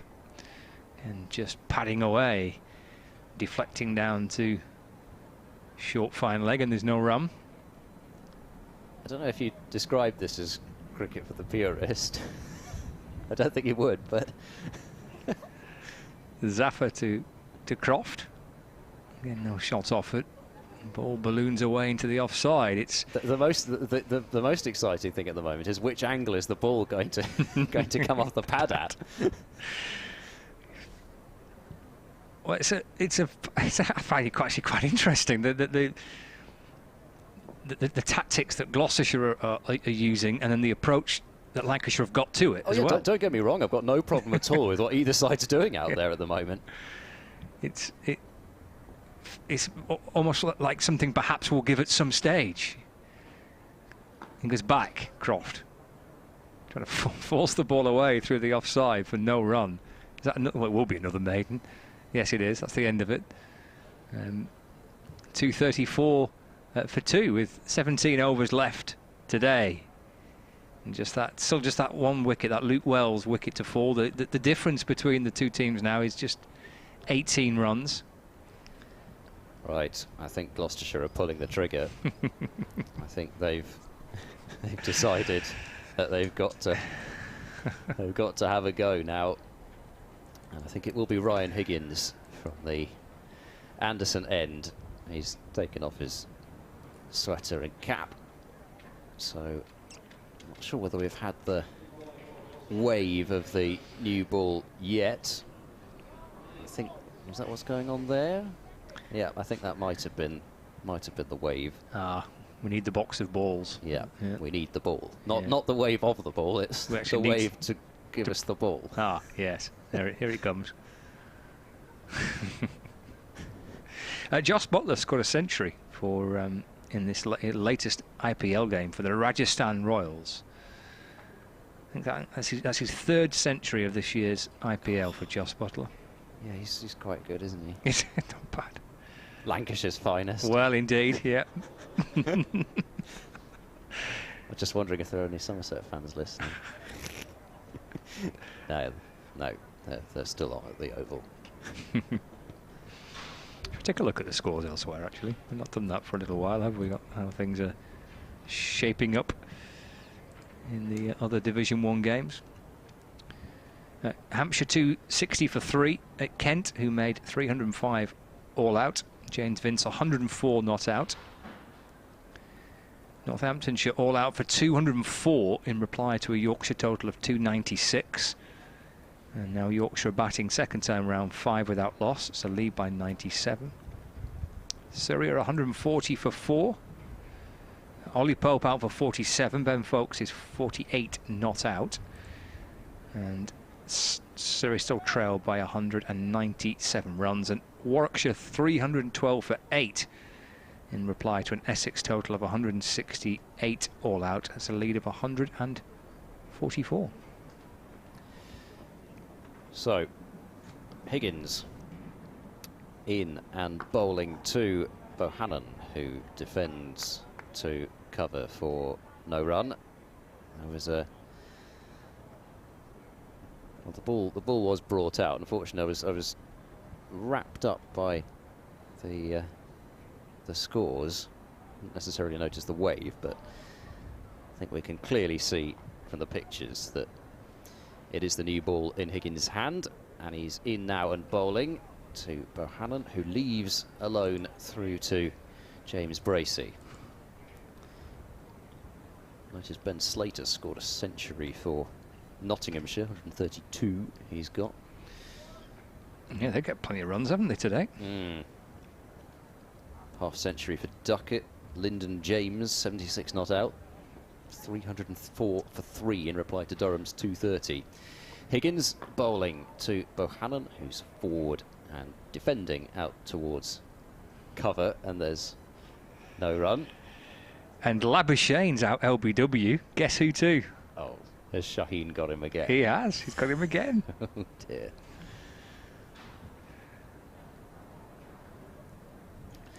Glamorgan 62 for 3, so what they trailed by 152 against Middlesex and Cardiff. Higgins bowling, and Bohannon on the front foot defending back to the bowler. Not a huge amount of signs of movement out there in terms of the ball through the air, that is. You mentioned that wind gauge. What's the technical term for it? Anemometer. Okay. Well, I think that's. I'm not sure whether there are other devices used to measure, right. but that's the one where you see it sort of whirling round, a little mini propeller thing almost, as Bohannon comes forward and pushing defensively up to mid-off for no run. There's a dodgy-looking bloke here on the TV gantry. He's got one in his hand. Oh, it does spin around as well. Yes, it does. Yeah. Actually, I didn't see it spin round before because it was at a side-on angle. So we're going to get a wind reading. We're going to get a wind reading. It's very exciting. Is there anything that you don't have here?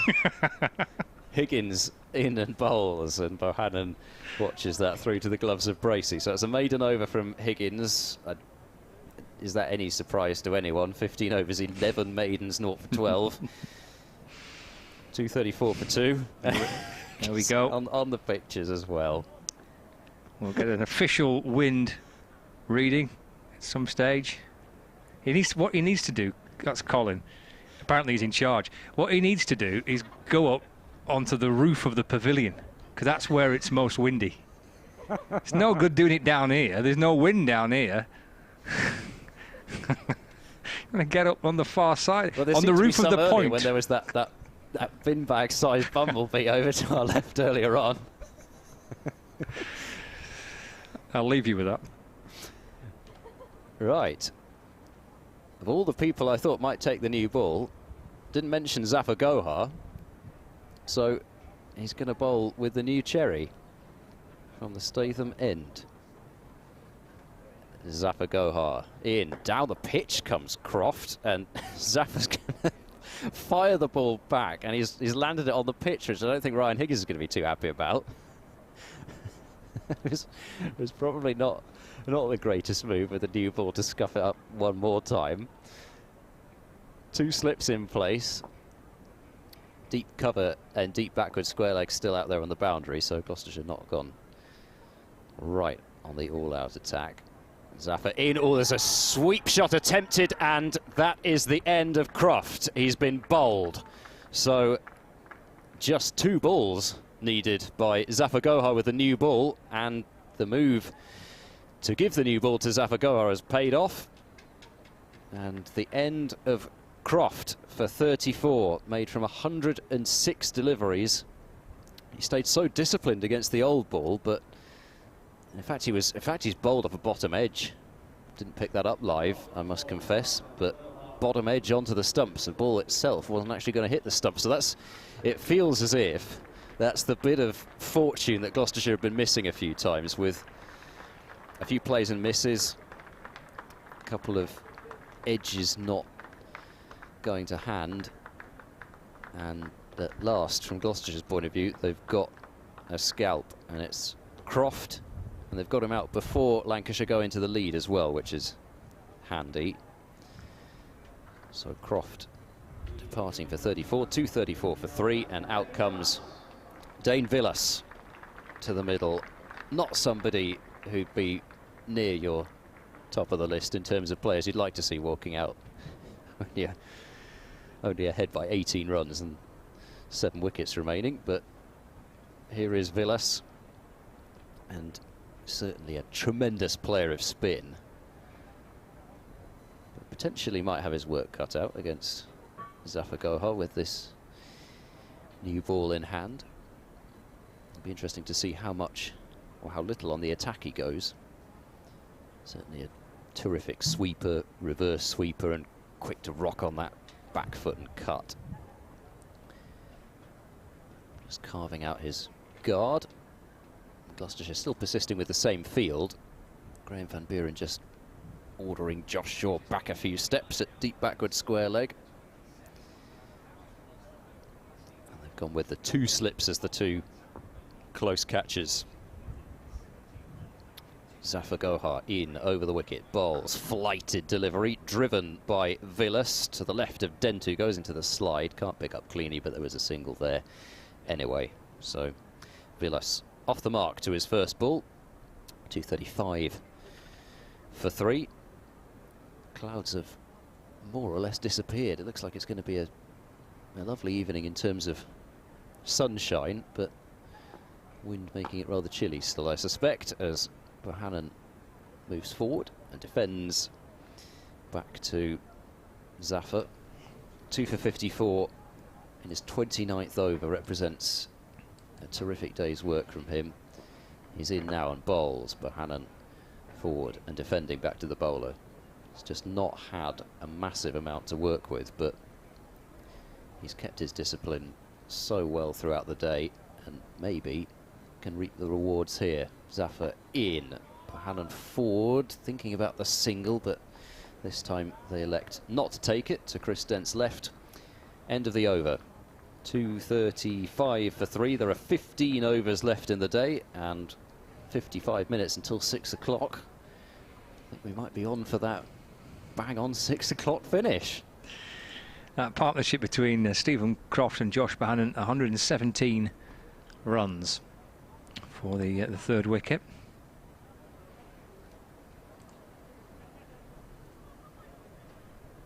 It's brought together Villas and Bohannon now. Villas making a century last week in Canterbury. The Lancashire captain. An intriguing decision, wasn't it, to stick with Zafar with the new ball?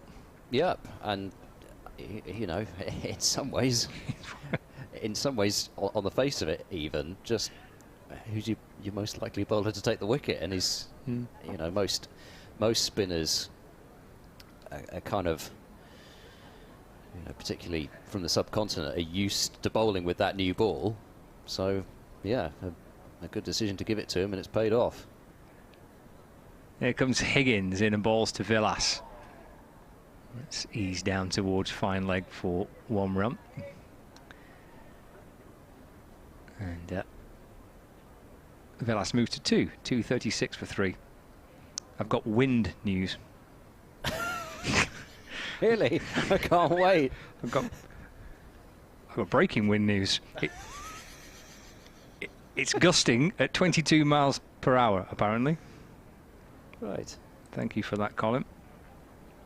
That feels quite... If you've got the equipment, then, well, then use it. Absolutely. Yeah. Thank you, Colin. Excellent from you. Higgins to Bohannon, driven straight. And it deflects off Higgins. Off his follow-through. Takes off all the pace, and Bohannon probably thinking he's hit that nice enough for runs. 2, 3, 6 for 3. It's an interesting partnership, isn't it, Higgins and Zafar, because it probably was the combination that was most effective for Gloucestershire after lunch. These two in combination. Little thin edge actually bounces past the stumps of Bohannon down towards Bracey. He has been unlucky not to pick up a wicket, as Higgins, we'll find out, I suppose, probably at the end of the day whether he feels as if he did with Bohannon on 50, but even without that, he's bowled so well. And again, it shows you what he can do on a pitch that's offering him almost nothing at all. He doesn't need a green seamer to be effective, and if he had picked up that wicket, then the figures look great. They already do, really. This is eased away down towards fine leg by Bohannon for a single. He moves to 128, and Lancashire to 237 for 3. It brings Villas back on strike. He would, I mean, yeah, his figures are outstanding, aren't they? He's bowled superbly. I can't. Sorry, go on. No, that's fine. I just can't remember whether it was Bumble I was talking about this with in relation to James Anderson in a similar way. It's a wide ball by Higgins and left by Villas and through to the keeper, no run. In terms of, you put Anderson on a surface that's not offering him a huge amount, say a lot of the bowling that he's done in the subcontinent, for example, on spinning surfaces or batting surfaces. He bowls 20 odd overs and goes at 1.5 and over. He might pick up only 1 or 2 wickets, but you just know that he only needs 1 to round out his figures. Villas onto the front foot and very deliberately kind of just waiting for it and pushing out towards mid-on for no run. Is the end of that over from Higgins. So 16 overs, 11 maidens, gone for just the 14 runs, 237 for 3, so 15 behind. And this combination of Higgins and Zafar continuing for Gloucestershire, which I quite like. I think it's a combination that felt like it was the most threatening after lunch, and these two have got the new ball together. They have. Despite that, though, and despite the fact that Zafar's taken the wicket, how Graham van Buren would love to be able to throw the ball to either David Payne or Naseem Shah, as Zafar Gohar is in and defended to short extra cover, and there's no run. And Payne in particular, just because he's been the new ball partner for Higgins for so long, and they do just complement each other so well. The right arm, left arm combination. Forward goes Bohannon, playing defensively out into the covers. Payne getting that ball shaping in from left arm over the wicket, and Higgins getting the ball to do all sorts at the other end. Payne, of course, with the angle, can get it moving across the right-hander as Bohannon drives, and will pick up a single. There's a brief juggle. The ball appeared to get away from Dale out on the deep white boundary for a moment there, but brought it under control. 238 for 3. Bohannon 129. But there we go. There's no use complaining about what you haven't got. try and make do with what you've got. No. He says, "Give life lessons from Ed Seaborn." Oh, wise words from you, Ed. Zaffer in, bowls full, and Villas watchfully defending out into the covers. There's no run. Covering right up there, Dane Villas playing with the utmost care. Zaffer in, down the pitch comes Villas, a couple of steps, and then just prods it into the offside for no run. Slightly theatrical groan from somebody out there. Villas certainly did know what he was doing. I would pray for Steve O'Shaughnessy to give him out LBW if he'd missed it. Last ball of the over as Zaffer is in, and Villas pushing forward into the offside, and the end of the over. 238 for 3. Lancashire just trying to see off the new ball now, having seen off the old ball, and then come out tomorrow and they'll have to see off the first at least half hour or so, you'd think, but perhaps it won't work out that way, and maybe before the end of the day there might be a certain amount of stroke play. You just never know. 238 for 3. Two members of Lancashire's media team have helped themselves to ice creams, which is lovely. Was he holding the ice cream, or was being held at a 90-degree angle to the ground there? Seems tempting fate. It's Higgins into Bohannon. It's played away into the offside, but for no run. The ice cream van in the corner of the car park there, behind the wooden benches. You've got the burger van out there still as well. You've got your dinner and your dessert all in one, haven't you, really? Yes. With a coffee in between. Higgins balls, Bohannon plays forward. Ball bounces out towards mid-wicket, and there's no run. It's not a day particularly where your ice cream would melt massively. Depends what it's made but of. It's a day where you might lose a bit to the wind. You know? I think it's going to go dribbling down your hand because it's melting because of the shearing hot temperatures. But you might lose a bit with a 22-mile-an-hour gust. There's Bohannon trying to force the ball away. It's picked up inside the offside, extra cover by Lace, and there's no run. Well, as I say, I'm sure the ice cream is top quality. So yes, it's true. Not casting aspersions there at all. So of course it would melt rather than sit there like some ice creams seem to do, or just kind of go into a sort of catstick type foam. Higgins to Bohannon. It may have come off the shoulder of the bat, perhaps beyond reach of third slip, almost into a couple of pigeons, down towards the boundary for 4 runs. But with a little bit of extra bounce with it being a new ball, a little harder, of course. Played neat enough by Bohannon. Yeah, well, what can you do if you're Higgins? He's actually got a bit of seam movement, it looked like, there. Just nipped away a little bit from the right-handed Bohannon, but if the edge is played softly enough, then you're going to concede runs for a terrific ball. Higgins balls, Bohannon turns it out into the onside. Gathered at mid-wicket, and there's no run. Well, there's a gap between the two slip fielders, aren't there? There's first slip and then Dent, who is the second slip fielder, but not kind of fielding in a second slip position. There's a point, extra cover, mid-off, mid-on, mid-wicket, the deep mid-wicket, long leg. Bohan's forward press, his defensive forward play, immaculate again there, as it has been so far throughout the course of this innings, where he's faced 277 deliveries for his 133 runs. Lancashire 242 for 3 and 10 runs behind. I'm just not sure about an ice cream on a day like this in general. I think it's one of those. Yeah, it's one of those things like turning up regardless of the weather in shorts. Steve Snell made a comment last night that he was perhaps regretting his decision later on last night to wear the shorts. But I mean, ground staff are great. They're in shorts almost no matter what. Some of them, anyway. Now there's a long hold here, and I think Gloucestershire are obviously just a little bit worried that they might get through more than the 96 overs or the 96 full overs in the day.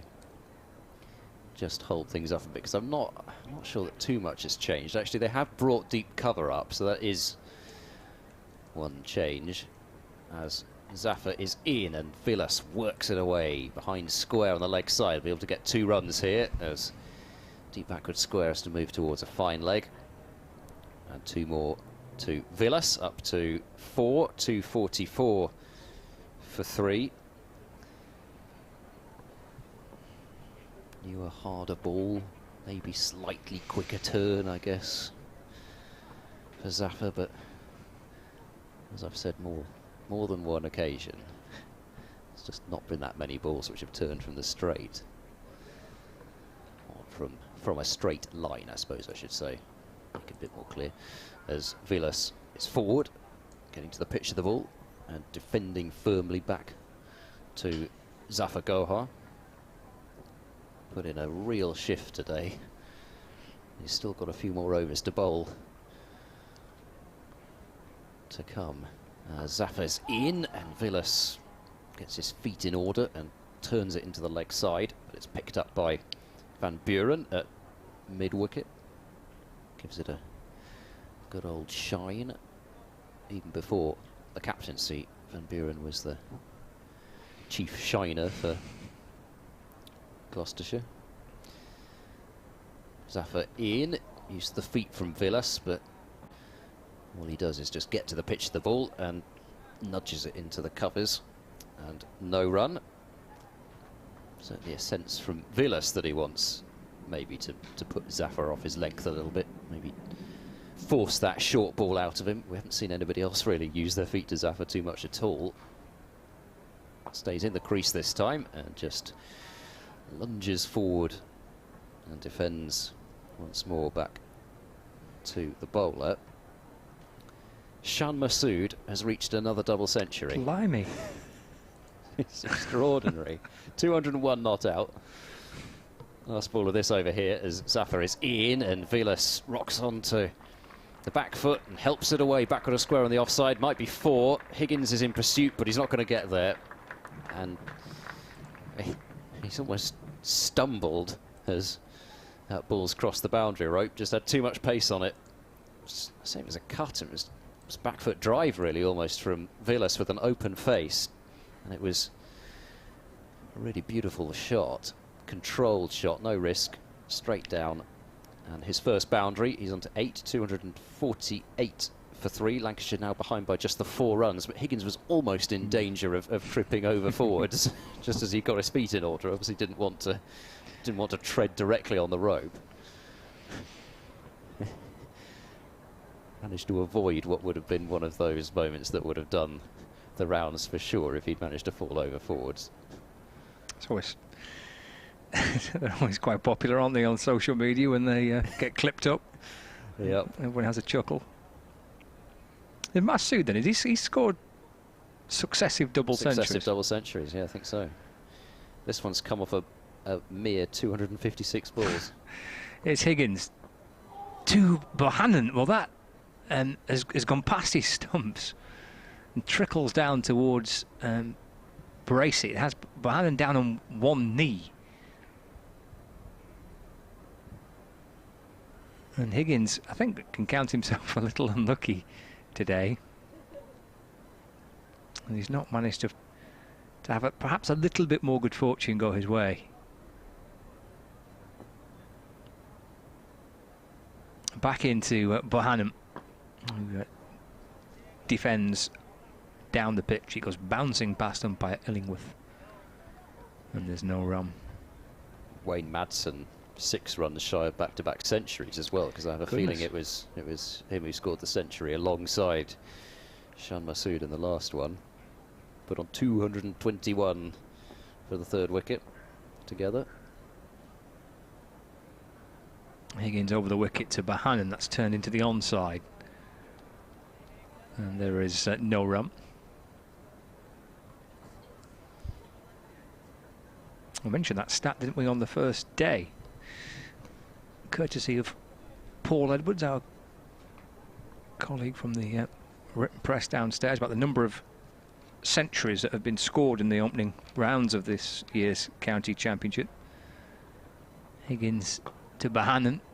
Check drive, the ball just ricochets up to mid-off. There's no run. This is before this round of fixtures, but 33 players in the first 2 rounds of the county championship scoring centuries. And 17 times in the first 15 games of this year's championship, the teams had got 400 or more in an innings. Again, Bohannon forward and defends. Bounces back down to Higgins, who feels off his own bowling. And there's no run. Lancashire edging slowly towards a batting bonus point. 248 for 3. They've got 4 bonus points from this match so far, and Gloucestershire have 3. Final ball of the over. Higgins is shuffling his way back in. Bit of width, and it's cut. It's well stopped by Lace, bouncing in front of him just at point, and that's the end of the over. 248 for 3. Yorkshire taking control against Northamptonshire, 48 without loss in their 2nd innings. They lead Northamptonshire now by 144. In fact, it's 52 without loss, and the 52 without loss in 8.5 overs. So Lyth and Karunaratne are moving the score along there at some pace. Matt Kelly, the Aussie overseas signing for Northamptonshire, 2 overs for 20 so far in this innings. He did get a couple of wickets in the first innings, 2 for 62. Higgins is not bowling. See what I did there. It's Zafar Gohar to continue. And the sweep comes out from Vilas. He's got that away towards deep backward square. He'll pick up a single and move on to 9 to 49 for 3. Lancashire just 1 shy of another bonus point.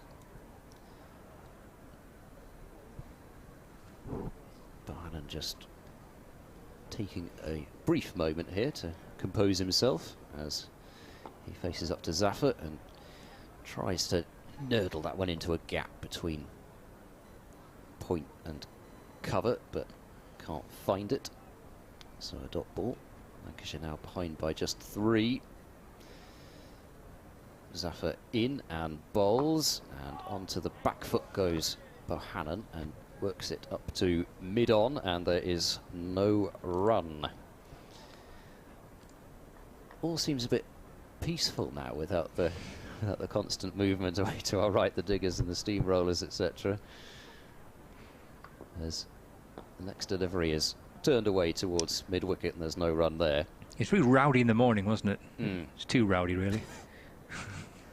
Got rid of the staircase, and I'm just wondering, there's the lower staircase there as well, and I'm wondering if that's for the chop tomorrow morning. Does it know its fate at this point? As Bohannon goes onto the front foot and drives quietly out to deep cover, and that single brings up the 250 for Lancashire, so that's a 2nd batting point for them.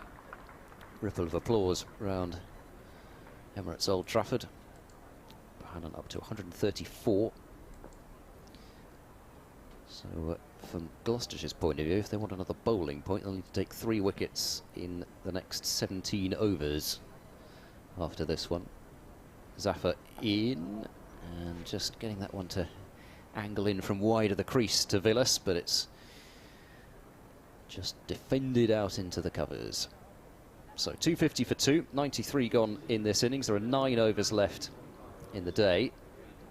So I guess, well, I don't guess, I can be pretty certain that there will need to be at least 1 more bowling change from the Anderson end. Don't imagine Higgins is going to bowl all the way through to the close. There's a few more people out on their balconies watching the cricket, perhaps with a bit of room service having already been delivered.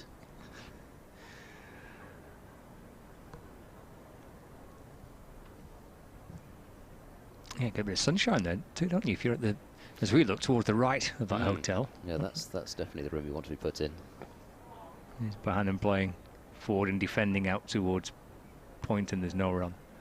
Sheltered a bit from the wind, not entirely, but a little bit. It's kind of, yeah, it's kind of looking at the direction of the wind. It's blowing into the. It'll be gusty in reception when the door opens. It's blowing in that direction. So that room right at the end, the gentleman leaning over his balcony there. That's key. That's the one you want, I think. Prime room. On the 3rd floor above. Play a premium for that though. This is heaved away through the onside by Bohannon. Gets through for a run. He was on to 135, 251 for 3.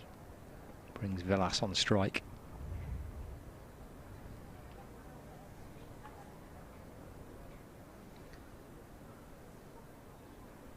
Higgins into his 19th over.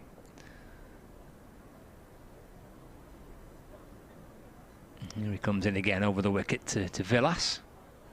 And that's down towards 3rd man. There's 3 chasing after it. Dent with the ponytail will get there first. And Villas actually runs 3. And that's appreciated by the Lancashire supporters. He runs quickly, runs hard and quickly, Dave Villas. You better be on your toes with him. And puts Lancashire in front as well. We move on to 254 for 3, so it's a lead of 2 for Lancashire. They've drawn level and moved in front. It's taken them 3 wickets. It's cost them 3 wickets to get to this stage. There's Bohannon again back and across to defend, and there's no run. Yep, I think in a flat race between Chris Dent and nearly everybody in this Gloucestershire side, Dent's winning it. Arguably anybody, I think. He probably is the quickest in a short straight line. Higgins bowls, and Bohannon with an angled bat turns it in front of square on the leg side. Moves to 136. Score to 255 for 3. I don't think anybody would be giving it more effort than Van Buren, though. To try and beat him. To try and beat him, but I'm not sure he'd succeed. Well, he powered his way to the rope there, didn't he? Dent, and flicked the ball back. His magnificent ponytail flapping in the breeze in the process. Higgins to Villas. He'll go again, Dent. Come on, can you catch up with it? Down towards the boundary, the pigeons are off. Even the pace of Dent can't see him catch up with that one. That's 4 runs. Villas moves up to 12. Score moves on to 259 for 3. Well, again, I say how unfortunate Higgins has been not to pick up a wicket. I know there was nothing unfortunate in the way that was played, but just toiled away for 19 overs, kept things so tight, and that must have been easily the most expensive over he's bowled, and it wasn't a terrible over that either, conceding 9 runs. But really, what more could Higgins have done? He's plugged away, and he's created half chances, but they just haven't fallen for him. Zafar Gohar is going to be out of the attack. Whether he's going to come back from the Anderson end, I don't know, but from the Brian Statham end, it will be Josh Shaw returning. So far, 8 overs, 1 maiden, 0 for 41 for Shaw in this innings. So just a potentially 4-over burst at the end of the day here. Shaw going through a few warm-up tosses with Marcus Harris at mid-off.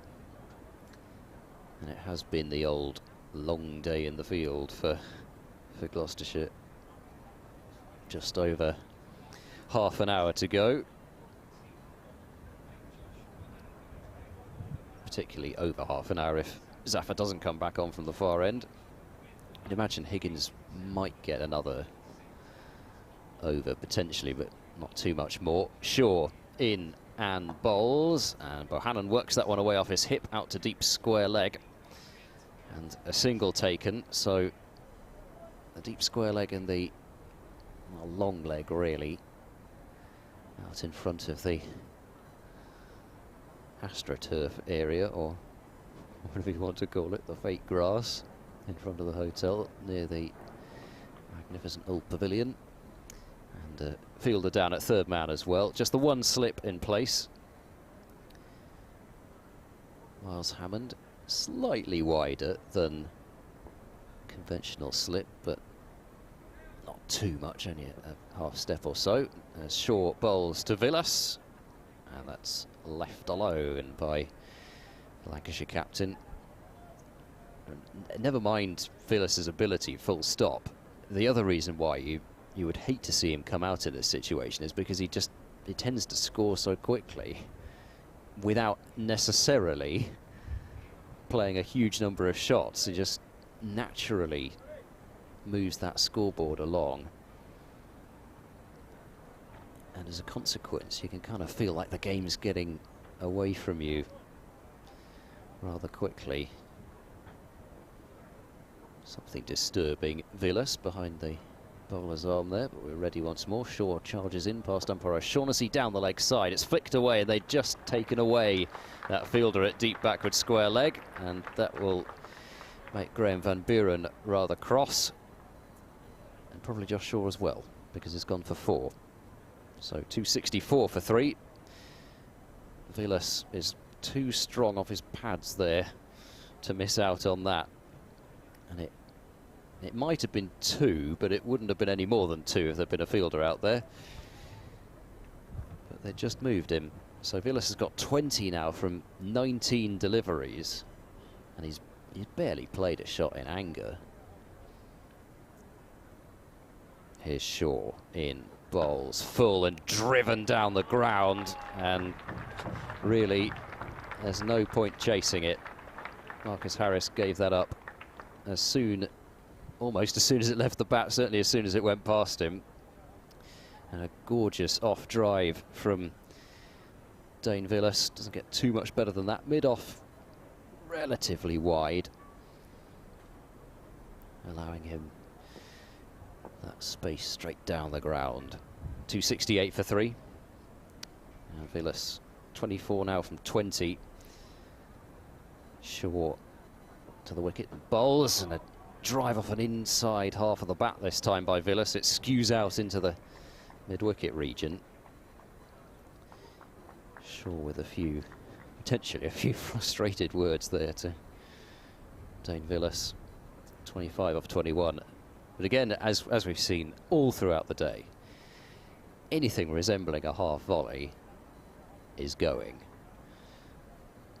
It's just been the kind of pitch where you've been able to drive without too much fear. Shaw bowls. It's clipped through mid-wicket by Bohannon this time. There'll be 2 runs here. Cap goes backwards off the head of the square leg sweeper out there. 2 more runs to the total. 271 for 3. 12 off the over. And the bowling figures, I mean, Zafar Gohar's bowled 32 overs, Higgins has bowled 19, but only one look at the bowling figures, never mind the runs and wickets column, but the overs bowled column shows you the problem that Van Buren has had today. He's had the two bowlers that he can really rely on, but outside that it's been scrambling about trying to find some consistency and trying to buy a wicket somehow, but it hasn't happened. And Zafar Gohar is, well, with the run out as well, he's had a hand in all 3 wickets to fall, and he is indeed going to replace Higgins from the Anderson end. Yes, he's had an eventful game, hasn't he? Really, obviously with the ball, but he had quite a handy partnership with Higgins with the bat as well. Of course, yeah. So it's been a tough couple of days for Gloucestershire, but kind of on an individual level, I think Zafar Gohar with the bat to begin with, and now in the field and with the ball, it's a pretty good one for Gloucestershire. He gets the Lancashire captain hopping onto the back foot and pushing the ball away through the offside. And Dame Villas takes his total to 26. Lancashire now 272 for 3. Brings Bohannon back on strike. 2 slips and mid-wicket. Mid-on, mid-off, extra cover, deep extra cover. Backward point and a deep backward square leg. In from the James Anderson end, balls forward in defence. Bohannon goes. And Chris Dent meets it. Picks it up one-handed. Throws it back to Zafar. In again. And Bohannon immaculate in his forward defence. I mean, James Taylor's in the box next door to us. I mean, every century is a nicely timed century, but it's even better time when you become one of the people helping to pick the squad for England.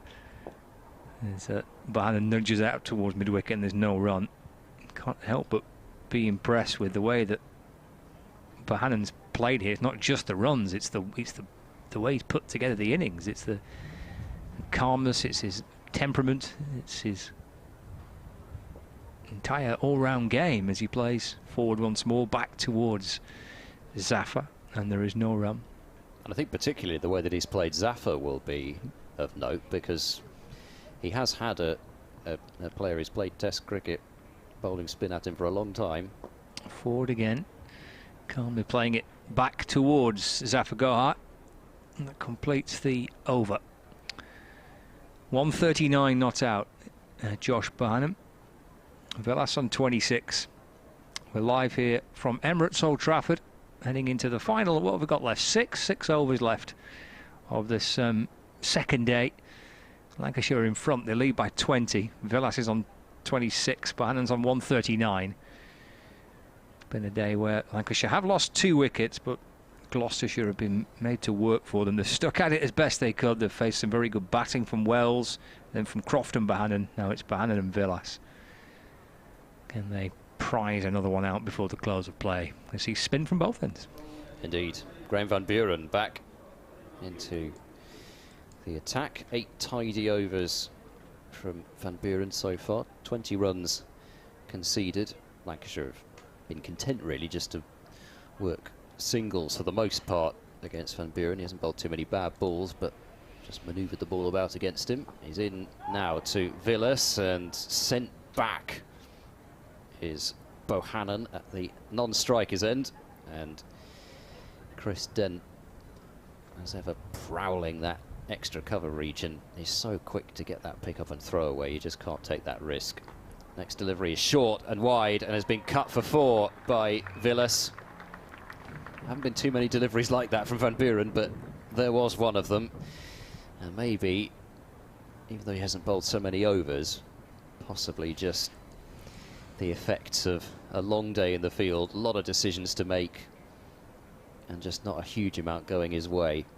And that ball also banged into the concrete There's no advertising board so in that section there to protect the ball from the concrete, so it slammed into that as well. As Van Buren bowls a full delivery, which is turned to short mid-wicket, and there is no run. Tom Lace, the fielder there.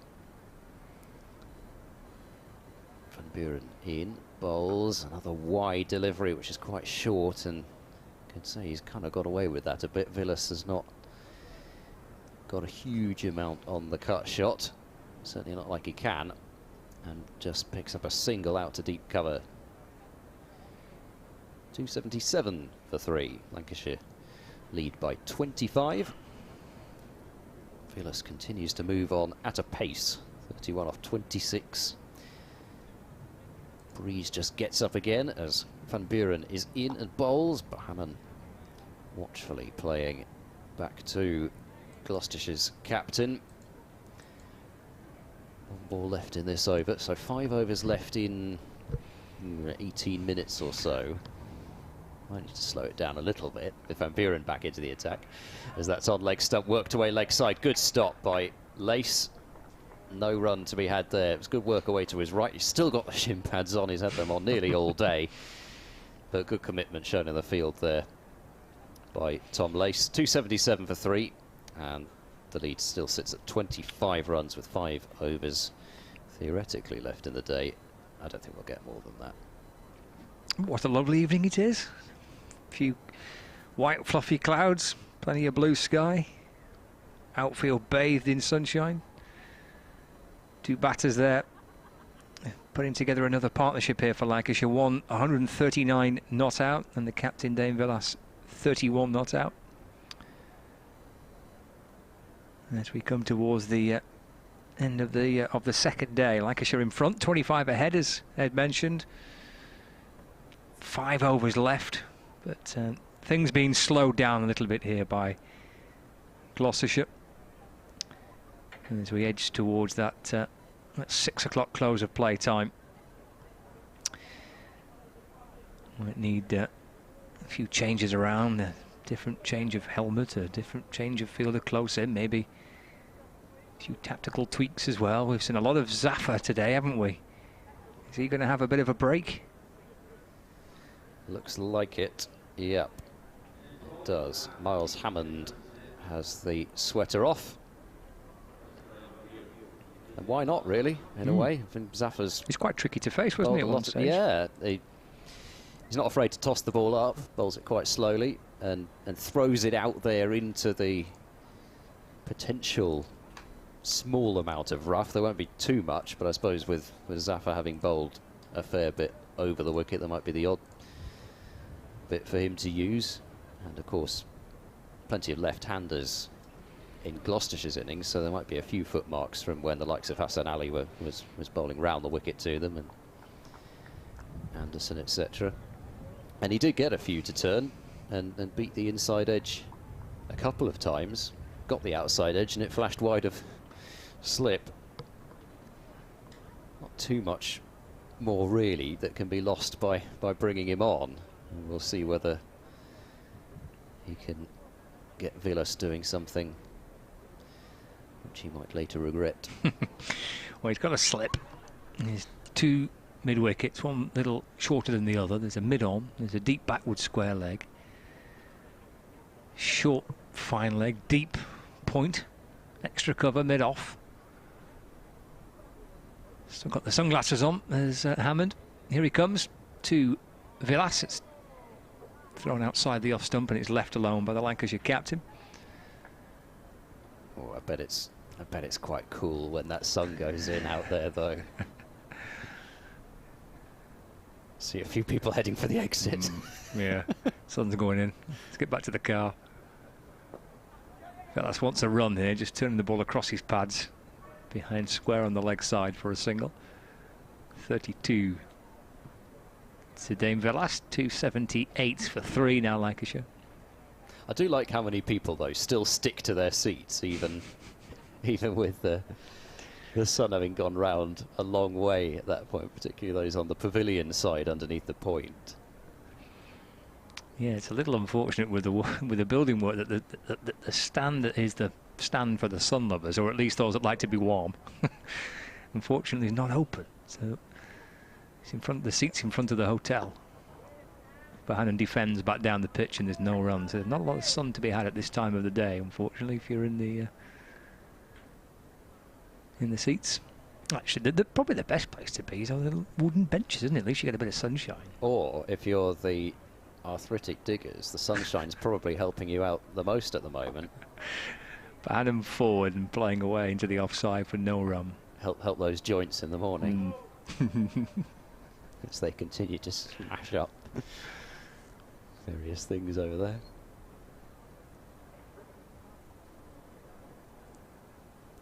Hammond balls, and Bohannon goes back, cuts the ball down towards the Pigeons, who scatter. Will be cut off. Bohannon jogs 3. Was a very gentle jog, really, from Josh Bohannon. Takes him to 142. Pigeons look really reluctant to get out of the way there as well. Left it right until the last moment, having done about 2 circles of the ground. They now landed right back on the same spot again.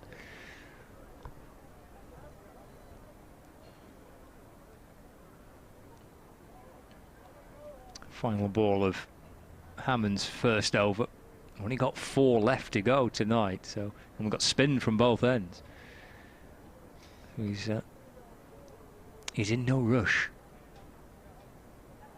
And he bowls to Villas. Well, the way he played it, looked a little nervy from here with the keeper blocking our view, but he just kind of half shuffles back and then pokes it away through the offside for 1. Takes him on to 33. End of the over, 282 for 3. So that's 30 in front now. Lancashire with 7 wickets remaining in their first innings. How long do you reckon Lancashire will want to bat tomorrow then, if they're given the opportunity? Till tea, or do you reckon maybe a bit before tea, or even a bit after?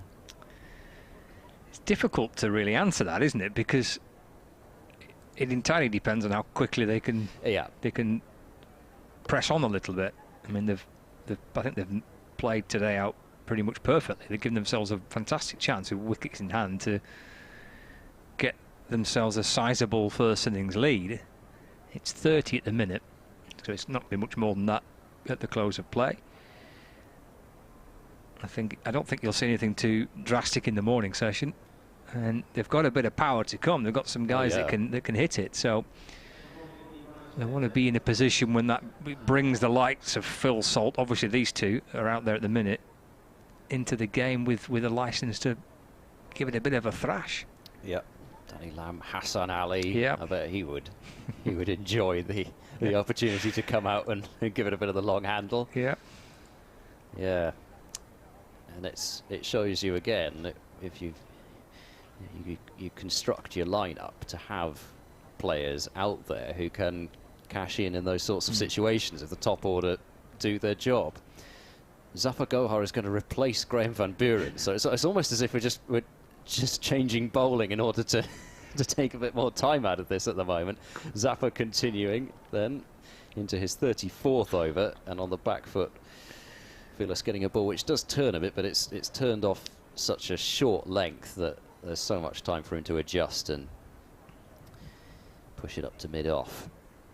2 slips in place. Zafar in. Ooh, that was a bit of a late defensive shot that time from Villas. Just kind of jammed down on it at the last minute. I was thinking for a brief moment that might be about to crash into that pad, but Villas quick enough. Zafar is in, and Villas just runs the ball to backward point, and there's no run. So another tidy over. Just from Zafar's point of view, this one and another one to get through. A bit of a marathon day's work for him. Zafar in, bowling, and on the back foot. There's hesitation as the ball goes out to deep point for a single. I'm sure they would have thought the backward point might have got across to it, but probably wasn't the best bit of running there, even if it was only ever a single anyway. And now the two Lancashire batters are going to have a discussion about what may or may not have happened there. 283 for 3. Villas on to 34. And the silly mid-off goes back in for Bohannon. Is he going to be left on another milestone at the end of a session? He goes forward and defends back to the bowler. It was 50 at lunch, It was, 100 at tea. Yeah. could be 150 at the close of play. 3.1 overs left in the day. Zafar in bowls, wide of the crease. Oh, there's hesitation here, and that was certainly close to being calamity. There was a real yes, no there. They get back, Dent throwing off balance, but by that point they'd sorted things out. But another run out at the end of the day would not have gone down well, however well Lancashire have done today. They ended up getting back into their respective grounds and no run. 283 for 3, lead of 31, 142 for Bohannon and 34 to Villas.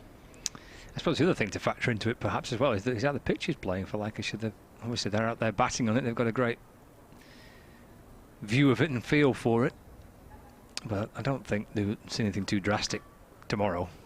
They'll want to do what Gloucestershire failed to do, which is capitalise on being in a good position, which Gloucestershire were at lunch on the first day, and it didn't kind of materialise for them. Well, Lancashire are 30 in front with 7 wickets remaining.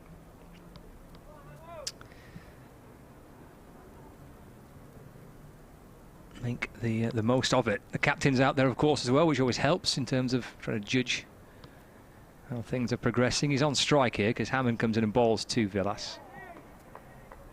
That's played away into the onside, and there is no run.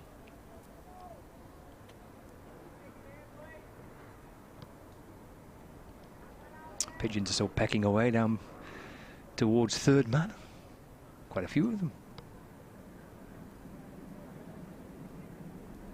Hammond's into Villas. Turned away towards backward square leg. And there's no run. Quite a heavy leg side field set here with short mid wicket, mid on, square leg, backward square leg, deep mid wicket. There's a deep backward point, extra cover mid off, and then the pigeons. Hammond to Villas. He wants a run here. He's hit it up towards mid off. And throw comes in towards the keeper's end. Does get a single in Villas. 35, and that's the 50 partnership as well. 50 off 79 deliveries. That's ticked along quite nicely, but it's a kind of classic Villas knock this. It's 35 off 36. You watch Villas bat for 40 minutes, an hour or so, and you think, goodness, that's moved on pretty quickly without actually him doing a great deal, but he runs so well in particular. Wants another one here because Bohannon's turned this down towards fine leg, and Villas says yes to the single there. Bohannon moves on to 143. Correction, 142. Leg by. Leg by, thank you. 285 for 3. 2 balls left of the over. He's bowled 10 so far, Hammond. Putting a bottom hand on this from Villas as he tries to force it down the ground. It's picked up by Shaw at mid-on, and there's no run. Put a bit of spin on that as well, actually. Just seemed to be curving towards the fielder. He needed to hit the fade rather than the draw, or whichever way around it is. I never remember. Villas waiting. In comes Hammond bouncing around and bowling, and it's driven through the offside. That's a big old boundary, that, but we mentioned how many fielders are on the leg side. And as a result, Villas can drive nicely enough through extra cover for 4. And he moves on to 39, and the score moves on to 289 for 3. Yeah, he's not been afraid to toss the ball up, Hammond, and It's been quite rare that he's really been got at, but that one just a bit too full. But he does get you driving, and he does flight the ball. And it's been a good 10 overs from Hammond, and there haven't been too many things to clutch onto from a Gloucestershire point of view today, but I suppose we can add Hammond into the bowling of Zafar. So just Higgins a bit luckless today, and maybe he'll get his reward tomorrow morning, but it feels as if he's bowled better than a 0 for, even if it is only 0 for 27 from 19 overs with 12 maidens. So now we've got, what, 5 minutes left. It's going to be 4 in a second, so they can probably make sure that, well, in fact, they could definitely make sure that there isn't another over. They probably won't have to do too much more time wasting in order to make sure there isn't the extra over. So another helmet's had to be brought out. Yeah, Miles Hammond needs to field at leg slip here, and he's always just dropped his whatever that was. What on earth was it? It's like I want to speculate as to what that was. It's like just a bit of material that seemed to drop off from somewhere, but anyway. Well, it's back in its position wherever, whatever it was. Leg slip and a silly mid-off, so 3 close catches with the slip in as well. Zafar's got a bowl over the wicket. Just had no idea what on earth that was. Just suddenly something seemed to fall to the ground. So silly mid-off, we've got a short extra, short mid-wicket, mid-off, mid-on, a backward square leg who's fairly deep, and a deep cover. Zafar in, and Bohannon pads up to that one. Don't think he's going to be drawn into anything here. 6 balls bowled outside leg stump. A lot of be the happy pad. to pad up to 6 of them, yeah. Zafar bowls. Ooh, that's come off a thin angle this time with or thin angle. It's taken a thin amount of the pad and not deflected too far, and it's gone to leg slip this time. Where's the next one going to go off the pad? Well, it's mid-wicket. Might it go out on the offside? Seen a couple, not too many. Not sure my money would be on that. I'm going to say mid-wicket. Zafar in, and oh well, it barely makes it off the pitch. Actually, it was heading towards mid-wicket. I'm going to take moral victory. Yeah, you should. You actually. claim it. It was the right angle off the pad. Anyway, we've got 3 balls left of the day. Switching round. Okay, it's ruined it. The fun's over. Now, of course, we need another change in the field just to make doubly sure, but there's only a minute and a half left until 6 o'clock, so I don't think they need to worry about getting through an extra over now. Zafar round the wicket. That's driven. Oh, that wasn't far off Tom Lace at silly mid-off, and in fact, did it actually hit him? It may have caught him, yeah. Yeah, and he's just examining that helmet. Must have just a glancing blow. Yeah, a real glancing blow because of the angle that it came off, because it was still fielded at extra cover by Dent. Bounced into the ground, which would have taken some of the force off, but still, yeah, Tom Blaze has just taken a couple of shuffling steps backwards. Bet he has. Don't blame him. There's 2 balls left in this Zafar over, the penultimate over of the day. He's in and bowls, and Bohannon just for a moment looked in a bit of trouble as that was spearing in towards his stumps, but then got his feet almost out of the way of the ball. He then put the bat in the way of it, and it went out to mid-on, no run. So last ball of Zafar's work for the day, his 35th over, and he's moving in past umpire O'Shaughnessy in bowling, and Bohannon studiously forward in defence. So 35 overs, 10 maidens, 2 for 65. A terrific shift from Zafar Gohar. He's picked up the wickets of Wells LBW for 59, going quite a long way across, and Croft bowled off a bottom edge for 34, but on a surface that's not offered too much. Zafar has been terrific, and that's exactly what you want from your overseas spinner on this kind of surface. Of course, you must add he shouldn't or wouldn't be playing most likely if Naseem Shah were fit and available, but Gloucestershire could not have asked for much more from him in the games that he's played. He's not had a great deal to work with, still taken wickets, and he's really saved some runs as well by his bowling today. Here we go then, final over of the day. Hammond to Villas, a forward defence, and there is no run. So we've got Villas on 39 and Bahan on 142. And Hammond to send down this last over. Lancashire in front by 37.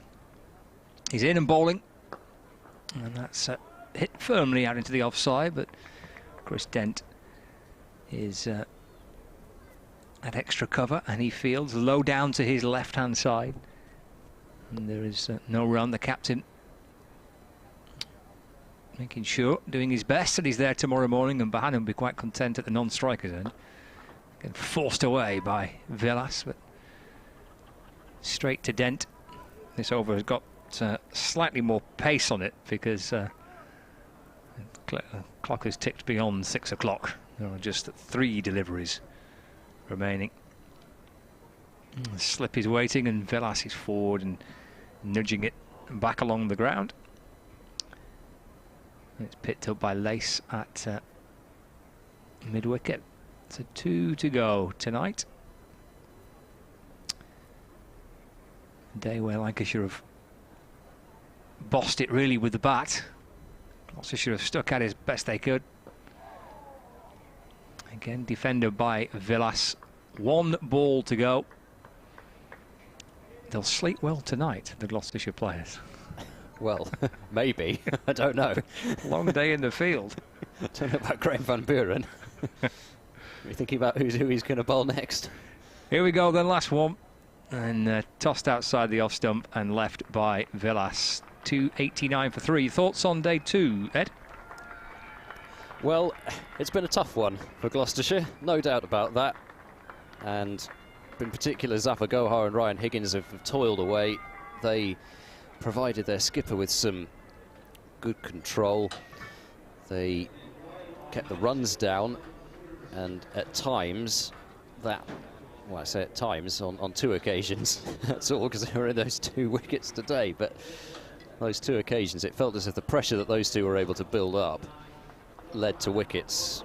Wells, LBW for 59, Croft bowled for 34, both wickets falling to Zafar Gohar, and, well, Gloucestershire sort of commiserating each other, I think is possibly the way you might put it, as they walk off. They know it's been tough out there for all of them, and there's no sense in doing anything other than acknowledging that and sticking together as a team, and that's certainly the way that they're walking off. Yeah, plenty of applause for Josh Bohannon as he acknowledges the applause from the Lancashire supporters. He makes his way up the steps back into the dressing room. His teammates will be there to greet him. He is battered throughout the day, much to the appreciation of the Lancashire dressing room. Are all there waiting for him. His captain, Dame Villas, alongside him. They'll be back tomorrow morning, as indeed will we. Lancashire are 289 for 3. Close of play on what has continued to be a day where those flags have been absolutely battered by the wind. But it's bright and sunny. It's a lovely way to end the day. And Lancashire have a lead of 37 runs over Gloucestershire, still with 7 wickets remaining in their first innings. The only wickets to fall: Balderson for 5, Wells for 59 and Croft for 34 in this Lancashire reply to Gloucestershire's total of 252. That's it from me and Ed. Thank you for your company throughout the course of the day. We'll be back tomorrow morning for coverage on the BBC Sport website and app, and on Lancashire TV as well. Let's just recap how things have progressed on day 2.